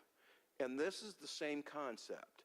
That is a defense. It's an exception in the bill, but under our law, you have the right to protect yourself from losing your life. So no health and life. I just wanted to make sure that was clear. I believe that there's nothing in my amendment that talks about the health. It talks only about the life of the mother. At that point, she would have a choice. She would make the choice based upon the medical evidence or medical diagnosis and suggestions from the medical doctor as to what she should do. Okay, thank you for clarifying. You're welcome. For further discussion, Senator Pohl. Senator Pohl, to question Senator Young, do you yield? Yes, I will. Senator Pohl. Senator Young, you had just brought up downtown crime. It was something that we dealt with in the regular session earlier, correct? We did? Downtown crime? The Marion County crime package. Oh, okay. Hey, I don't remember what I did yesterday. Okay. All right. Thanks for helping me out. In that crime package, we talked a lot about serious violent offenders, correct? Does that include rapists? It does. I believe if you use a weapon of some sort on the rape, there's different categories, as you know, of rape, and it gets higher depending on how it's done. Okay. And if you have a weapon, it'll be a higher offense. Okay, we'll go with that. So, my question to you is, you have a family member, you have a colleague, they are attacked, they're raped in downtown Indianapolis. They are stalked. This was the result of being stalked by either a domestic relationship or just somebody who was obsessed with the individual.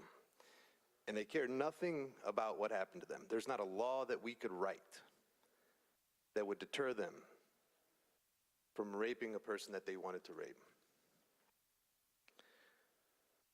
You're telling me that with your exception, you, in your clear conscience, could give that individual the gratitude of picking their rapist's mother, or picking the mother of their child. That would be the result, yes. You're okay with a incestual relative, despite any law that you could pass, picking the mother of their child, and knowing that knowing that that mother has to carry that child, regardless of what happens to the individual. Is it a result, so I understand your question, is it a result of a rape in an incestual relation, or is it because of a consensual? That's a great question. I know. Let me ask you I that. was going to use it in my clothes. Well, let me ask you that. So you have a 16-year-old, or you have a 15-year-old who has a relative that has sexually molested them for several years. And ultimately, they get to that age where they could have a child. But it was consensual. At what age? I'm sorry. At 15 years old. They can't consent? Exactly. Okay, they can't consent. Exactly. They could not consent. Right. So essentially, it doesn't necessarily matter in terms of incest. In that situation, you have an individual who will commit rape or incest, doesn't matter which, because essentially that's what's covering, what your amendment is doing is getting rid of both. You're okay with giving that individual the gratification of selecting the mother of their child. I'm not satisfied with a person that goes up and shoots one and kills one of your members. I would never be in favor of that. So why would I be in favor of something like that? Well, that's not the issue here, because that's an attack and a crime upon another person. What this amendment is about the baby inside the mother who's done nothing wrong, and somebody takes and kills that baby, and it can never talk for itself. It will never have a chance to have a life. And what you're telling me is, if they rape the woman, we ought to kill the baby. And that is not right, and I will never, ever accept that. You and Senator Brown bring up the same point.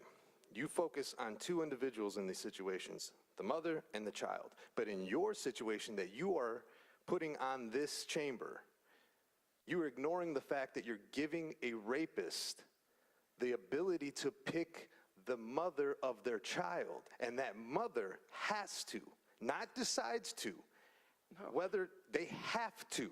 I resent the thing that you're saying I'm giving them the right. I have never given them the right. I wouldn't give them the right. It is a crime, and if we have the right prosecutors, we will go after them and put them in jail. Exactly. I'm telling you, in a situation, I mean, we have crimes against rape on the books, correct? Right. And that does not stop rapists. And neither does murder. Correct. Okay. I agree with you. Our laws are for punishment. It's not going to stop. Now, if you're halfway honest, you're probably going to follow the law because you don't want to get in trouble. But for the bad people, which is a small percentage of the population that commits those crimes, there is no law we can have that's going to stop them from committing a crime. But you're putting a law on that is going to force a woman to carry a child of no fault of her own, of no choice of her own, whatsoever. Right. How does that make you any better than the rapist? Well, first of all, I'm not going to answer that question because I don't break the law.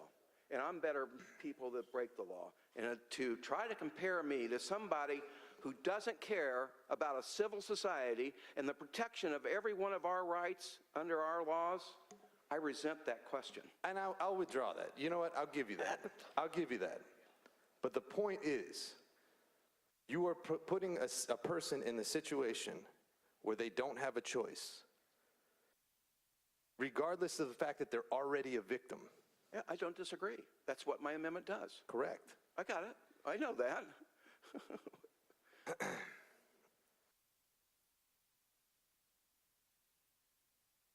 Mike, I can't. I mean, I'm just disappointed in this one. No further question. Okay. Is there further discussion? Senator Young? Would you like to close? I'd like to close, Madam President. Thank you. I know it's a long time. It's 9:30. I know we have another bill to do. I don't know exactly what our timetables are, how we're going to do this tonight, but there's been a lot of statements made that I just want to take the time, because this is one of the most, let me say it this. This is the most important issue in our lifetime. And whatever we decide here tonight, we will be judged by what we did here. And we have to do the right thing. I know that in our caucus, well, let me do this. The caucus, the Republican caucus, I know. In the Republican caucus, I know there are 24 individuals over here. Before they got here and while they're here, they believe in life. And I know that they believe the only exception is the life of the mother. There are babies waiting for us to speak. And just to think, all we need is 24 people with the courage to stand up for what they believed in, what they've always fought for, and what they tried to defend, to do the right thing here today.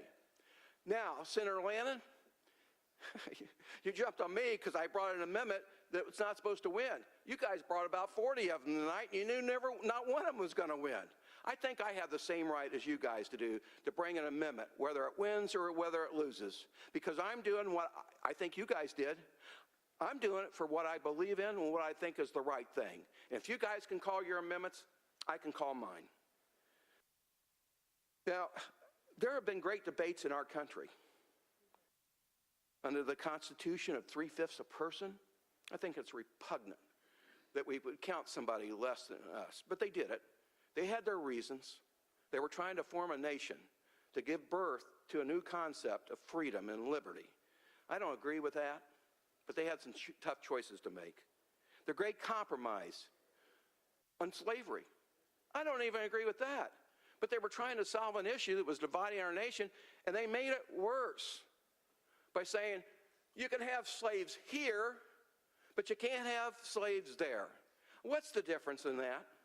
Then we get to choose, these babies die over here, and these babies live over here. That compromise didn't work because it failed. Because we recognize as a people, you cannot, under law, enslave somebody and not enslave somebody else. We knew it was wrong. It took us a while to get our bearings, but we did the right thing.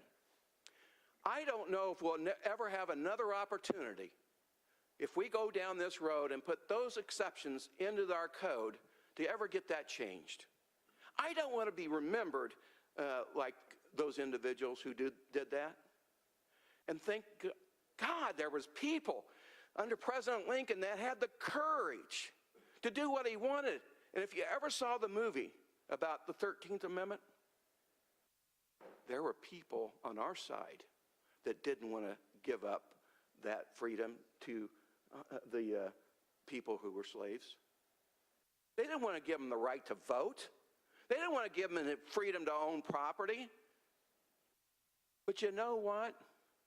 Lincoln, who believed in something, even though he had opposition against him, and people said, well, that's going to lose. But you never know when you're doing the right thing for the right reasons, whether they'll win. Let me tell you, this is the great debate. People will remember us, what we did.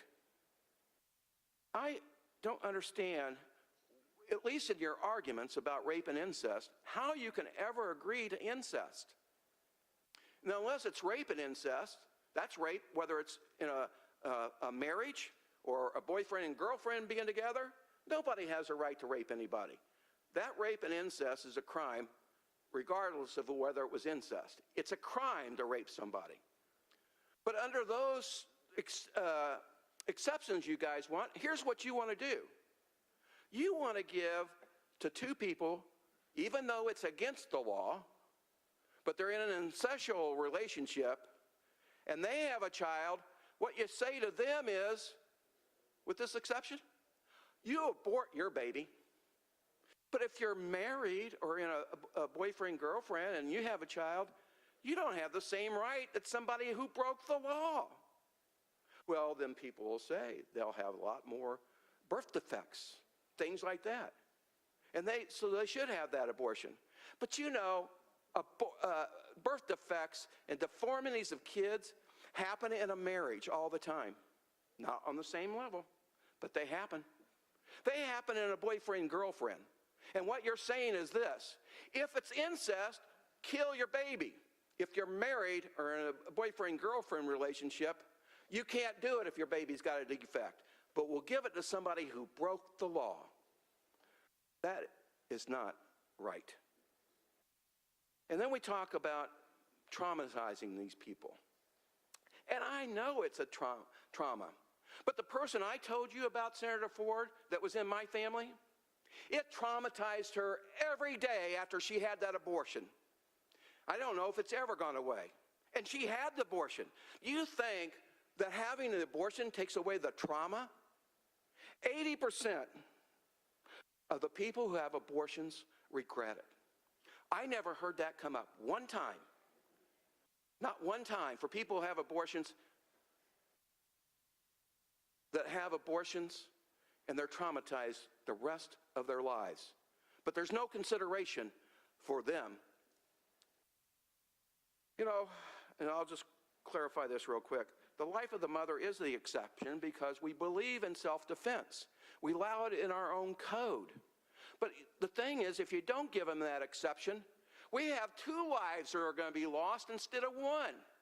Either the baby will die or it could live, or the mother could die or live, or both. And so that is the reason for the exception, Senator Yoder, is so we can save a life and let the mother make the choice. But that's defending her body. And I think every person has a right to defend themselves, whether it's a person on the gun with a gun on the circle, or whether somebody else has done something to that woman, and she gets to make the choice if her life is in danger. I am not going to burden anybody with doing something. If you know you're going to die, you got to do something if it's going to cost your life. Nobody's for it. That's why we have that exception. Now, if this happens and people talk about babies, they're human beings. And we talk about women's rights. We're taking away their right. I understand they may believe they have a right, but there is no right. We just found out there is no right in the Constitution. None whatsoever.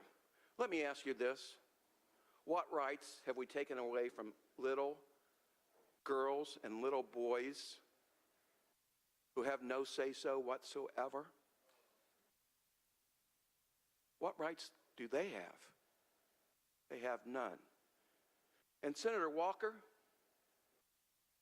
you know, I didn't pass the Sunday school test on your question on that one. That's fine. But you know, it was our Creator who took that life. And what he said clearly was this: he didn't give us the right to kill a baby in the womb. He did not give that to us. He never said we could. He is the decider of that issue. And when we do it, what was the commandment? Thou shalt not kill. Our Lord said, and I just want to say one other thing I was a little disturbed by. I made it clear in my opening statement, I never raised religion one time in my opening statement. Not once. Because I wanted to stay away from it because we always get banged up. I'm using my religion. I'm using my religion. And I stayed away with it. But how many people got up at the mic today and used religion for an excuse to have an abortion? It seems to me we can't use our religion to protect life, but they can use their religious beliefs to kill life. Some religions believe in murder for adultery. If we're to accept that the other religious people have the right to their religious beliefs to do something, are we going to accept the religious beliefs of some people who think we should kill people for adultery? Do we want to be able to say, our religious belief says if you steal something, we cut off your hand? Or, Senator Taylor, we're friends, but please, just give me the courtesy to let me close. Or to poke out their eyes. We don't do that. We're not going to use those religious beliefs to pass our laws on this. These are the times that try our souls. These are difficult questions. And Senator Becker, I told her, I love you. I love everybody in this room. Everybody. Because I'm commanded to do that. Sometimes I might get upset, especially with Senator Taylor. But I still love him. We're friends. But, guys, we can't do this. Exceptions equal death for unborn, innocent children. That's what exceptions.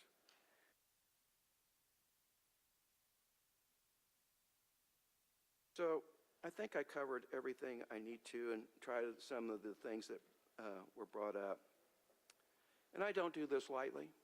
I know I'm going to be judged, and I'll be judged in an election. But I do know this.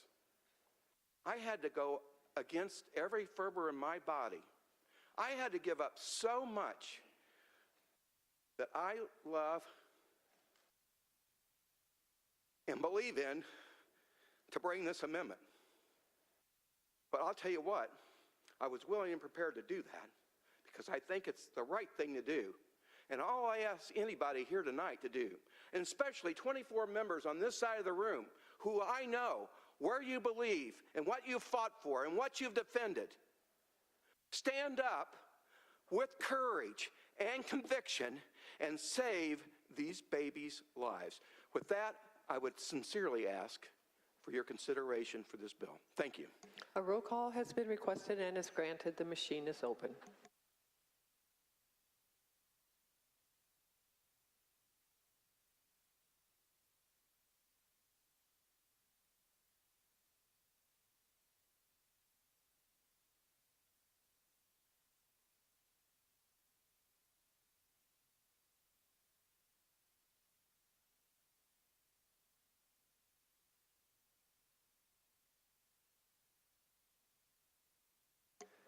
Machine is closed. Clerk will tie the roll. 18 ayes, 28 nays. The motion to amend has failed. Are there further amendments?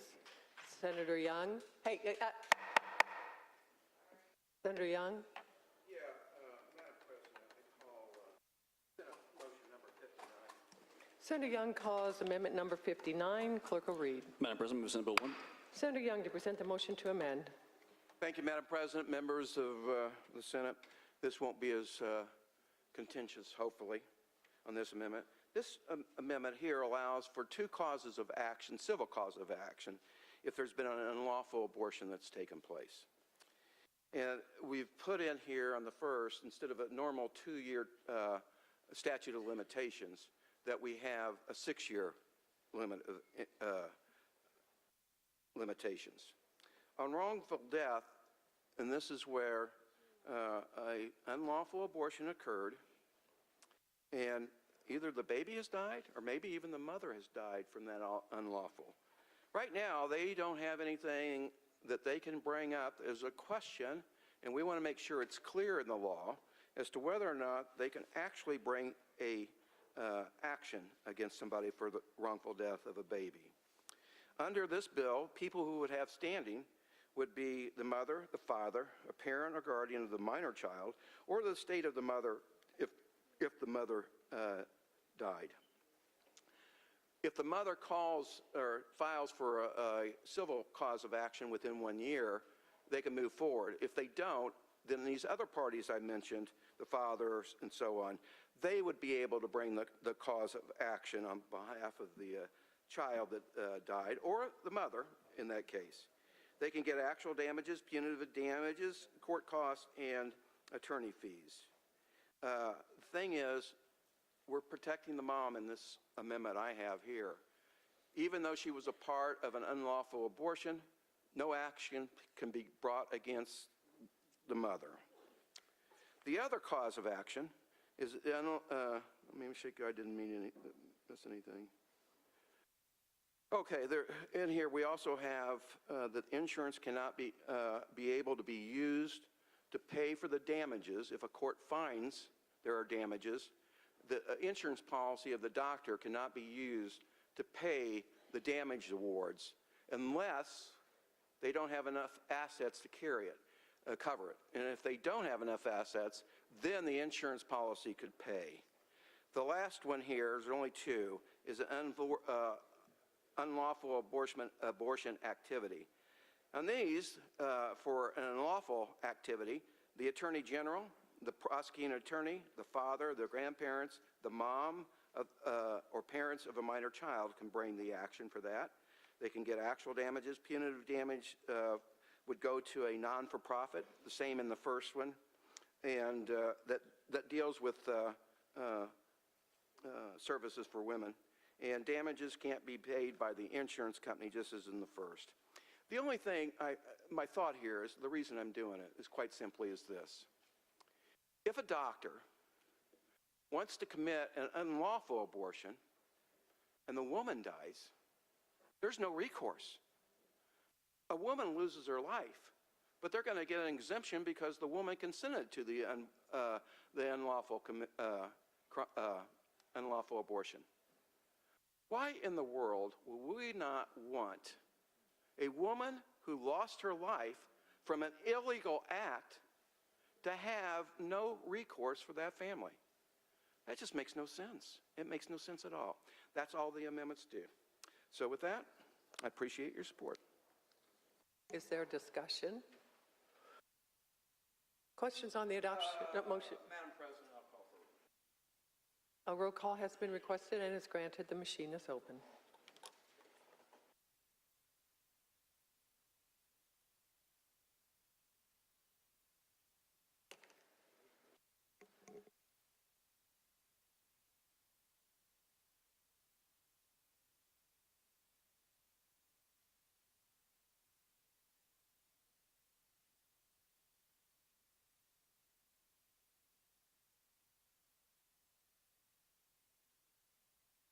Senator Becker?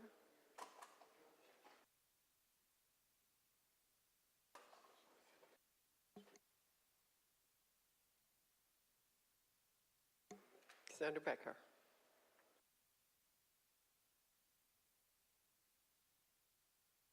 Have all senators voted? The machine is closed. Clerk will tie the roll. Roll call shows 16 ayes, 29 nays. The motion to amend has failed. Are there further amendments? Senator Bohacek? Yes, Madam President. Please call Senate motion. Senator Bohacek calls amendment number 2. Clerk will read. Madam President, move Senate vote. Senator Bohacek to present the motion to amend. Thank you, Madam President. Members of the Senate. Amendment number 2 just changes a couple of definitions, one from life to physical health, and also allow us to consider the psychological and mental condition of the pregnant woman. Thanks. Is there discussion? Senator Yoder. Senator Yoder is recognized to speak on the amendment. Thank you, Madam President. I appreciate Senator Bohacek bringing this amendment forward. I have 2 additional amendments that were similar, and I look forward to supporting this amendment, and I ask that you do too. I think it's a better understanding of what we mean by life, that it includes so much more, and I appreciate him bringing this and filing the amendment. Thank you. Further discussion? Senator Taylor. Senator Taylor, to question Senator Bohacek, do you yield? No. Senator Bohacek does not yield. Is there further discussion? Senator Bohacek, would you like to close? No. Questions on the adoption of the motion to amend? All in favor, say aye. Aye. Opposed, nay. No. Motion to amend fails. Is there further amendments? Senator Lannon.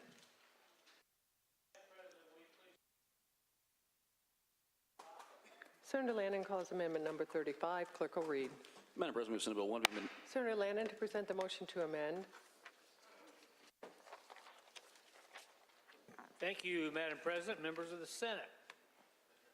In Senate motion number 35, I'm going to give the members the chance to do something that is not in Senate Bill 1, and that is a choice. And the choice is whether or not we should turn the clock back 50 years in the state of Indiana? Or should we maintain the status quo when it comes to the rights of a woman to choose? So, I guess just a little background here. Prior to the Supreme Court's ruling I guess it's still almost weeks, I guess it was a couple of months ago in Dobbs, I thought we were coming back here in early July, actually, when the governor originally called us back, to provide economic relief for all Hoosiers. But I fear now that we're here to inflict some personal freedom grief upon the women of our state. So it's true that the Dobbs Court, in setting aside the almost 50 years of protection underneath the United States Constitution for a woman to make this very personal choice free from governmental interference, it's true that the Dobbs Court does now send this matter back to each state to decide. And in a nutshell, what Senate Motion 35 does is it would preserve the status quo, as I said, and it would keep the current law in the state of Indiana on this issue. So the amendment would retain a woman's right to choose whether to have an abortion up to 20 weeks post-fertilization, and subject to all of the restrictions, rules, and regulations which I have heard argued over the years are so important to the health and safety of this procedure. So, this motion says in Indiana, our decision is we stand by a woman's right to control her own body, her own health care decisions, subject only to her own conscience, beliefs, and in consultation with whom she chooses, her health care provider, her family, spiritual counselors, but without government interference by virtue of a mandate that this bill currently has, which dictates that she may not make her own choice. Senate Bill 1 will be a governmental mandate passed by an overwhelmingly male-dominated legislature, which in the case of this body, 84% of whom can never personally be affected by its decision, but instead would say, whether or not you like it, the decision about your female body and health has already been made by you. You have no choice. So yes, it's a pro-choice amendment. And what is pro-choice? Well, in my opinion, pro-choice is being respectful of the individual's beliefs.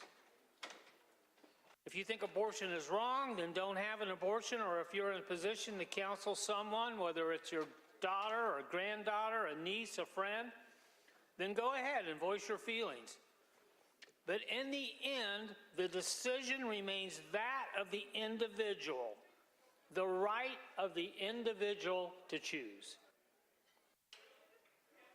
So, if you believe this right to choose is a right reserved to the individual woman whose health and future is at stake, you believe that that choice should include whether to elect, without big state government overreach, to have this safe procedure, which has been legal for the past decade, then I ask for your support for this amendment.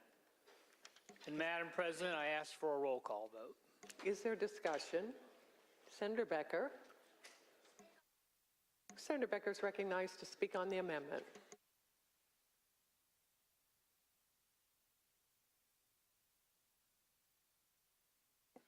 Thank you, Madam President, members of the Senate. I rise in support of this amendment, and I do it with the support of the majority of my constituents. I actually polled my constituents because I really wanted to know. I thought this was an important issue. And I did have an amendment to do a referendum so that everybody else here could find out from their constituents how they felt, but it failed. It wasn't supported by my caucus, and that's their prerogative. But I do think this is the way we should go. I think it's important, and I know that in my poll, the majority of Hoosiers in my district support my position. And all of you have looked at the polling throughout the state, and you know that the majority of Hoosiers support this amendment. So I hope you will vote yes. Is there further discussion? Senator Lannon, would you like to close? A roll call has been requested and is granted. The machine is open.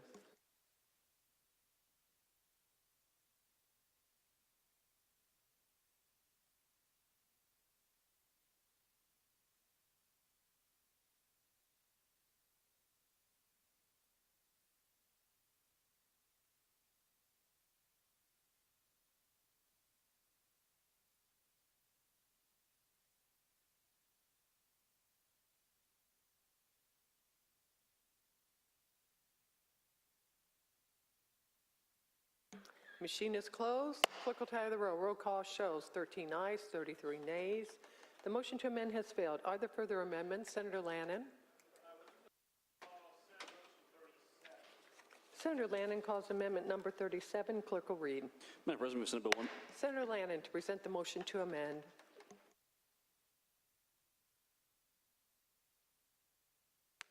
Thank you, Madam President, members of the Senate. What Senate Motion 37 deals with, it deals with when a victim of rape or incest who is under the age of 18 has to acquire the consent of a guardian or a parent. And what the motion says is that if it's incest, if it is a parent which has committed the rape, that in this case it does not make sense to have to acquire the consent of the parent or the guardian in that particular case. The requirement that's already in the bill that there would have to be the affidavit filed with the physician, and the physician does remain a mandatory reporter, is my understanding. So that's what the motion does. It just doesn't make sense in that case to require the rapist to have to provide the consent, put the minor in that position. So I'd ask for your support for the motion. Thank you. Is there discussion? Senator Freeman. Senator Freeman is recognized to speak on the amendment. Madam President, thank you. Members of the Senate. Senator Lannon, I think you were well reasoned and well thought out here as always, and I would ask my colleagues to join me in supporting you. It makes no sense whatsoever under my view of the law that we would ask someone that's been the subject of rape or incest to go to that very person and get permission to do something. I support you, Senator Lannon. Further discussion? Senator Lannon, would you like to close? Questions on the adoption of the motion? Roll call has been requested and it's granted. Machine is open.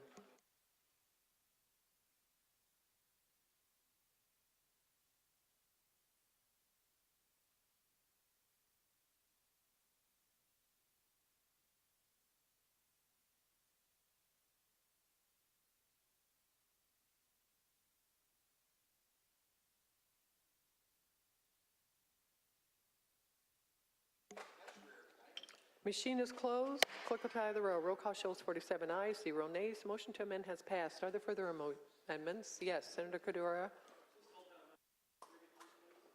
Senator Cordero calls amendment number 33. Clerk will read. Madam President, move Senate Bill 1.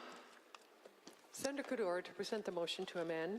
Thank you, Madam President. Respected members of the Senate, Amendment number 3 requires FSSA and specifically the Division of Mental Health and Addiction to evaluate the needs in every single county across the 92 counties in Indiana to determine the needs for expecting moms as far as providing adequate mental health services. And this is critical because, as I said before, there are many counties in Indiana that do not have the resources that are needed. And it's critical for the General Assembly to understand that rolling out a policy before having the infrastructure in place is problematic. I'll conclude by sharing with you one example that actually came to the Appropriations Committee last year, or last session. So if you recall, there was a bill that was introduced, or an amendment in the Appropriations Committee, to slow down FSSA from expanding or moving into managed care as far as it relates to nursing homes. And the argument that was made by my colleagues is that we can't implement a policy if the agency is incapable of providing the needed services. And I think I was the only no vote in committee, because I said that was actually a good thing that we trusted FSSA to do, and my colleague said, no, we don't want to do this. So you changed the law, or the policy at that time, to only expand FSSA's work on managed care for nursing homes to 5 counties.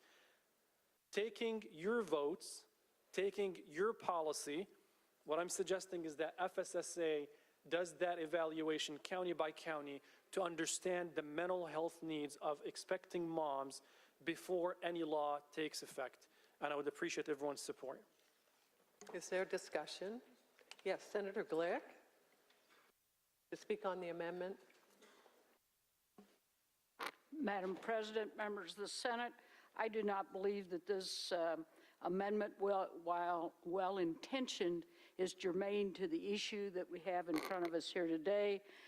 Behavioral health is working on reports, and I believe I'd like to hear their response, their report from their study, and then if that's not sufficient, I think we can go forward with additional investigation. But at this time, I would ask that you defeat this amendment and that we wait for their response. Further discussion?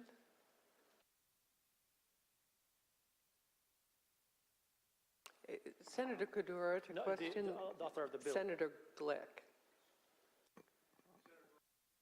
Yeah, Senator Glick. She's waiting on her. Yeah.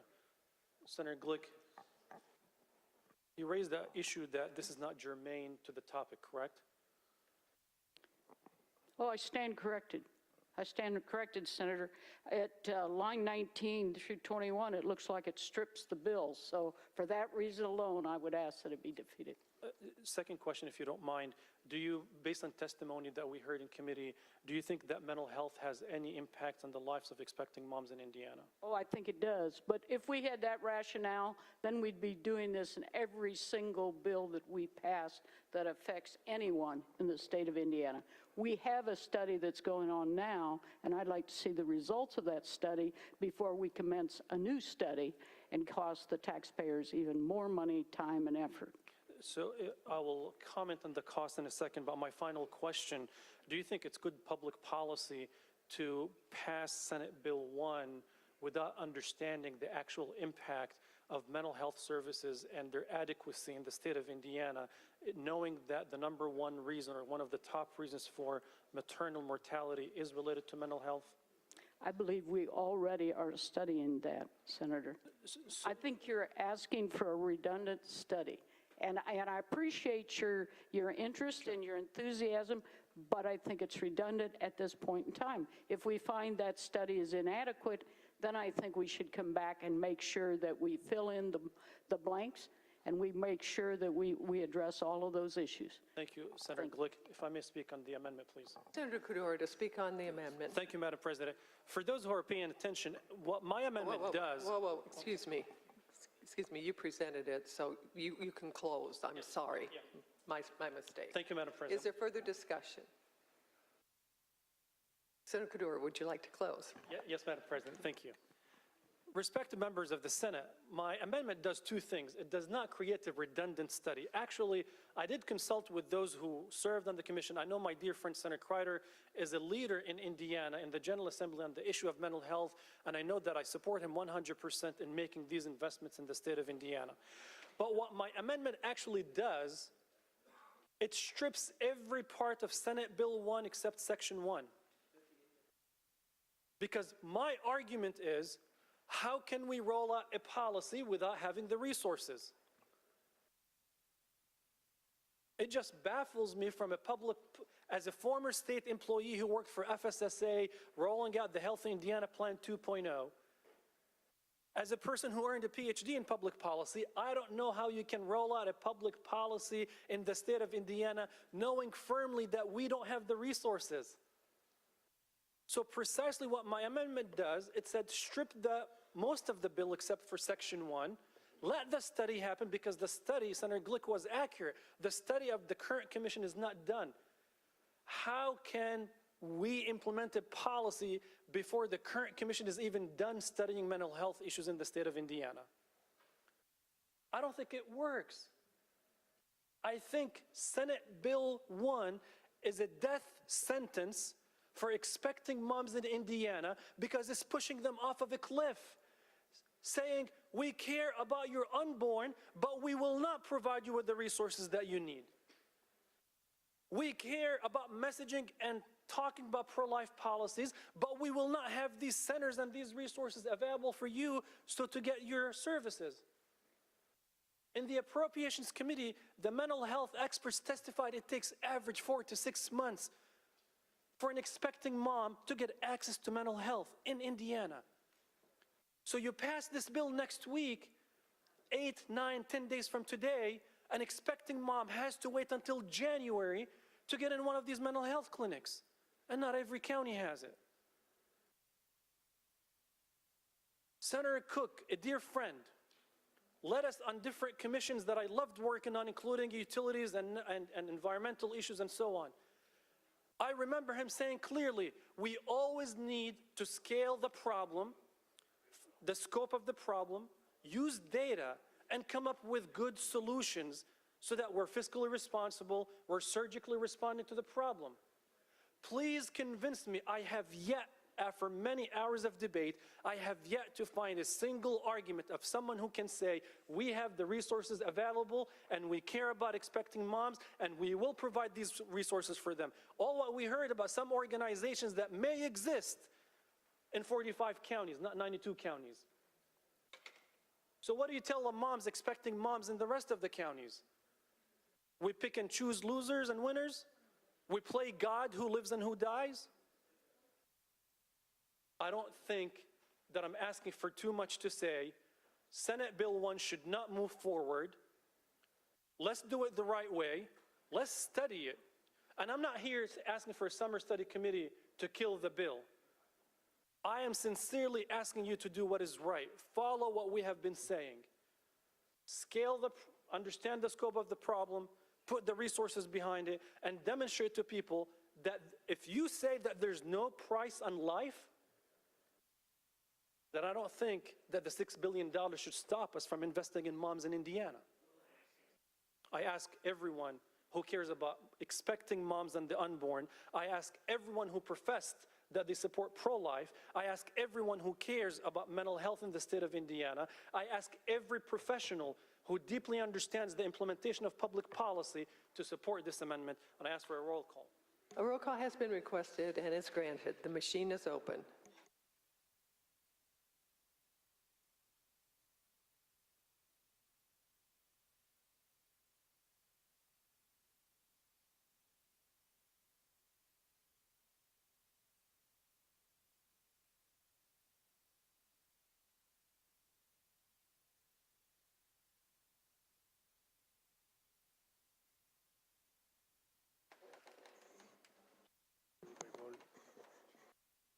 The machine is closed. Oh, excuse me. Senator Taylor? Okay.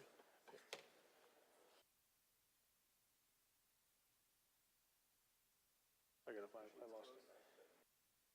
The machine is closed. The clerk will tally the roll. The roll call shows 12 ayes, 35 nays.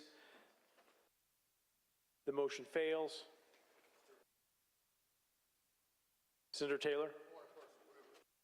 Senator Taylor is recognized for a point of personal privilege. 1 minute.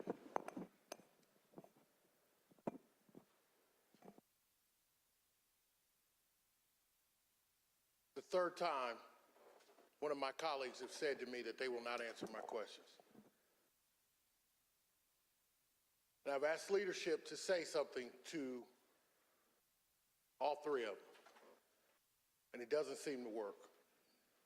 So I'm just gonna give you guys a little help. This is a body that I respect.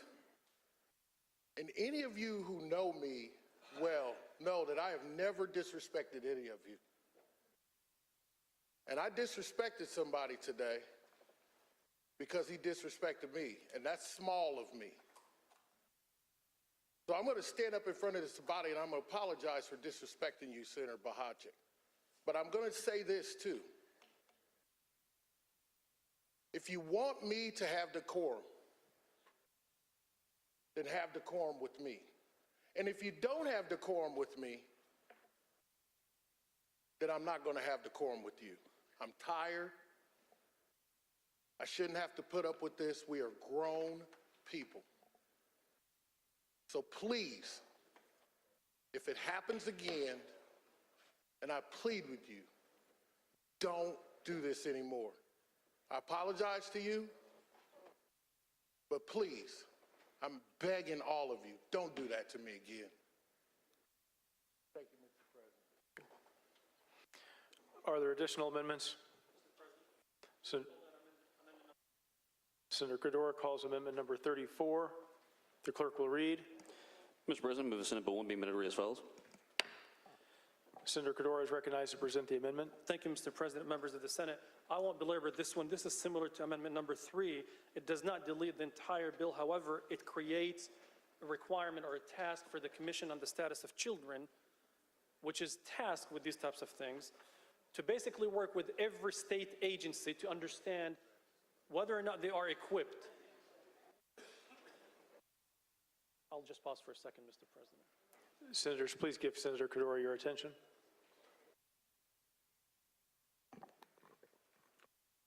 So a decision that has impacted lives for 50 years is worth a good discussion and debate in a body like our body.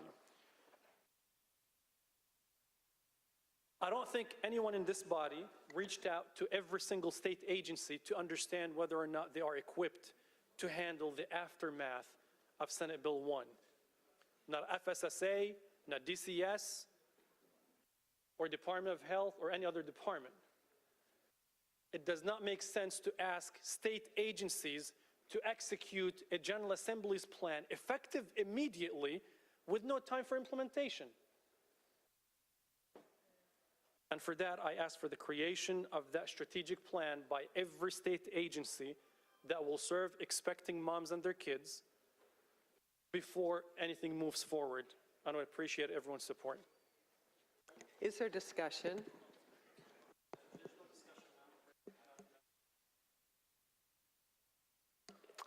A roll call has been requested and is granted. The machine is closed. Machine is open.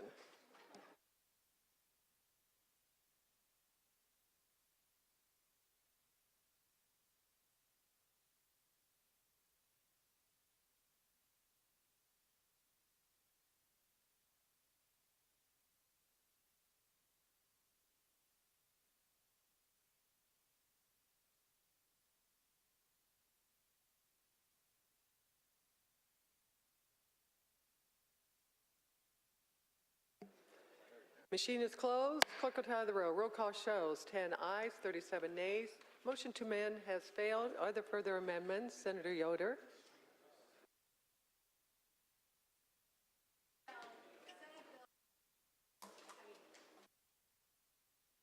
Senator Yoder calls amendment number 14. Clerk will read. Madam President, move Senate Bill 1. Senator Yoder, present the motion to amend. Thank you so much, Madam President. I know we're all getting a little tired. I present amendment number 14, which requires resource pregnancy centers to be licensed in this bill. And my amendment would require that resource pregnancy centers, if they are providing medical advice or ultrasounds, that they be licensed. Though these centers, like I mentioned earlier, are frequently, they're throughout Indiana, and Senator Brown reminded us, so many Hoosiers rely on these for care in their communities. And so we need to have some oversight of them and make sure that they are licensed to provide such care. And this amendment just simply says that we're going to require these resource pregnancy centers, if they are providing medical advice and ultrasounds, that they be licensed. And I ask for your support. Is there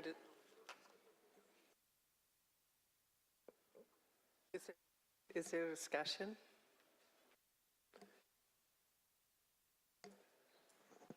Questions on the adoption of the motion to amend? All in favor, say aye. Aye. Opposed, nay. No. Motion to amend has failed.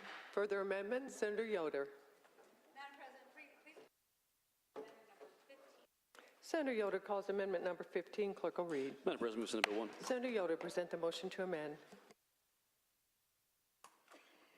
Amendment number 15 reinstates surgical abortion possibilities in clinics. Under the current language of SB 1, standalone abortion clinics will no longer be allowed to provide surgical abortions, and they're limiting just to the administration of medication abortions.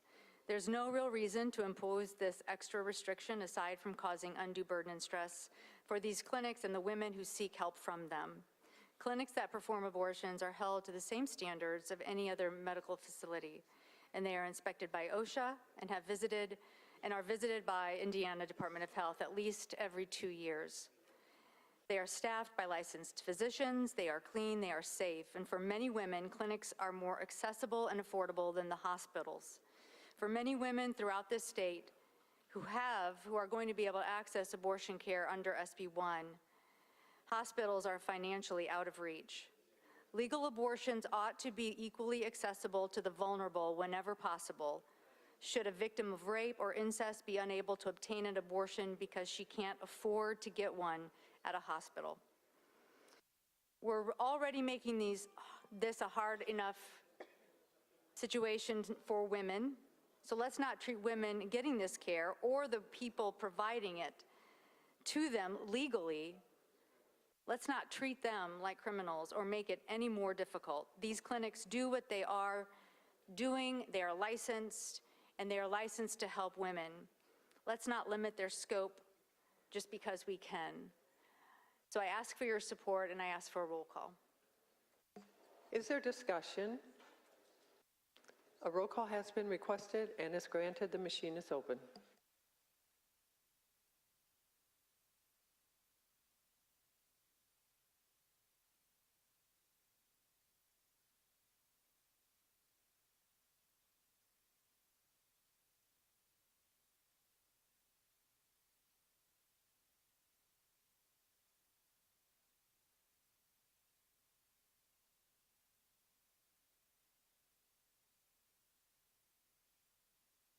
The machine is closed. Clerk will tally the roll. Roll call shows 11 ayes, 36 nays. Motion to amend has failed. Are there further amendments? Senator Yoder.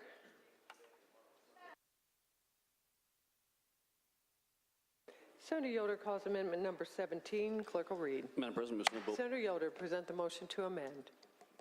Thank you, Madam President. And Senator Buck, I know you're going to really love me for this because I did present this in committee. But it's such an important piece of access to abortion care when we are going to make it legal in SB 1. In 2021, when we expanded telehealth in the state of Indiana, I'm on the health committee, and we diligently went through how we were going to expand telehealth in Indiana. And we did not discuss abortion access. That amendment was presented on the floor as a second amendment, and we didn't have an opportunity to hear testimony. So this amendment would repeal that in the state of Indiana, and we would be able to access abortion care via telehealth in Indiana. I ask for your support for this amendment, and I will ask for a roll call. Is there discussion? Senator Charbonneau. For what purpose do you rise? Senator Charbonneau is recognized to speak on the amendment. Thank you, Madam President and members of the Senate. We have very consciously addressed the telehealth situation in Indiana and very methodically gone through what we are going to do or what we're going to allow every year, and we've expanded the use of telehealth. We have not gotten into the use of abortion medications, and there's a list of problems that I can read through that are potential because of abortion medications. And it is something at this point in time we just should not allow through telehealth. And I ask that you defeat the amendment. Further discussion? Roll call has been requested and is granted. The machine is open.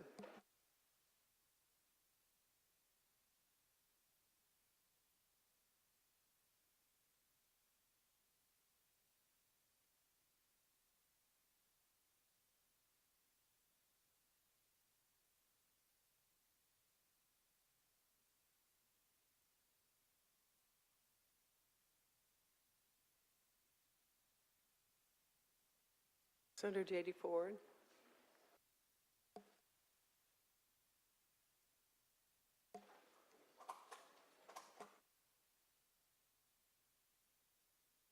The machine is closed. Clerk will tally the roll. Roll call shows 10 ayes, 37 nays. Motion to amend has failed. Are there further amendments? Senator Breaux. Senator Breaux calls amendment number 51. Clerk will read. Madam President, move Senate Bill 1. Senator Breaux to present the motion to amend.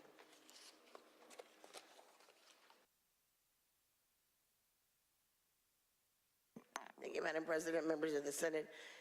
In the Supreme Court case of Dobbs, the justices determined that the right to access contraceptives remains untouched in their decision. And that's all this amendment number 51 is doing. It is trying to ensure that nothing in our state statute shall be deemed to prohibit the use of contraceptives, including the emergency contraceptive Plan B. The right to access contraceptives was decided in 1965, reaffirmed in 72.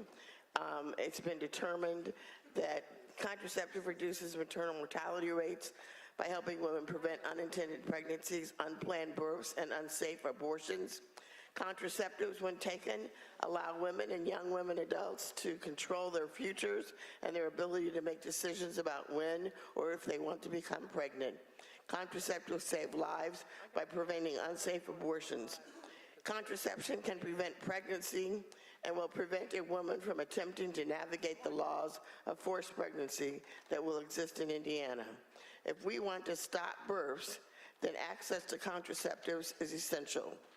So I ask you to please support this common sense amendment that ensures access to contraceptives will stand untouched in Indiana law.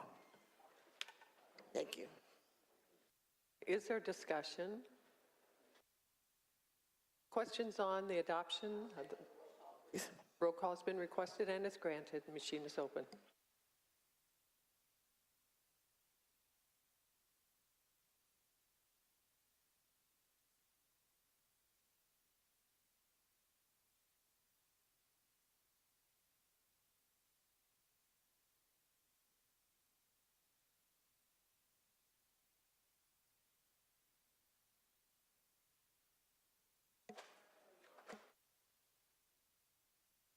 Senator Rott, Senator J.D. Ford.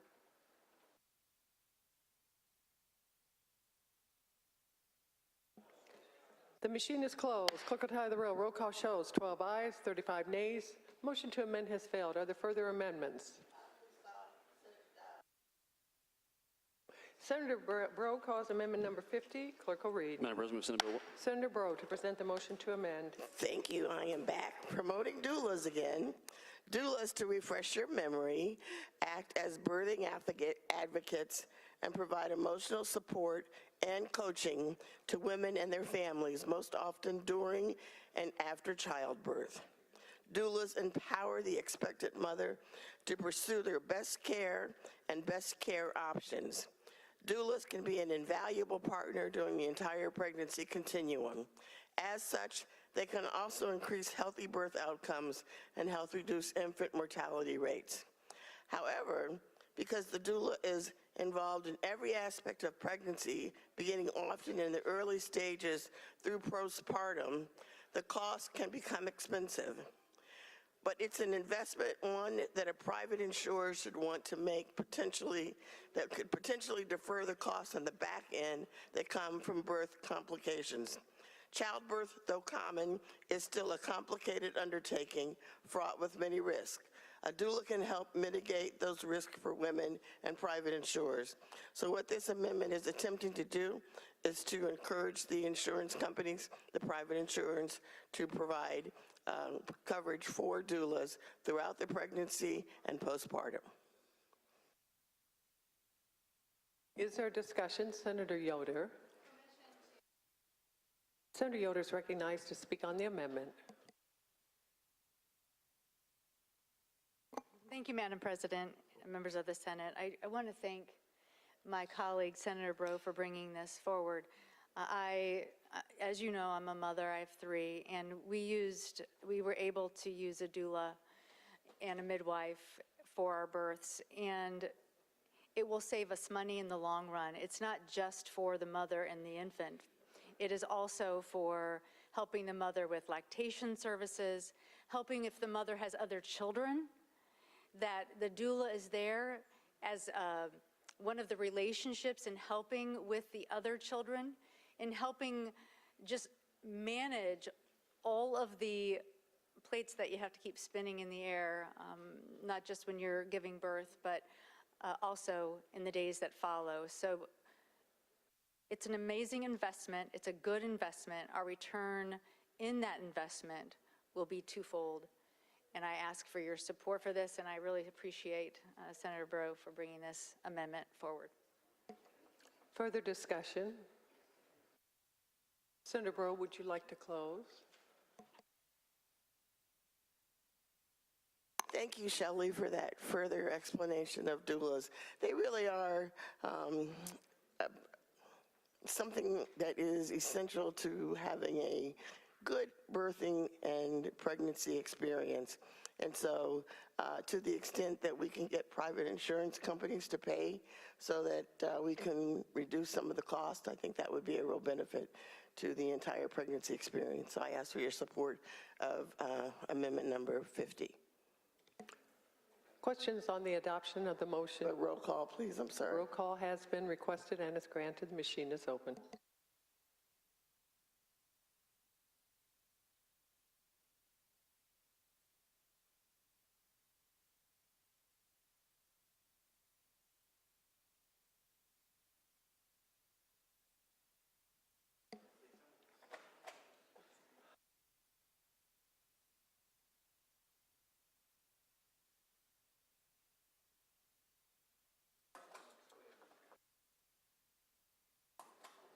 Machine is closed. Clerk will tally the roll. Roll call shows 12 ayes, 35 nays.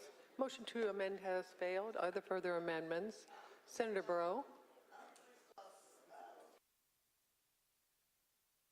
Senator Breaux calls amendment number 49. Clerk will read. Madam President. Senator Breaux to present the motion to amend. Yeah, I thought that Senator Holdman's quote applied quite nicely to Senate Bill 49 when he said that we don't know what the impact will be on the state budget. But we don't know what the impact of this law. Closed. Clerk will tally the roll. Roll call shows 12 ayes, 35 nays. Motion to amend has failed. Are there further amendments? Senator Breaux. Senator Breaux calls amendment number 49. Clerk will read. Madam President. Senator Breaux to present the motion to amend. Yeah, I thought that Senator Holdman's quote applied quite nicely to Senate Bill 49 when he said that we don't know what the impact will be on the state budget. But we don't know what the impact of this law and the change in this law will be on the impact of mortality, maternal mortality. We already have a maternal mortality commission, and what this amendment simply does, it asks that we begin the study and collection of data so that we as lawmakers can understand the impacts on maternal mortality, good or bad, of this Indiana abortion law. It's a very simple bill, and I ask for your support. I'd like a roll call too, please. Is there discussion? A roll call has been requested and is granted. The machine is open.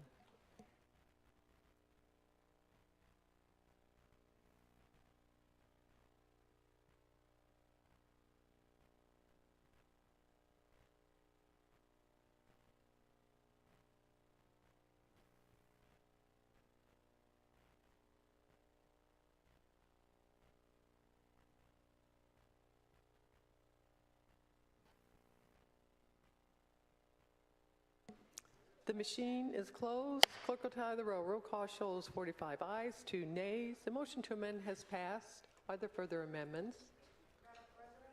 Senator Griffin.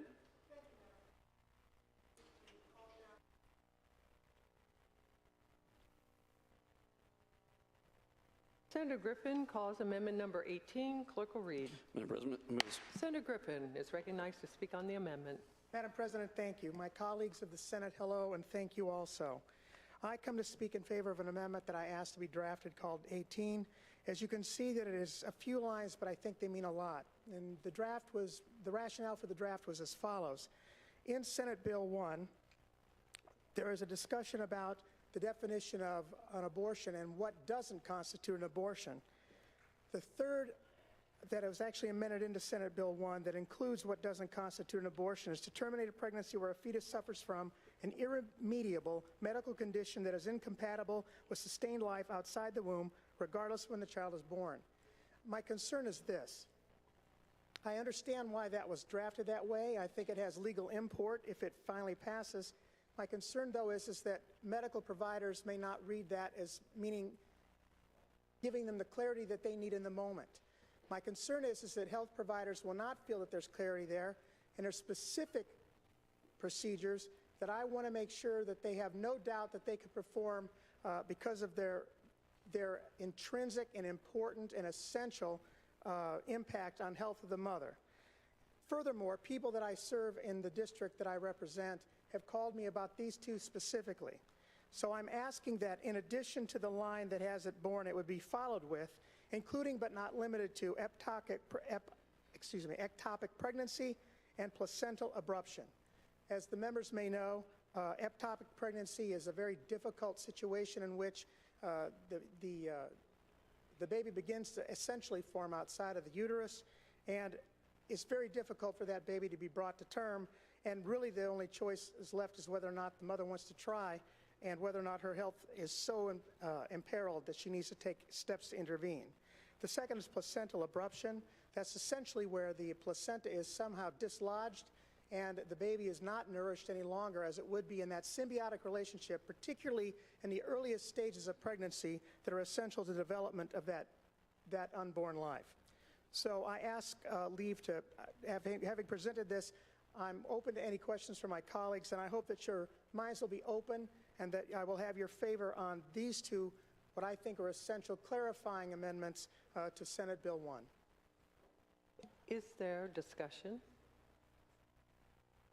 The question? Madam President, I ask for a roll call then, and I think a roll call has been requested and is granted. The machine is open.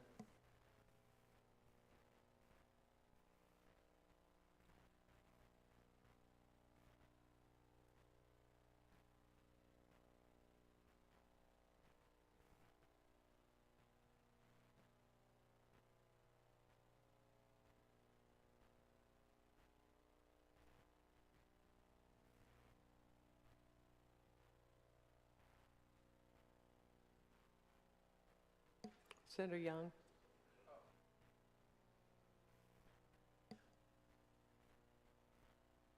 Senator Boots.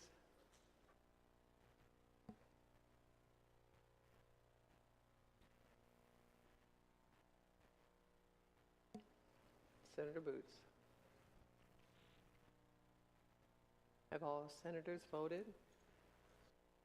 The machine is closed. Clerk will tally the roll. Roll call shows 13 ayes, 33 nays. Motion to amend has failed. Are there further amendments? Yes, Senator Pohl. Senator Pohl calls amendment number 29. Clerk will read. Madam President, Senator Pohl to present the motion to amend. Thank you, Madam President. What Amendment 29 does is provides housing to those that need it. If Senate Bill 1 passes, what this does is ensures that pregnant women and postpartum women with a child under the year of 1 year old will be eligible for housing. The housing would come under the Indiana Housing First program that's, again, administered by the Indiana Housing and Community Development Authority. This is simply an expansion. Currently, it serves those with mental illness, and I don't think that there's really an argument as to whether or not pregnant women that are homeless or those that with a child that's under 1 year old should also be considered. If we really truly want to take care of both the unborn and the newborn, providing them with a roof over their head should absolutely be something that is a top priority for this legislature. I ask for your support on this amendment, and I call for a roll call. Is there discussion? A roll call has been requested and is granted. The machine is open.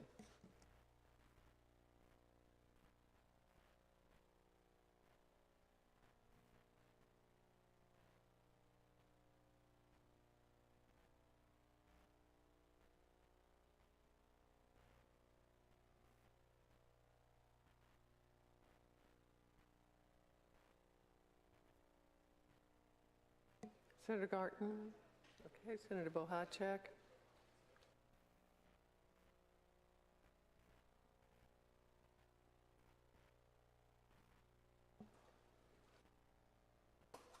Senator Booth. Have all senators voted? The machine is closed. Clerk will tally the roll. Roll call shows 10 ayes, 36 nays. Motion to amend has failed. Are there further amendments? Yes, Senator Melton. Senator Pohl. Senator Pohl calls amendment number 30. Clerk will read.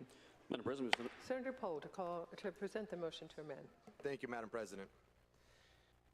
I don't sit on rules, I don't sit on the Appropriations Committee, but I sat here through 2 days of testimony earlier on this week. I sat in this chamber, I listened to the testimony of both sides, and time again it came up about infant and maternal mortality. That rate in Indiana is categorically abysmal. Currently, there are no mandatory standards for care for pregnant women in our prison system. Last session, we specifically addressed the issue of deshackling pregnant women in custody while incarcerated, given the extremely traumatic experience that women came to this body and testified about. Given that we're here to talk about, under Senate Bill 1, loving both the mother and the child, this amendment provides that pregnant, non-serious violent offenders are to be spared that traumatic experience of being incarcerated in a correctional facility while pregnant, while worrying about the life of a child. Last session, we took this issue actually seriously, and we moved in the right direction. If we really want to focus on how to care for the life of the unborn, take them out of the correctional facilities. I ask for your support on this amendment. Thank you. Is there discussion? Call for roll call. Is there discussion? A roll call has been requested and is granted. The machine is open.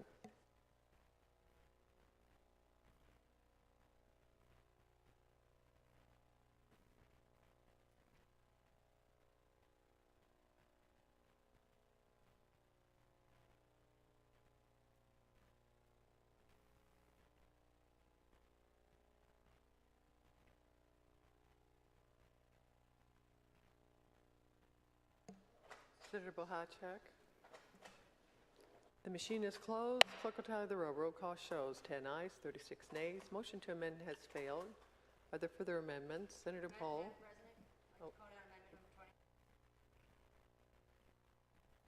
Excuse me. Senator Brown calls down amendment number 20. Clerk will read. Madam President, move Senate Bill 1 be...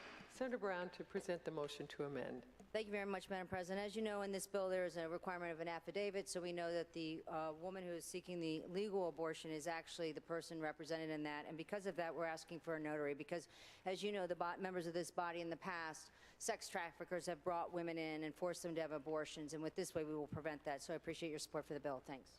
Amendment. Is there discussion? Senator Pohl. Senator Pohl to question Senator Brown. Senator Brown, do you yield? Yes. Senator Pohl.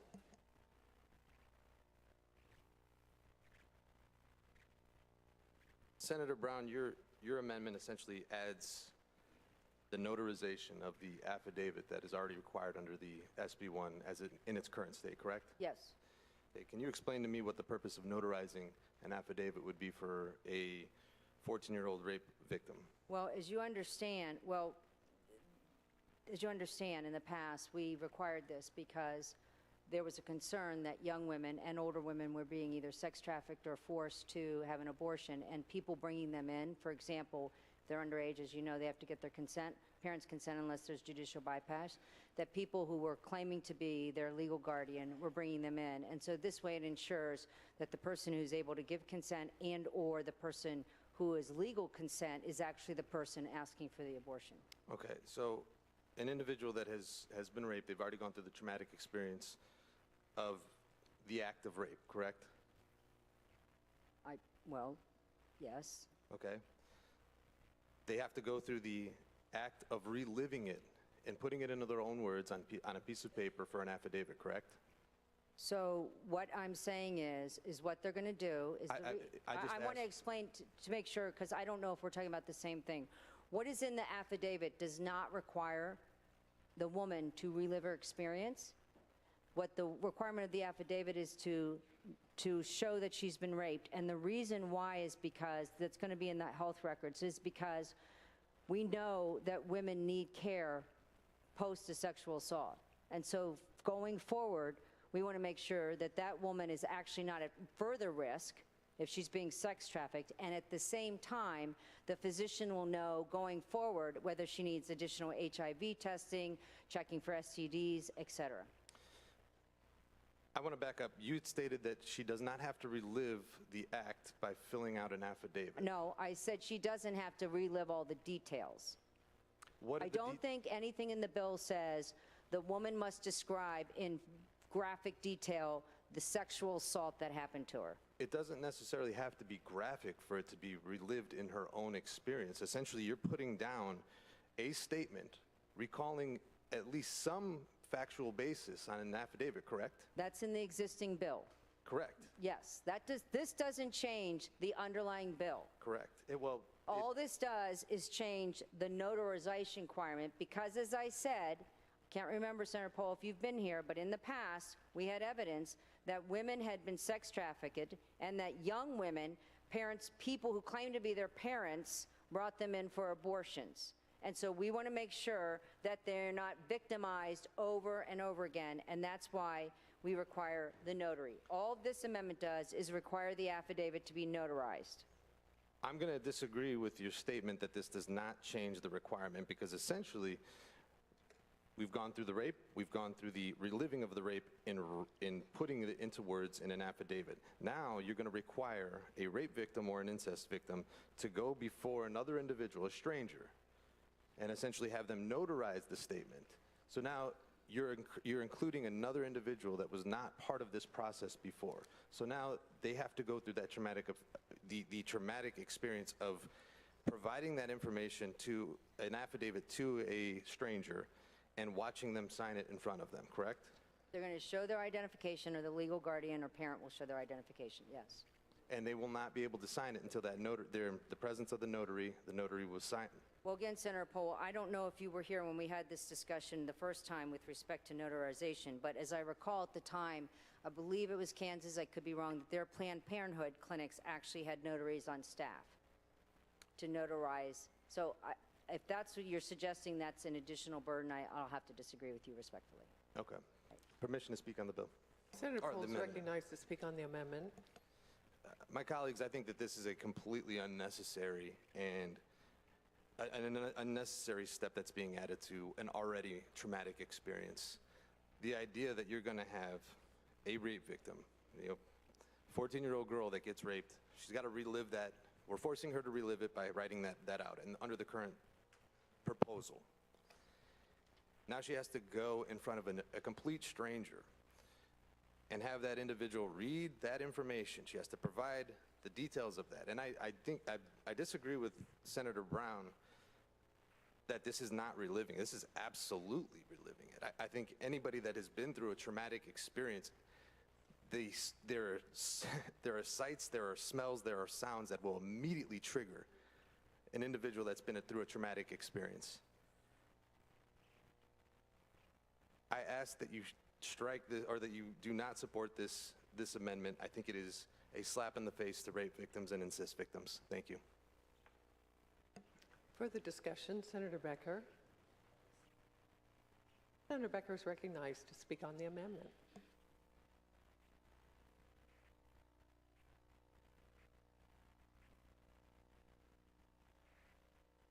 Thank you, Madam President, members of the Senate. I rise to oppose this amendment because it removes the confidentiality of that affidavit, and I don't think we need to be adding that type of disruption and stress to a rape victim. It's just not necessary, and I'm very concerned when we remove the confidentiality, and I hope you will oppose this amendment. Further discussion, Senator Taylor. Senator Taylor, to question Senator Brown, do you yield? Senator Taylor.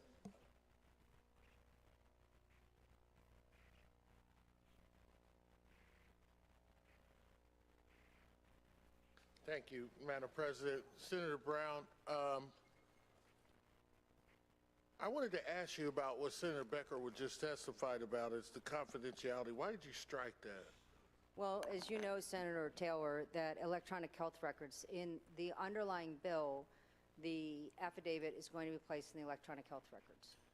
So what? And the reason for that is, sorry, Senator Taylor, the reason why, as I mentioned to Senator Pohl, is because we want to make sure that the woman who has been assaulted receives all the medical treatment she needs. The electronic health records, as you know, are confidential. They're covered by HIPAA rules. And in fact, anyone in that office, unless they're treated, or the hospital or whatever the facility or healthcare provider is, only people who are treating that individual have access to those records. It was unclear what confidential meant, and since electronic health records are confidential, that's why it was struck.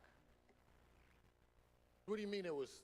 I don't understand how it's confidential. It's hard to understand. I think electronic health records are actually more confidential than just saying a document is confidential.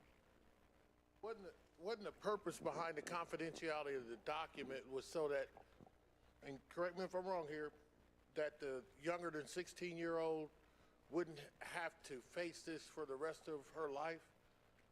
I don't know what that means. It's going to be in our electronic health records. Don't you want the doctors to know when they're treating? I want them to know when they're treating her that she had this traumatic injury at a young age, and as I said, she may need so you believe that HIV testing and everything going So forward. you believe that because this affidavit will be in her electronic health records, that it would actually be confidential already?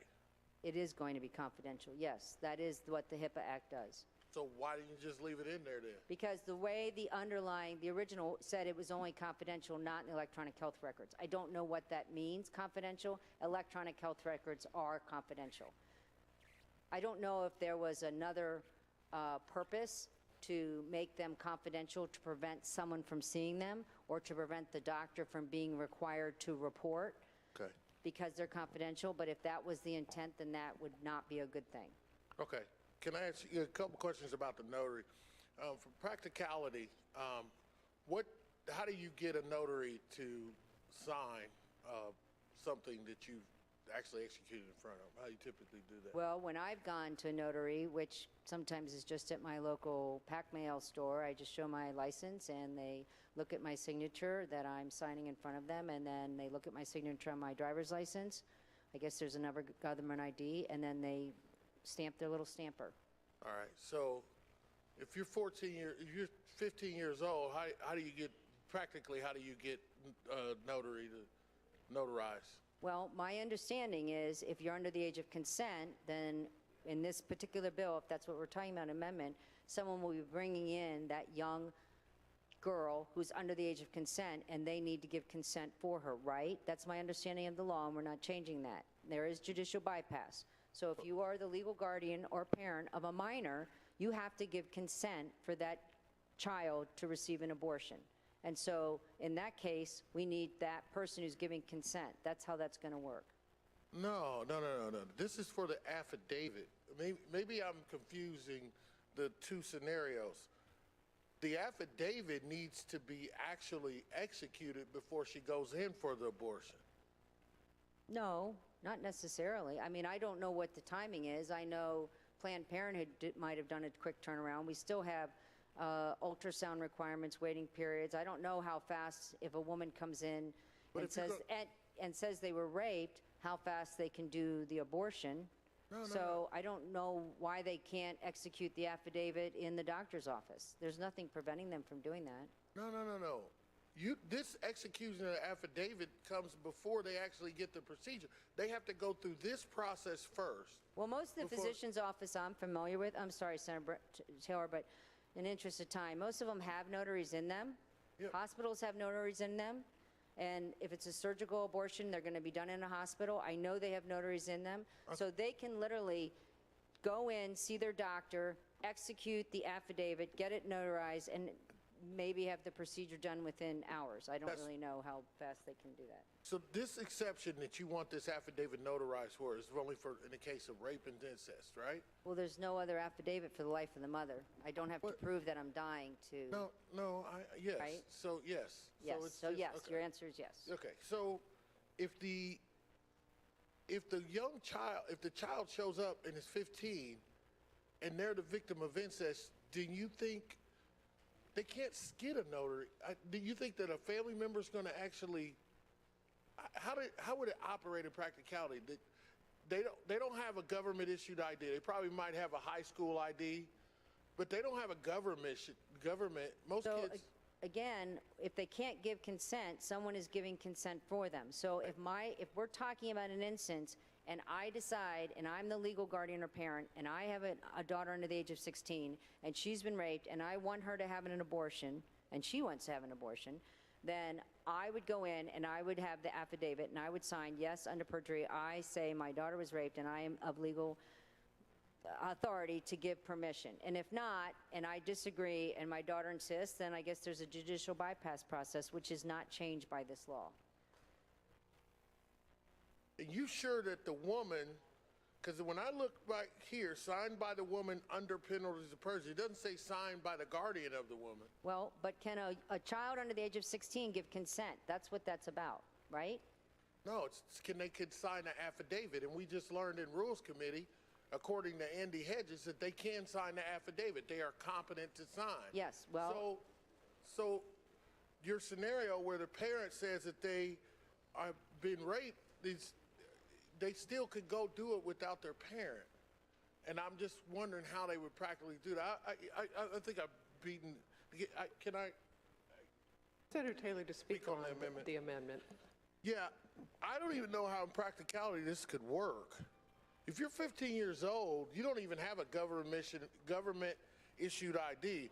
And for those of you who remember, Senator Young actually, who was it? I can't remember. I think it was Senator Young had a bill where we all could go get our own, as legislators, to be notaries. Or I can't remember who it was, but I've got my notary stamp, so I'm a notary. And I know that a child I can't notarize their signature because I can't tell all I have to do is be able to tell who they are. But a lot of the IDs, if kids change their hair, they do it all, this would be very impractical. And to put these kids through another burden under 15 years old, I mean, I could see if it was over the 16 exception, but to put a 12-year-old through this, to get a notary, this is just overburdensome, and I ask for your no vote on this amendment. Is there further discussion? Senator Brown, would you like to close? Questions on the adoption of the motion to amend? All in favor, say aye. Aye. Opposed, nay. No. Motion to amend failed. Are there further amendments?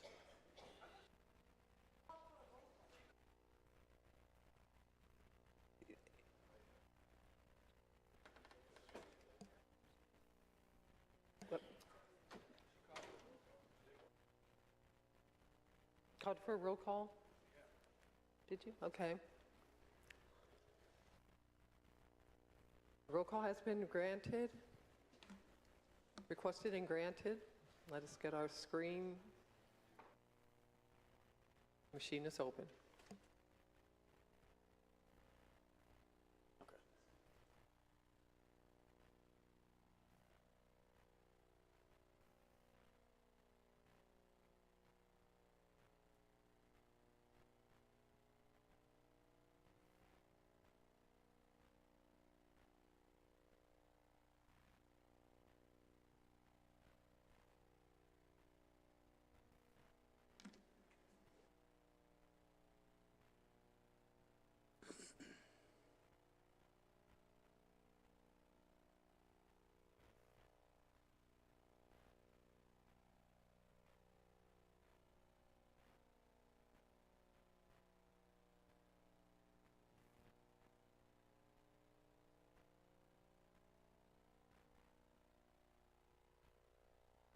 Machine is closed.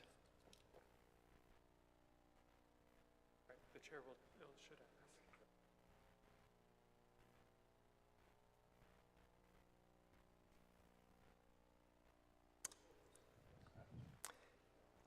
"24 ayes, 23 nays. Motion to amend has passed. Are there further amendments? Senator Pohl. Senator Pohl calls Amendment 31. Clerk will read. Madam President, move Senate Bill 1 be amended to Senator Pohl to present the motion to amend. Thank you, Madam President.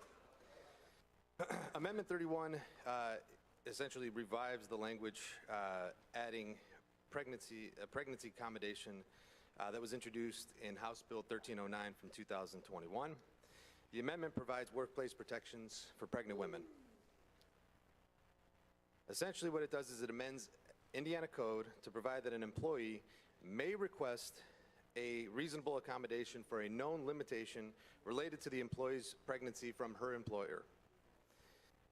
It also provides an employer must respond to an employee's request for a reasonable accommodation with reasonable time, and an employer must grant the employee's request absent an undue hardship of the employer's business. New sections also include a definition of reasonable accommodation and undue hardship.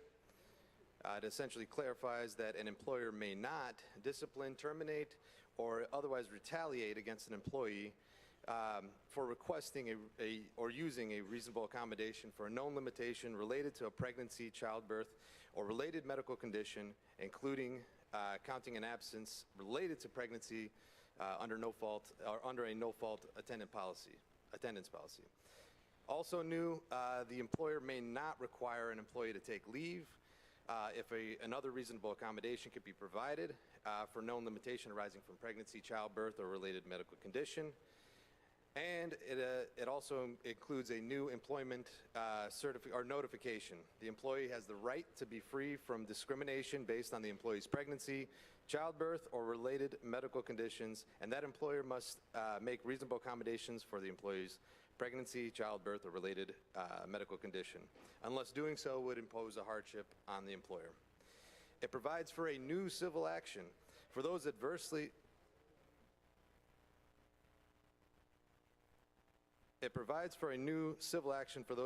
affected by an act in violation of this chapter, and it specifies the awards for that civil action. So regardless of whether the person has exhausted an administrative remedy, they would be entitled to back pay, compensatory and punitive damages, prejudgment interest, and reasonable attorney fees.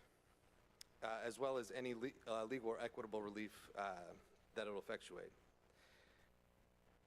If we're talking about protecting pregnant women, we also need to protect them in the workplace. I ask that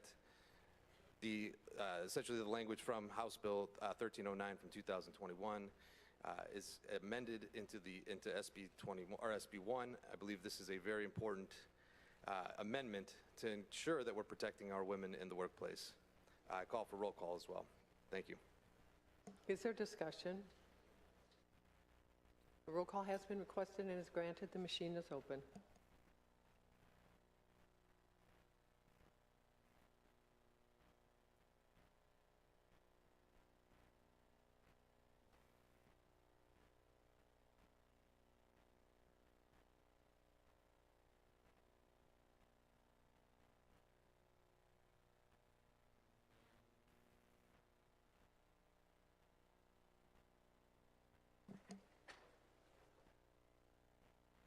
The machine is closed. Clerk will tally the roll. Roll call shows 11 ayes, 35 nays. Motion to amend has failed. Are there further amendments?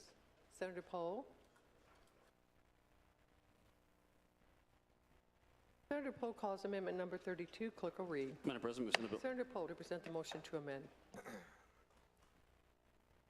So in an additional effort to try and protect pregnant women, we are essentially creating, with Amendment 32, a new civil action in the event that Indiana law prohibits a pregnant woman's access to a medically necessary abortion. The amendment specifically defines a medically necessary abortion. Essentially, if the state is going to force someone to give birth despite needing a medically necessary abortion, then the state should be ready to take the actual responsibility for callously jeopardizing the life of that person. It provides for compensatory damages, including actual damages for injuries sustained by the woman as a result of the prohibition on a medically necessary abortion, medical expenses, mental and emotional distress, lost wages, loss of relationship and companionship, court fees, and reasonable attorney fees. Again, if we're going to protect women, we need to ensure that we are taking responsibility for what the state is doing to them. I ask for a roll call and ask for your support. Thank you. Further discussion? Roll call has been requested and is granted. The machine is open.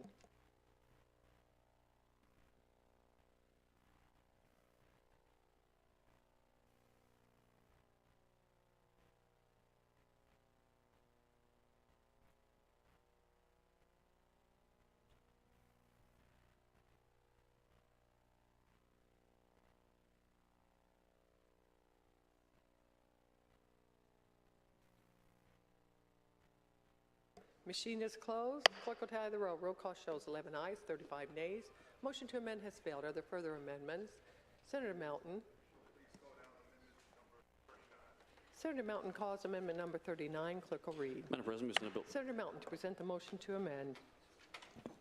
Thank you, Madam President, members of the Senate. I bring before you amendment number 39. This is a simple amendment. It's making an exception for a person to have an abortion if it's within their religious beliefs. During committee, we had several individuals come before us and testify. I even have a constituent of mine that sent a letter. Now I'll just read a few brief excerpts from that. But one of the things that stood out to me from one of the testimonies was from if I can have your attention please, the Indianapolis Jewish Community Relations Council and the Indiana Board of Rabbis. And just very quickly, from the rabbi that issued this statement, he said, the Jewish beliefs on when life begins are varied, yet consistent in the view that a fetus is part of the pregnant woman and not an independent human being. Under Jewish law, abortion is not only permissible in certain instances, but is required if necessary to protect the physical and mental health of a pregnant woman. The Indianapolis JCRC and IBOR cannot support absolute bans on abortion that would forbid access to abortion in life-saving situations. I use this as one quick example of one of our faiths that's here in the state of Indiana. And really quick, a constituent of mine, I don't want to specifically say her name, but she is a chaplain at one of the hospitals in my district, and she sent a letter as well, and I'll just read a couple of excerpts if she doesn't mind. She says, federal and state regulations for healthcare facilities require a spiritual assessment for residents and patients and documentation of an individualized plan of care to meet their needs. Spiritual includes the beliefs and faith that guide an individual, not necessarily a religion. Since 1969, the interdisciplinary approach is included in the Joint Commission on Hospital Accreditation. So as I started to do my own research, and it reminded me of a conversation and a debate that we had in this very chamber in 2020 and 21. And if you all remember, it was House Bill 1001, where we were having the debate again around religious freedom, religious belief, and we exempted individuals from receiving the vaccine if it was against their religious belief, if it was against their faith. If you don't remember, I have the language right here. Let me read it for you. It said, subject to subjection, an employer may require an individual to submit to testing for the presence of COVID-19 not more than 2 weeks if the employee receives an exemption based on medical reasons. That's one. Another one is immunity from COVID-19. And the last one here, it says religious reasons under Section A2. I did a little bit further research in this bill, and it says, excuse me, to expand on the religious aspect, it says to claim an exemption based on religious reasons, an employee must present to the employer an exemption statement in writing. So the purpose of this amendment, like I mentioned before, and we mentioned this in committee, that there are a variety of Hoosiers in the state of Indiana that have various faiths and denominations. And if they have a specific reason or rationale why they believe a certain way, we shouldn't be able to question that within their faith, because that's their faith, just as we wouldn't expect someone to question our faith. So I'm seeking an exemption for those that need to seek an abortion based off their religious beliefs. And it's straightforward, and basically that's the point. So I'm hoping that we can seek your support for this. We have already set precedent in terms of religious beliefs, and I'm seeking for a roll call vote. Discussion, Senator Yoder. Senator Yoder is recognized to speak on the amendment.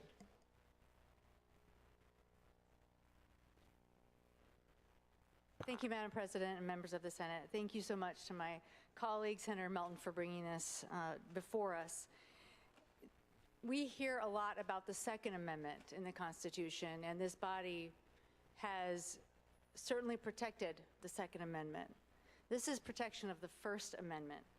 Congress and we have taken our own oath of office in this body to protect the Constitution. But the Constitution of the United States, First Amendment, Congress shall pass no law respecting an establishment of religion or prohibiting the free exercise thereof. And what we have heard, I know all of us have heard, definitely I received many notes, emails, texts from different religious leaders, multi-faith coalition, rejecting this SB 1 and asking for protection for the freedom of religion and making sure that we do separate state from religious practice. And I appreciate Senator Melton's amendment honoring that and including that in SB 1. So for that, I ask for your support for this amendment, and I'm happy to associate myself with you. Is there further discussion? Senator Melton, would you like to close? I want to thank my colleague, Senator Yoder. I just want to close with the remarks of my constituent, again, which is a chaplain at one of our local hospitals. And she says, chaplains provide for the spiritual needs of patients, families, physicians, and staff. Our inclusion in ethics committee and care conferences support an interdisciplinary approach In each, my role is to respect where the individual places their faith and what brings comfort or conflict. It is a ministry of presence, not proselytization, judging, saving, or shaming. Yet, Senate Bill 1 and other laws are state-sanctioned spiritual abuse, in her opinion, as they place one religious belief over all others. Again, this is just a story from one of my constituents that I wanted to share, and I want to thank Senator Yoder for elaborating on that in terms of the constitutionality. And I just ask that you all just think about the other Hoosiers that may have different faiths, and even those that may be considering becoming a Hoosier, and that is of a different denomination, of different faith, and different background, that's considering moving to Indiana. Let's not allow this to be one of those factors that make them choose another state. So I ask for your support. Question is on the roll call has been requested and is granted. The machine is open.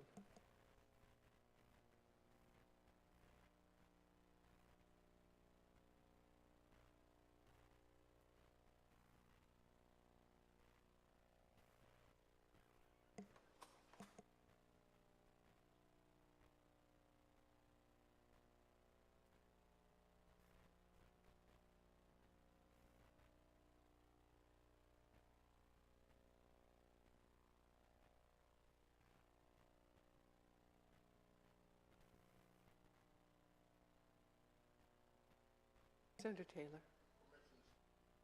Senator Taylor, to explain this vote, 1 minute, please. Thank you, Madam President. On July 22nd, I got a letter, an open letter from the Multi-Faith Collective for Reproductive Choice. And before, I know I'm not going to change anybody's vote on this, but one of the things that I think we should recognize is that this letter that I received was signed by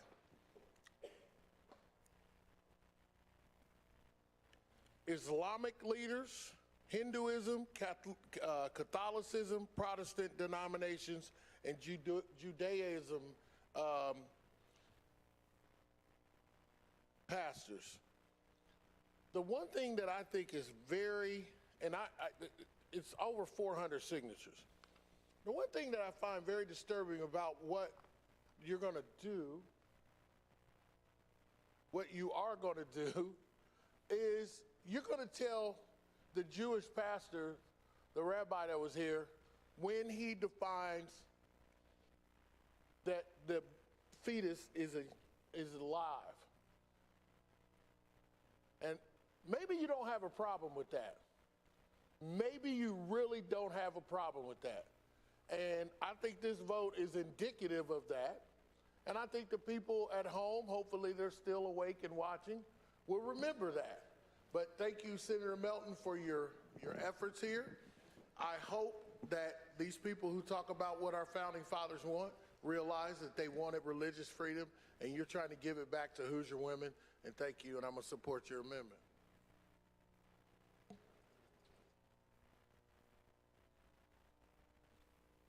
Have all senators voted? Machine is closed. Clerk will tally the roll. Roll call shows 12 ayes, 33 nays. Motion to amend has failed. Are there further amendments? Senator Melton. Senator Melton calls amendment number 38. Clerk will read. Madam President, move Senate Bill. Senator Melton to present the motion to amend. Is this thing on? All right, thank you. I'm bringing amendment number 38, which is simply doing a few things. In 2017, the General Assembly passed a law that allows the Medical Licensing Board to revoke the license of a physician who the Attorney General proved had violated an abortion law. Physicians are already subjected to disciplinary actions by these rules. Piling on prosecution from the Attorney General's office isn't necessary, and the current bill in its current form gives the Attorney General additional power and authority to do so. But we already have a process in place based off what we passed in 2017, which is Indiana Code 25-22.5-8-8, We must make sure physicians in Indiana are free to do their jobs without fear or retaliation or attack. Indiana is already dealing with a shortage of healthcare providers. That problem will hardly be addressed if doctors fear attack from our highest court or simply doing their jobs. I simply ask my colleagues to support this amendment and keep the current statutes of what we have and not over endowing one particular office with too much power to address some issues that we already have a system and a process to address. So I ask for your support and ask for a roll call. Is there discussion? A roll call has been requested and is granted. The machine is open.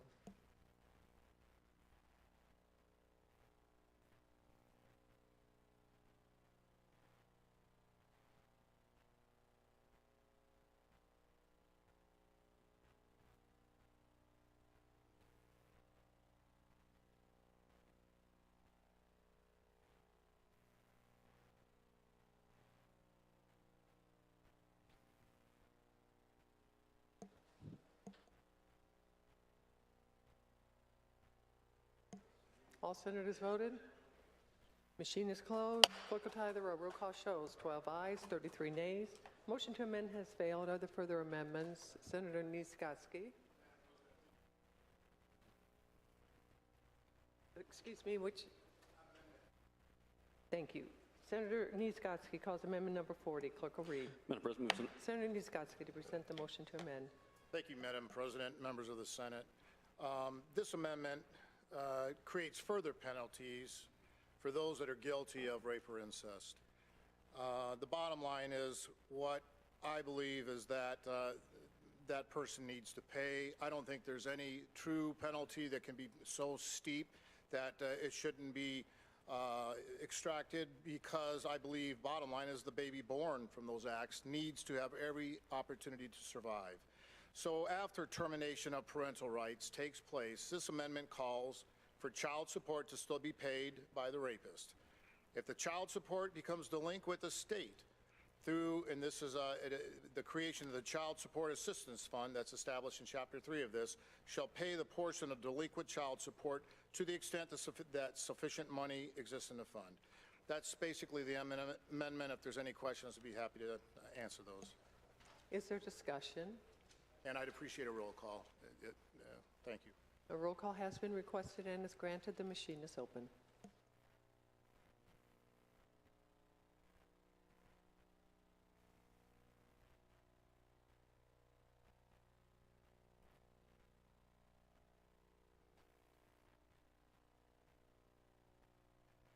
Have all senators voted? Machine is closed. Clerk will tally the roll. Roll call shows 12 ayes, 33 nays. Motion to amend has failed. Are there further amendments? Senator J.D. Ford. Senator J.D. Ford calls amendment number 26. Clerk will read. Madam President. Senator J.D. Ford to present the motion to amend. Thank you, Madam President and members of the Senate. Amendment number 26 simply creates a pregnancy termination review panel. And this amendment establishes that panel to review complaints alleging that a physician failed to perform an abortion in violation of the provisions of this legislation and issue recommendations based on those complaints. The panel would provide a written recommendation specifying that the conclusion is based on the evidence of the case. There are also important standards that the panel have relevant healthcare professionals such as OBGYNs, which is what we should be listening to, doctors, not politicians trying to score political points. This amendment also makes it clear that the Attorney General cannot take action unless the panel issues a recommendation on a specific complaint. This is simply about ensuring that women aren't denied the life-saving care that they need, and that folks making the decision are doing so with their healthcare professionals, not the Attorney General and not any other politician. And really, that's how it should be. That's how these cases should be decided, by a woman and her healthcare provider, free from government interference. So at least let's do this part of the bill correctly. We saw what happened with Dr. Caitlin Bernard and the Attorney General, and what the Attorney General is capable of doing. And so I'm asking for your support for Amendment 26, and also a roll call on this one. Thank you. Is there discussion? A roll call has been requested and is granted. The machine is open.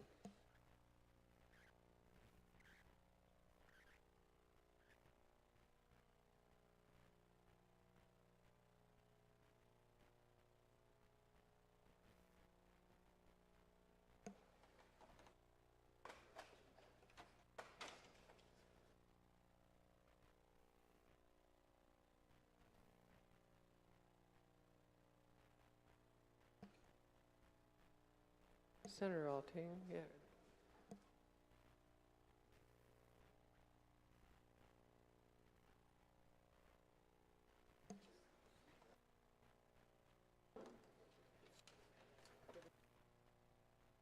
All senators voted. Machine is closed. Clerk will tally the roll. Roll call shows 13 ayes, 32 nays. Motion to amend has failed. Are there further amendments? Senator J.D. Ford. Senator J.D. Ford calls amendment number 28. Clerk will read. Madam President, move Senate Bill. Senator J.D. Ford to present the motion to amend. Thank you, Madam President and members of the Senate. Amendment number 28 simply strips the criminal penalties from the bill that was added in committee this past week. Why is this amendment necessary? Providers could be subject up to years of imprisonment and multiple felonies for providing abortion care.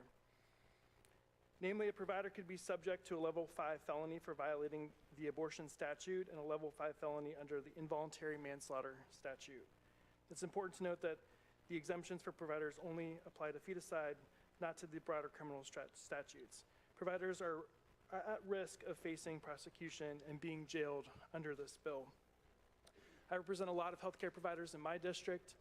They have reached out and said, by adding the criminal penalties has had a chilling effect for healthcare providers, many of which have said that they're looking to go elsewhere to practice medicine away from our state. As I mentioned, it could provide jail time for providing abortion care, and even with the limited exceptions, providers are forced to risk prosecution, jail time, lose their license, violate their ethical duties, and medical judgment out of fear of prosecution. Again, this is the chilling effect that would have on our healthcare providers. And with that, I would ask for your support on taking out the criminal penalties of this bill. Is there discussion? Call vote. Roll call has been requested and is granted. The machine is open.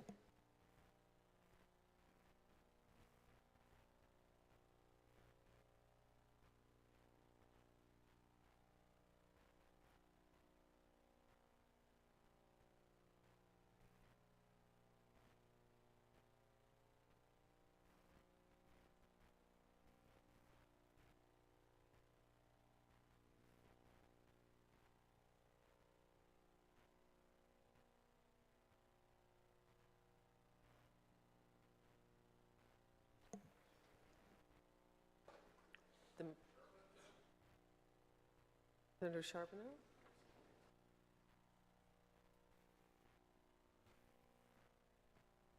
The machine is closed. Clerk will tally the roll. Roll call shows 14 ayes, 32 nays. Motion to amend has failed. Are there further amendments? Senator J.D. Ford.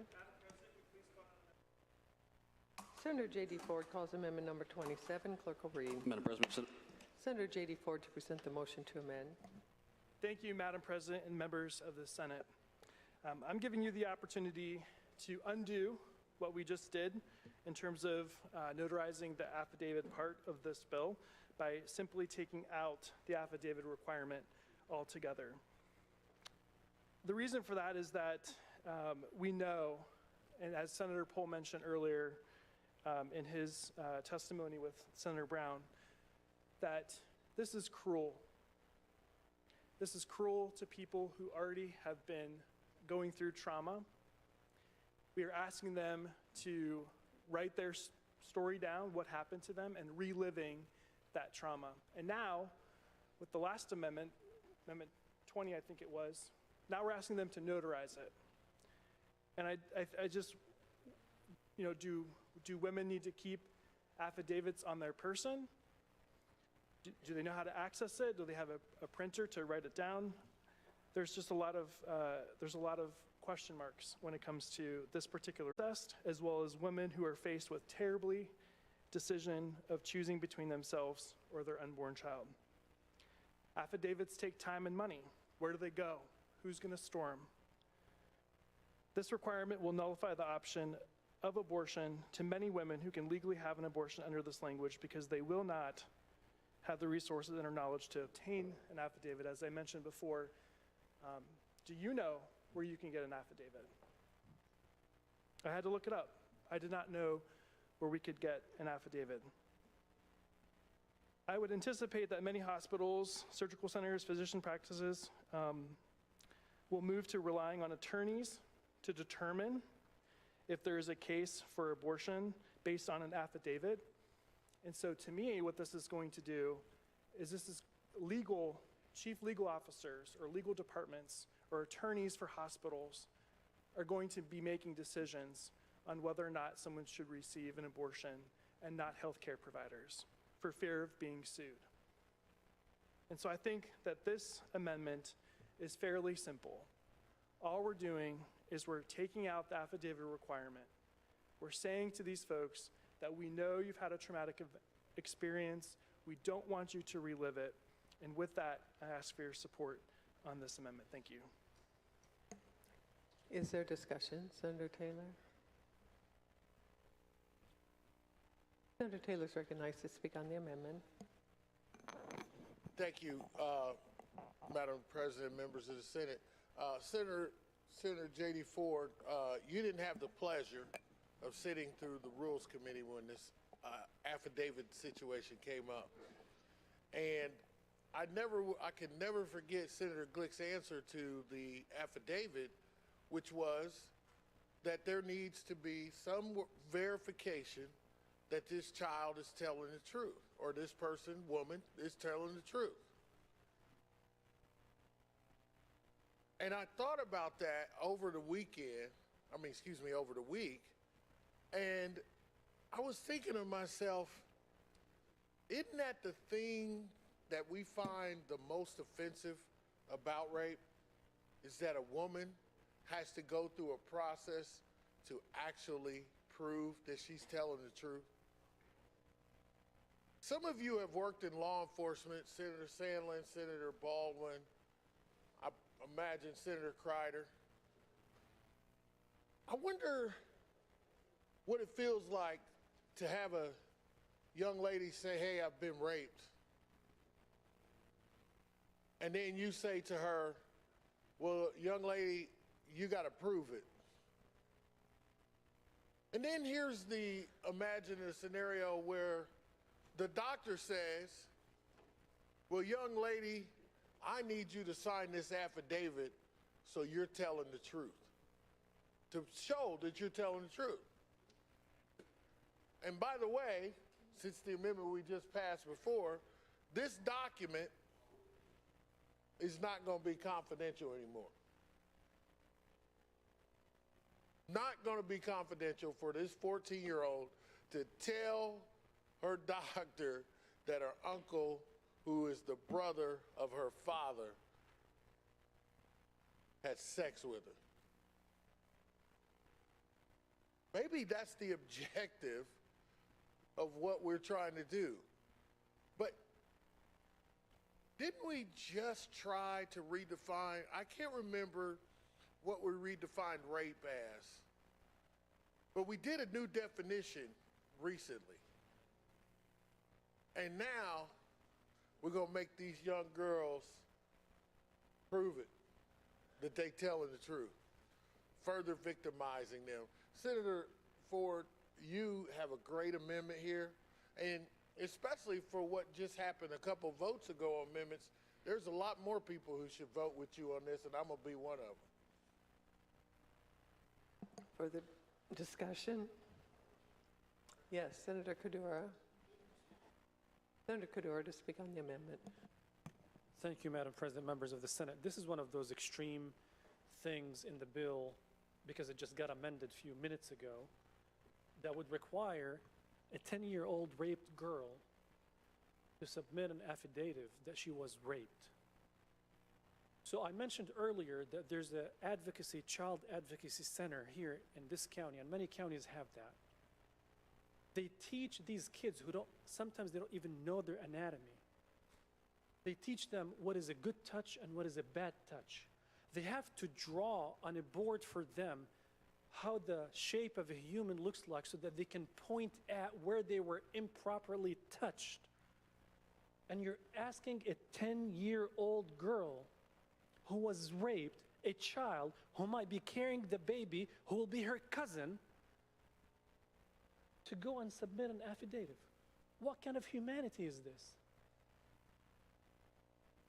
Have we lost our sense of what are we doing here in this issue? We're trying to protect the unborn, but once they are born, we care less about them? This is extreme. This is extreme. I can't believe, from a public policy perspective, a Republican or a Democrat would support a rape 10 years old or 11 years old or 12 years old to go and announce to others that she got raped. There are things that within our own caucuses we're not willing to speak publicly about, we're not willing to share with each other as caucuses, and we're dealing with things about policy and politics, but we want a 10-year-old to go and talk to someone else that she was raped.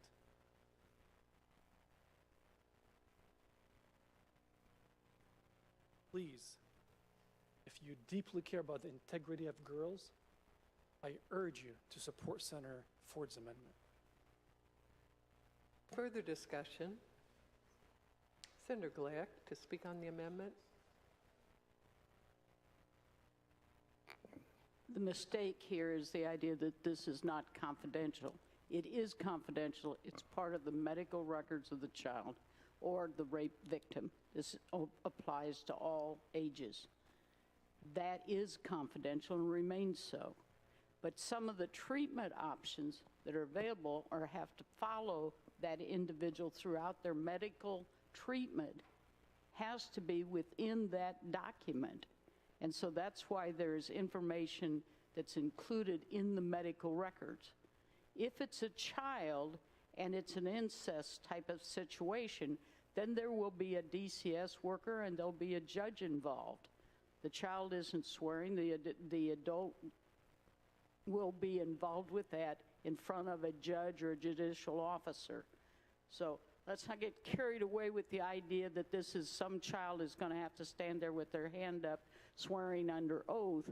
They will establish whether that child knows truth from she knows the veracity of the truth, and that child will have medical treatment consistent with the allegations that are being made. Because if that child was raped, was penetrated, for example, then that child would have to have HIV treatments over a period of time. There would be other medical necessities that are required for the care of that child. But it will be confidential if it's part of the medical treatment and the medical chart. Is there further discussion? Senator Taylor. Senator Taylor, to question Senator Glick, do you yield? Senator Taylor. Thank you, Senator Glick. Did you say that the document, the affidavit, oh, sorry, Madam President, thank you, members of the Senate. Did you say that document would be confidential? Yes. Okay, so why did we take the language out? What language out? Just the word confidential. It's confidential by the nature of it because it's a medical record. I'm glad you said that. So by the medical record being signed by a notary, because all a notary does is make sure the person who's signing the document, now that it's going to be signed by a notary, it's going to be confidential by the essence that it's a medical record. The purpose of the notary is to establish that the individual who signs it is the individual and whose name appears thereon. Right. So they don't have to know the contents of that document. So why is there an affidavit, period? That was a requirement that was put into the bill very early on. That was and then it was continued by the requirement, the amendment that Senator Brown just passed a few minutes ago.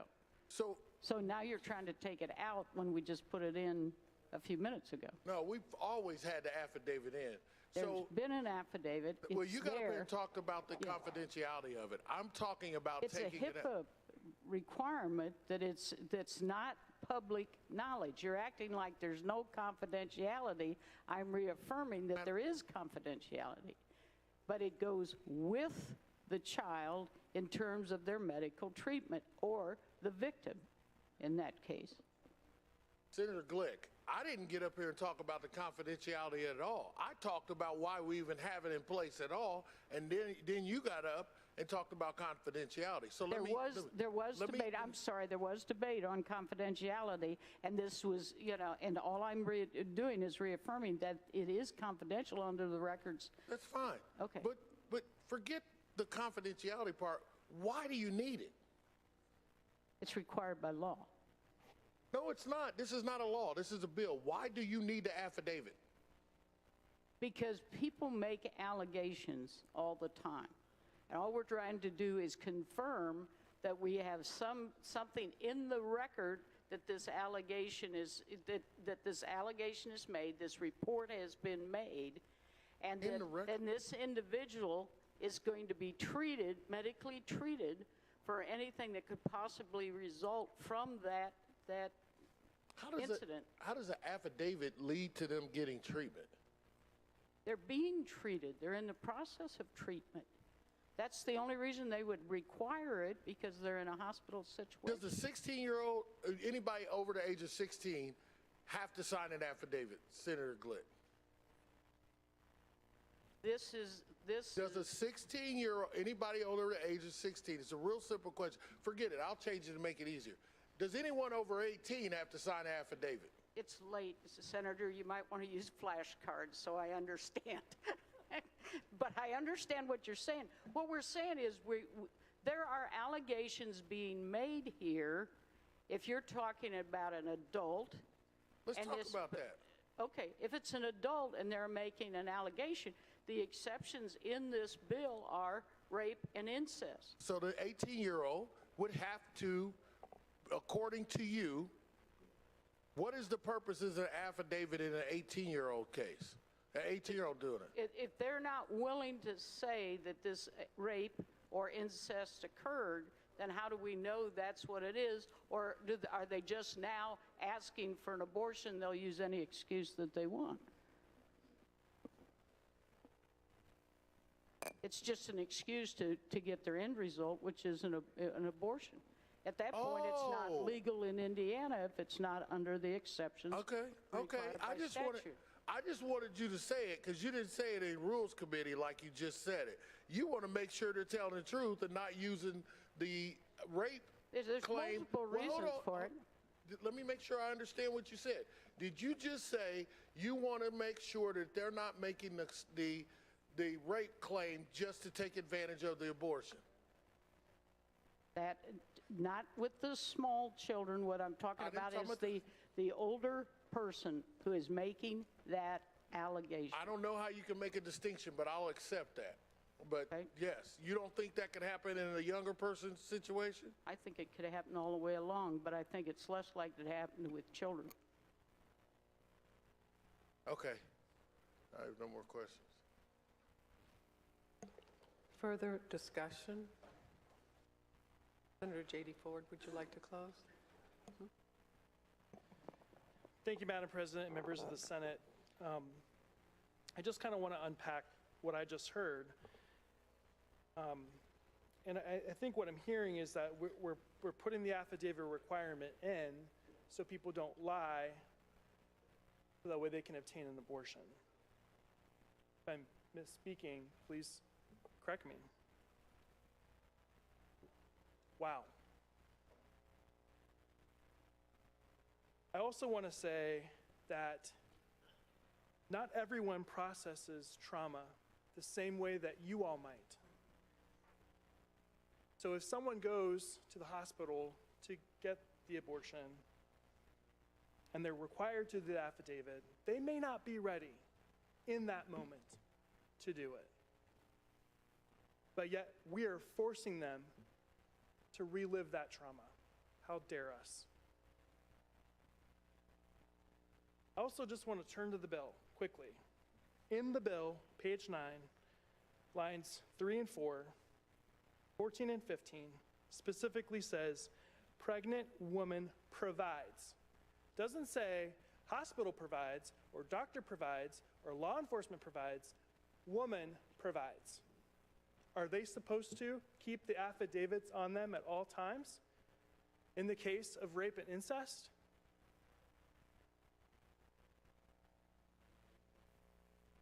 Signed by the woman under penalties of perjury. What if the woman is incapacitated? We didn't think about that. Senator Young, would you like to come forward and mention what you were just saying? I think this amendment is cruel and it's sending the wrong message, and we should defeat it. Further discussion? Oh, roll call has been requested and is granted. The machine is open.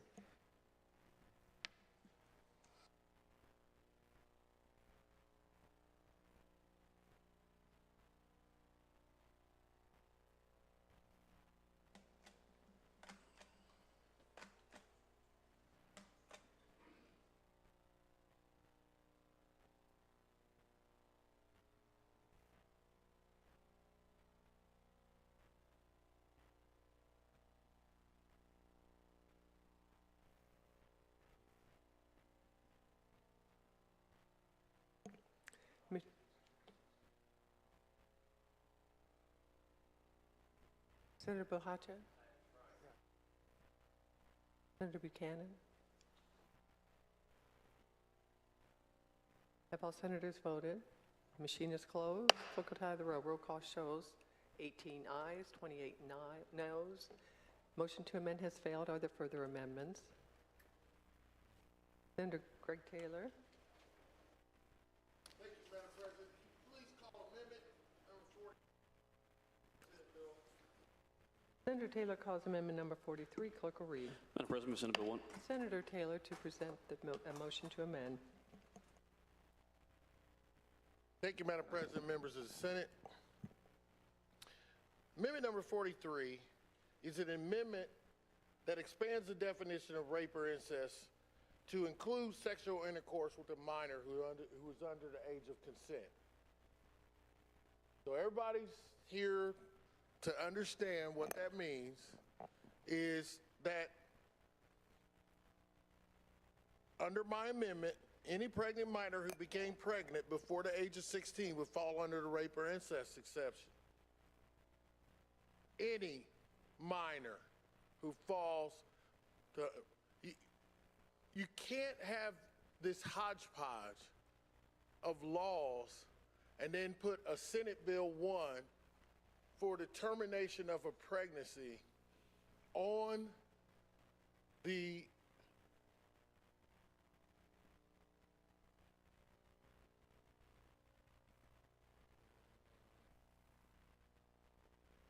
So, under this amendment, it is possible for a 14 or 15-year-old to get pregnant and be mandated to carry the baby to term in Indiana. So right now, the child could be forced, just so you know, to carry a baby. If you don't care about her being able to go after the rapist, then vote no on my amendment. I'm trying to help us here. But, like all the other Democrat amendments, this is probably going to go down. But, at least I stood up here and asked you to support it, and I'm asking for your support. I can ask for a roll call after, if nobody discusses it, right? Roll call? Okay.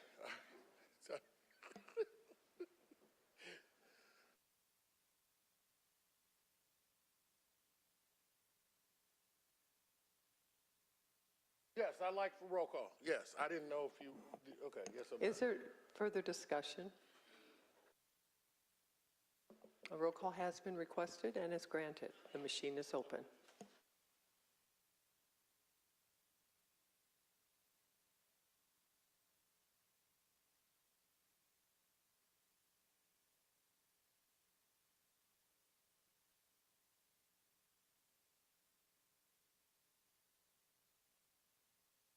Senators A,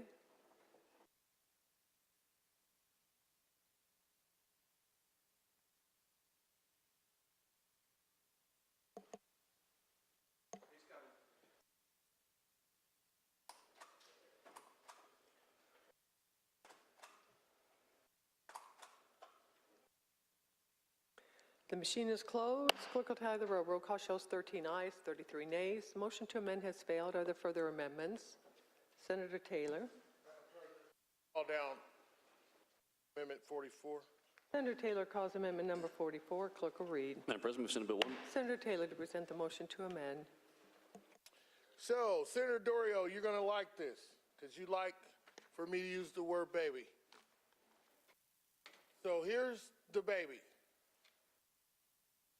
If we want to say that life begins at conception and it's a baby, then the daddy should pay child support. I'm surprised I didn't get any claps.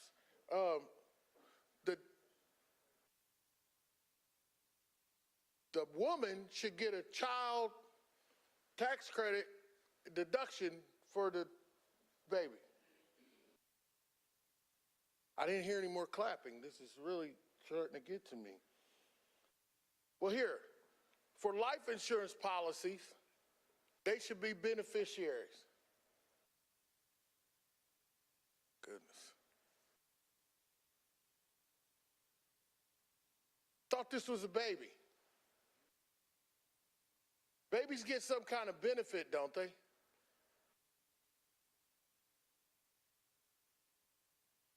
We stand here in the year 2022, and like I've said before, abortion rights, LGBTQ rights, voting rights, rights that you want to have for your who you want to marry, is all being supported by the same groups. And we can't even sit here and say that because we believe that it's a baby, that child support should start at that time. As a matter of fact, I was talking to one of the reps over there, and he said, you know what? We should be defined when someone's birthday is.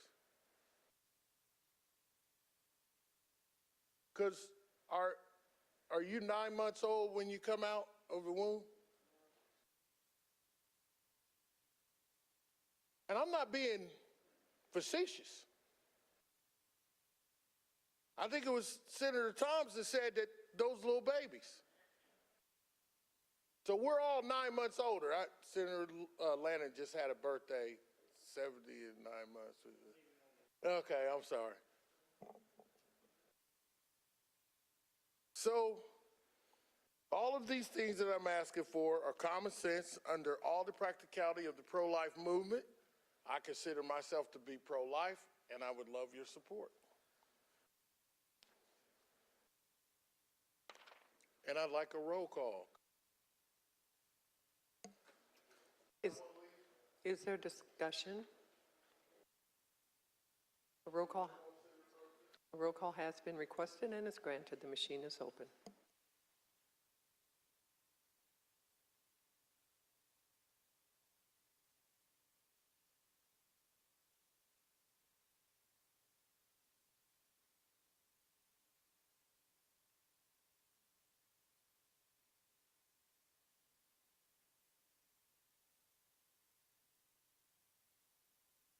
Okay, machine is closed. Clerk will tally the roll. Roll call shows 10 ayes, 36 nays. The motion to amend has failed. Are there further amendments?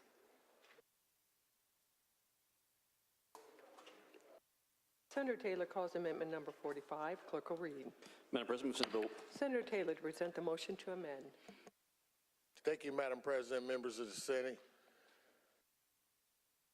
My amendment 45 just requires contraceptive products to be covered with no out-of-pocket costs and the state to provide private health insurance plans. And just to add back in the religious exemption. But here's the purpose behind this amendment. Contraceptive products are life-saving products.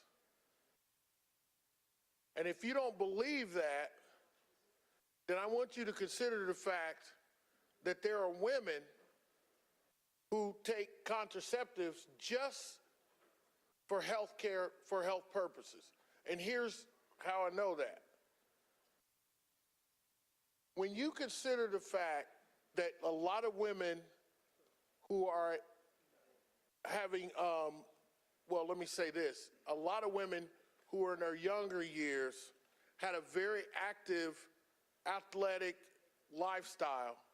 When they start in their professional careers, they have to take contraceptives so they don't become pregnant, which could mess up their career. And with all due respect,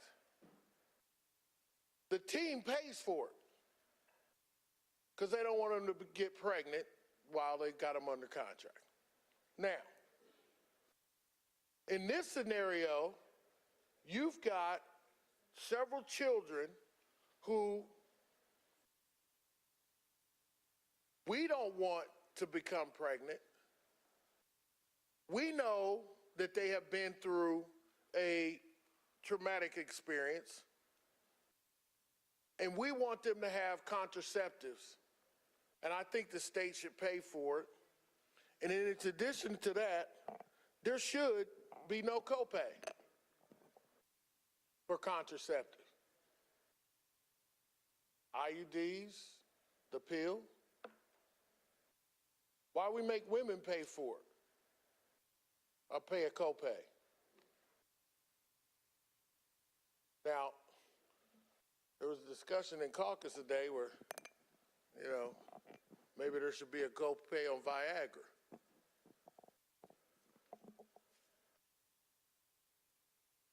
Maybe a tax.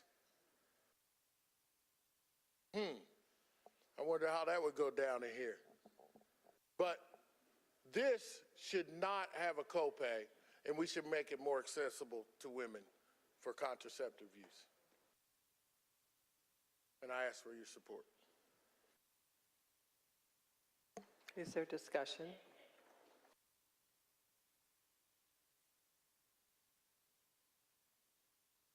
A roll call has been requested and is granted. The machine is open.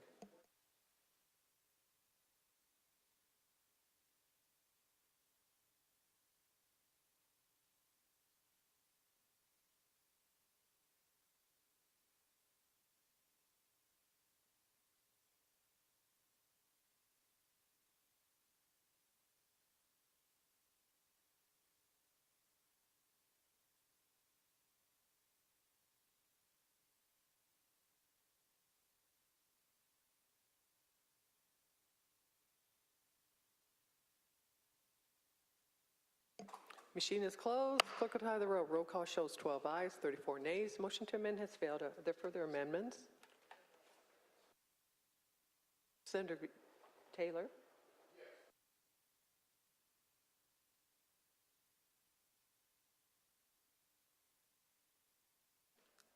I don't know. Did I turn this off? Oh, okay.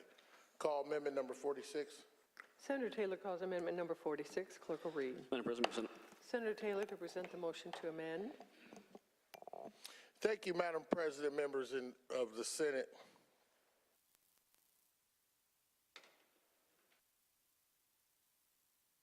So this amendment applies to women who, based on a reasonable medical judgment that an abortion is necessary to prevent a substantial permanent impairment of the life of the pregnant woman, or or the pregnancy was a result of rape, incest, post-fertilization age of the fetus is less than 20 weeks.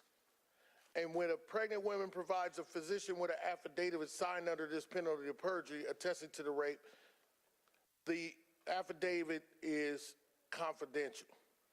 Now, the only thing that I'm technically doing here is changing the rape or incest exception to 20 weeks, which is what many in the body today wanted to do.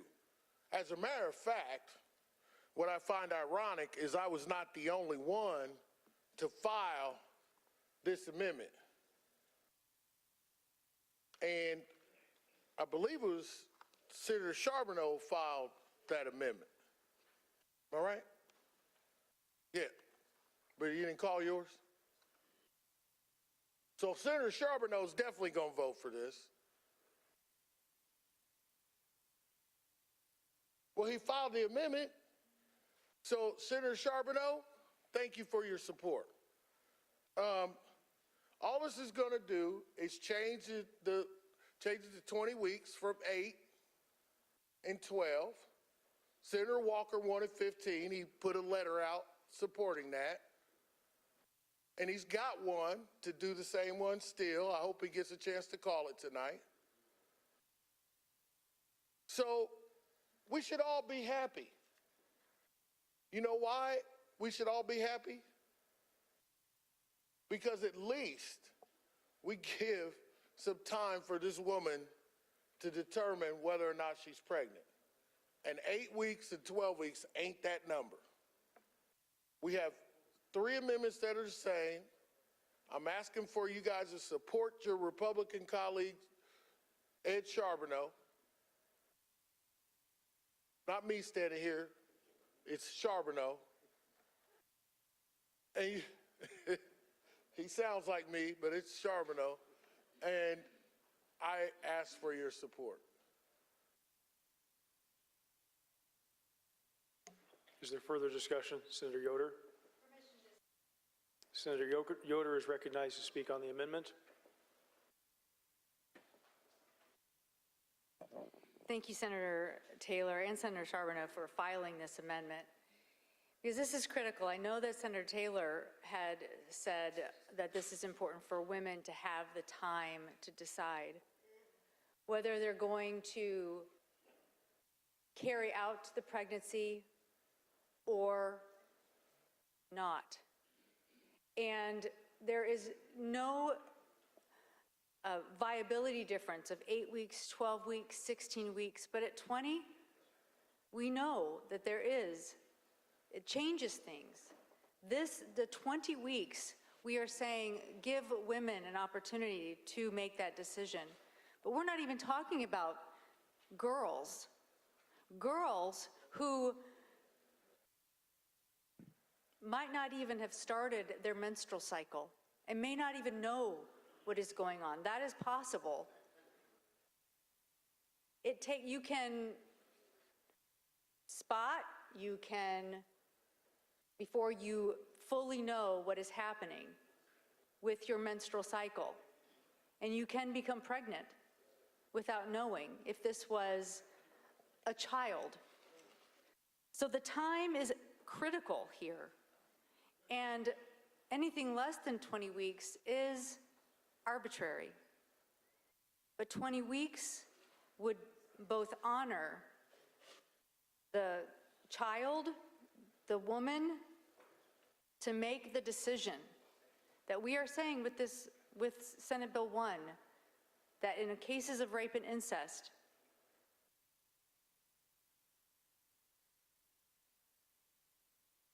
she should have that right.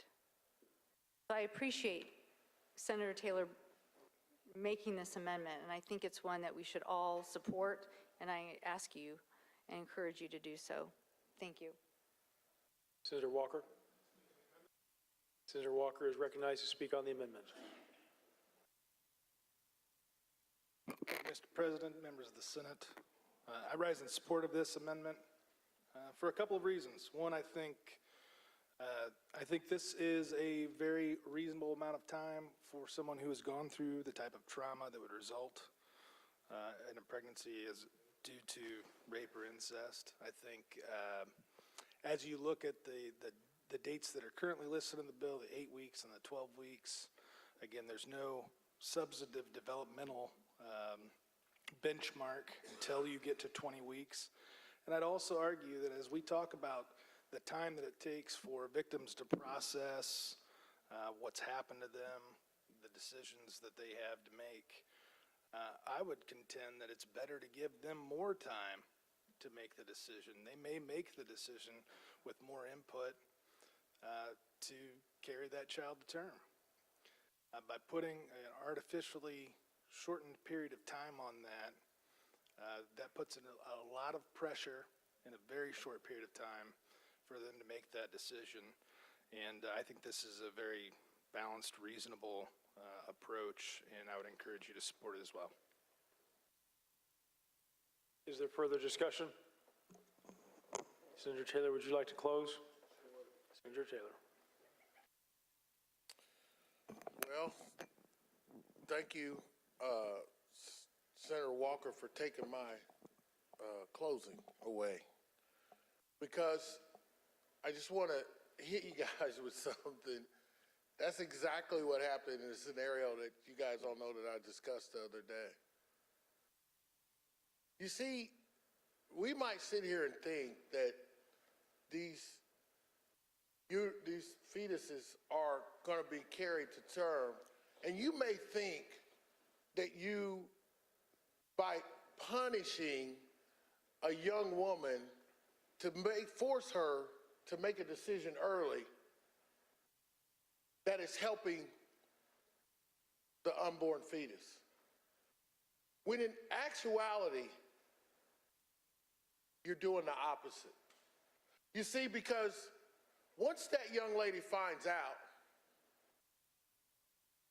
that she's pregnant as a result of rape, here's what happens. She will deny it first. She will deny it ever happened. Now, depending on her faith, she may go to her pastor. She may go to her mother. She may go to her father. Chances are she won't. Remember, we are male testosterone. You touch my daughter, I'm going to do something. Okay. Daughter doesn't want to upset her daddy. Roll call. And if you don't believe it, I wasn't even her daddy. And she didn't tell me. But she did talk to somebody. And it was our pastor. But you know how far along she was? About 12 weeks. You see, she could have gone and aborted that fetus. But because she had 20 weeks, she could go talk to the pastor convinced her to have the baby. And I'm not going to tell your mom or your brother what happened, because it's between me and you. This is saving that fetus. Believe me, this is not political for me on this amendment. It works. The more time you give that mother with that child, the more she becomes attached. The more she becomes, her belly grows. She's carrying another person. Don't sleep on that fact.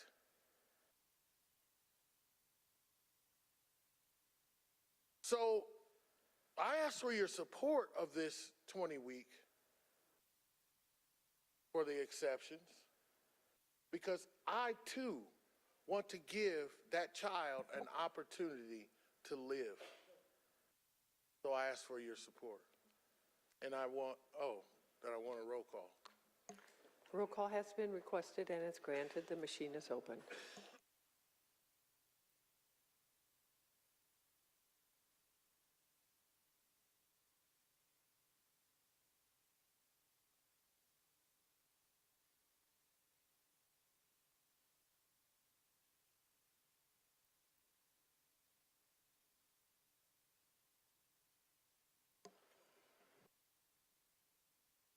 Machine is closed. Clerk will tally the roll. Roll call shows 17 ayes, 29 nays. The motion to amend has failed. Are there further amendments?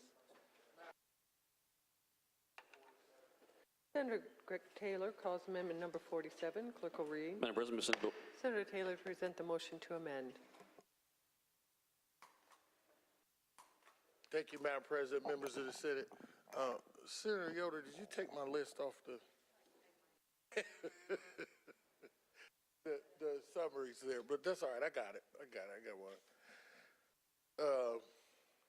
So amendment number 47. Apologize. Thank you. Yes. All right. By the way, if you would have voted for that 20 weeks, I was going to sit down. Now you got to listen to me some more. So just so you know. I probably should have said that before you voted. Yeah. Amendment number 47 would create a defense to the crime of feticide anytime the pregnant woman requested the defendant terminate her pregnancy and the death or injury of the fetus was the result of defendant's termination or attempted termination of her pregnancy. So you do know that these young women who are the victims of rape, once that person who committed the rape on her finds out that she's pregnant, in most cases, they want to do what? Terminate the child. You guys might not have heard the story, but I've told it a couple times here. I had some friends who, it's called what was it called? A call and grab or shake and grab, where you call the Domino's back in the day. You call the Domino's pizza to a house that really didn't order it. And what you do is you go to the car and you take the pizza or the money out the car while they're trying to talk to the person. Well, a couple of my friends thought they would do that and they actually got caught by the young lady. She's a Domino's pizza driver. And she caught him and she ran to the car and one of my friends pushed her down and the other dude kicked her in the stomach. And they took the pizza. First time he's ever been in trouble. Never had done anything like this before. He was charged with feticide because she happened to be 3 months pregnant. As a matter of fact, the only way she found out she was pregnant was that she started bleeding and they didn't know what the problem was, and then they told her she had a baby. So feticide is for a particular set of crimes. And we have applied it here in this scenario, in my opinion, to an unlawful abortion.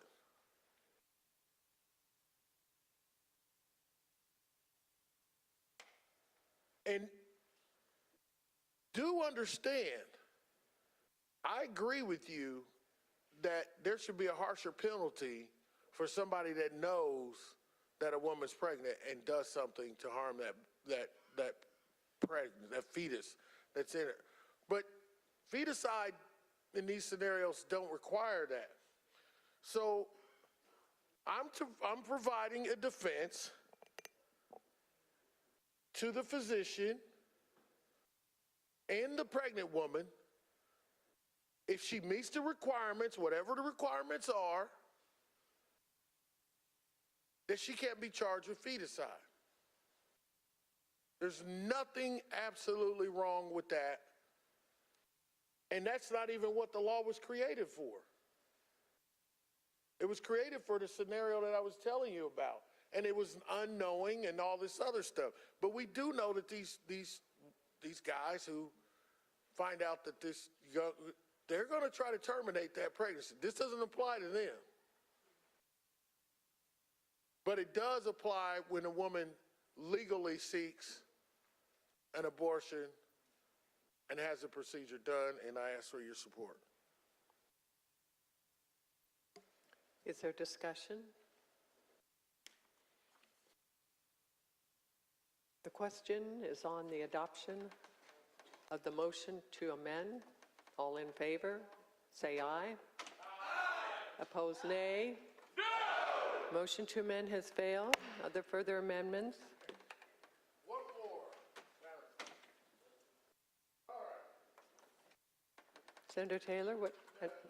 Amendment number 49, Madam President. 48, perhaps? 48, excuse me. My glasses are... Senator Taylor calls amendment number 48. Clerk will read. Thank you, Madam President. Madam President, move Senate Bill 1B. Senator Taylor to present the motion to amend.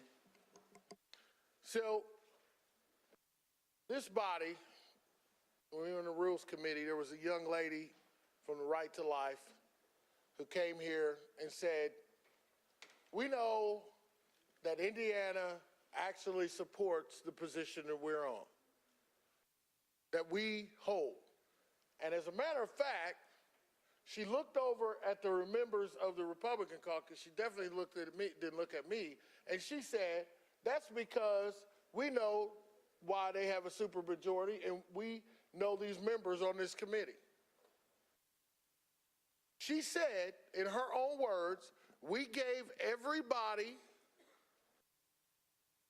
I've seen the book. I didn't bring it up here because I don't want to, there's few people who signed this thing 2 years ago. You answered questions on a questionnaire. Indiana Right to Life endorsed you. And she said, that's how I know that Indiana supports our position. And I chuckled. I have to admit I did. Because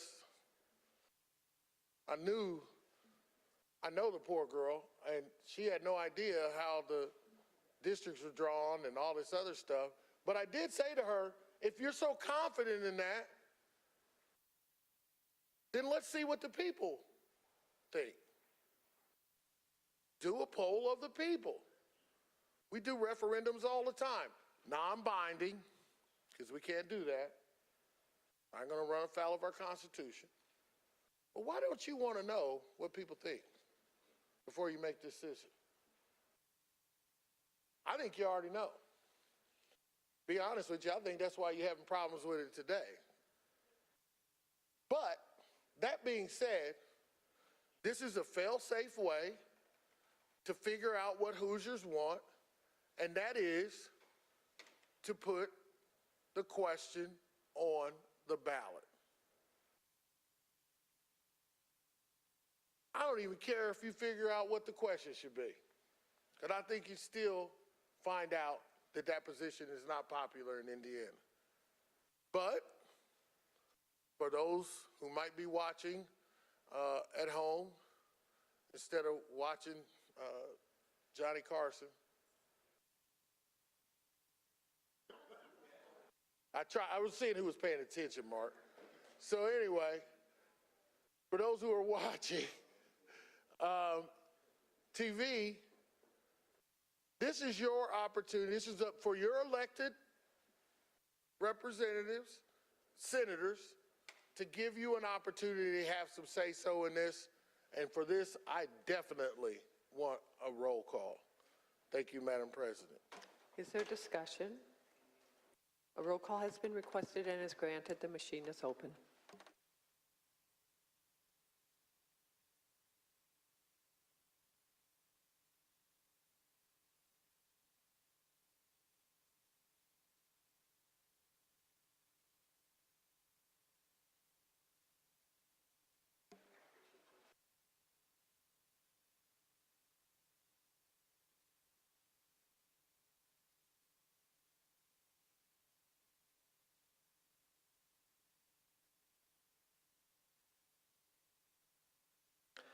Machine is closed. Clerk will tally the roll. Roll call shows 13 ayes, 33 nays. Motion to amend has failed. Are there further amendments? Senator Lannon.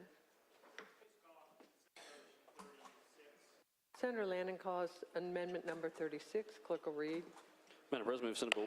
Senator Lannon to present the motion to amend. Thank you, Madam President, members of the Senate. Senate Motion 36 is the same as Senate Motion 35, so it would allow for the policy on this matter to be a pro-choice policy. The only difference between 36 and 35 is that 35 was for 20 weeks window after post-fertilization, and this is for 15 weeks. And while I would prefer 20 weeks, offer this in the spirit of possibly compromise, I still think that would be a reasonable approach for us to take, rather than turning the clock back 50 years. So I ask for your support for Senate Motion 36. Is there discussion? A roll call has been requested and is granted. The machine is open.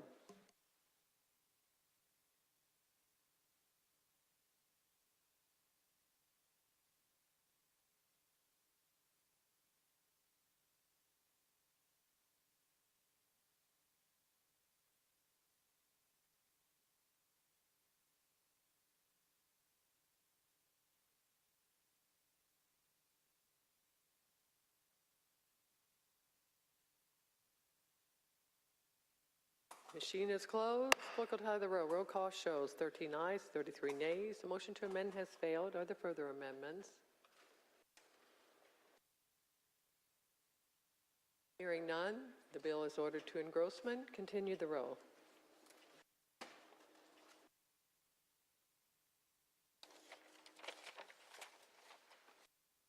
Senate Bill 3, Senator Holdman. Senator Holdman passes. Do we have any messages from the House? None. Do we have any author motions? We do have author motions. Is there consent to take these in one motion? All in favor say aye. Opposed, nay. Motion carries. Is there further business to come before the Senate? Senator Holdman for an announcement. Thank you, Madam President. Members of the Senate majority members will caucus tomorrow morning, later this morning at 10 a.m. Further announcements to come before the Senate. Senator Bray. Thank you, Madam President. Members of the Senate, just a quick announcement about the coming schedule. So because we finished after midnight tonight, Senate Bill 1 will not be on thirds tomorrow. We anticipate doing those on thirds on Saturday. Senate Bill 2 will be on third reading today, later today at 10:30, and Senate Bill 3 on second reading when we come into session today at 10:30.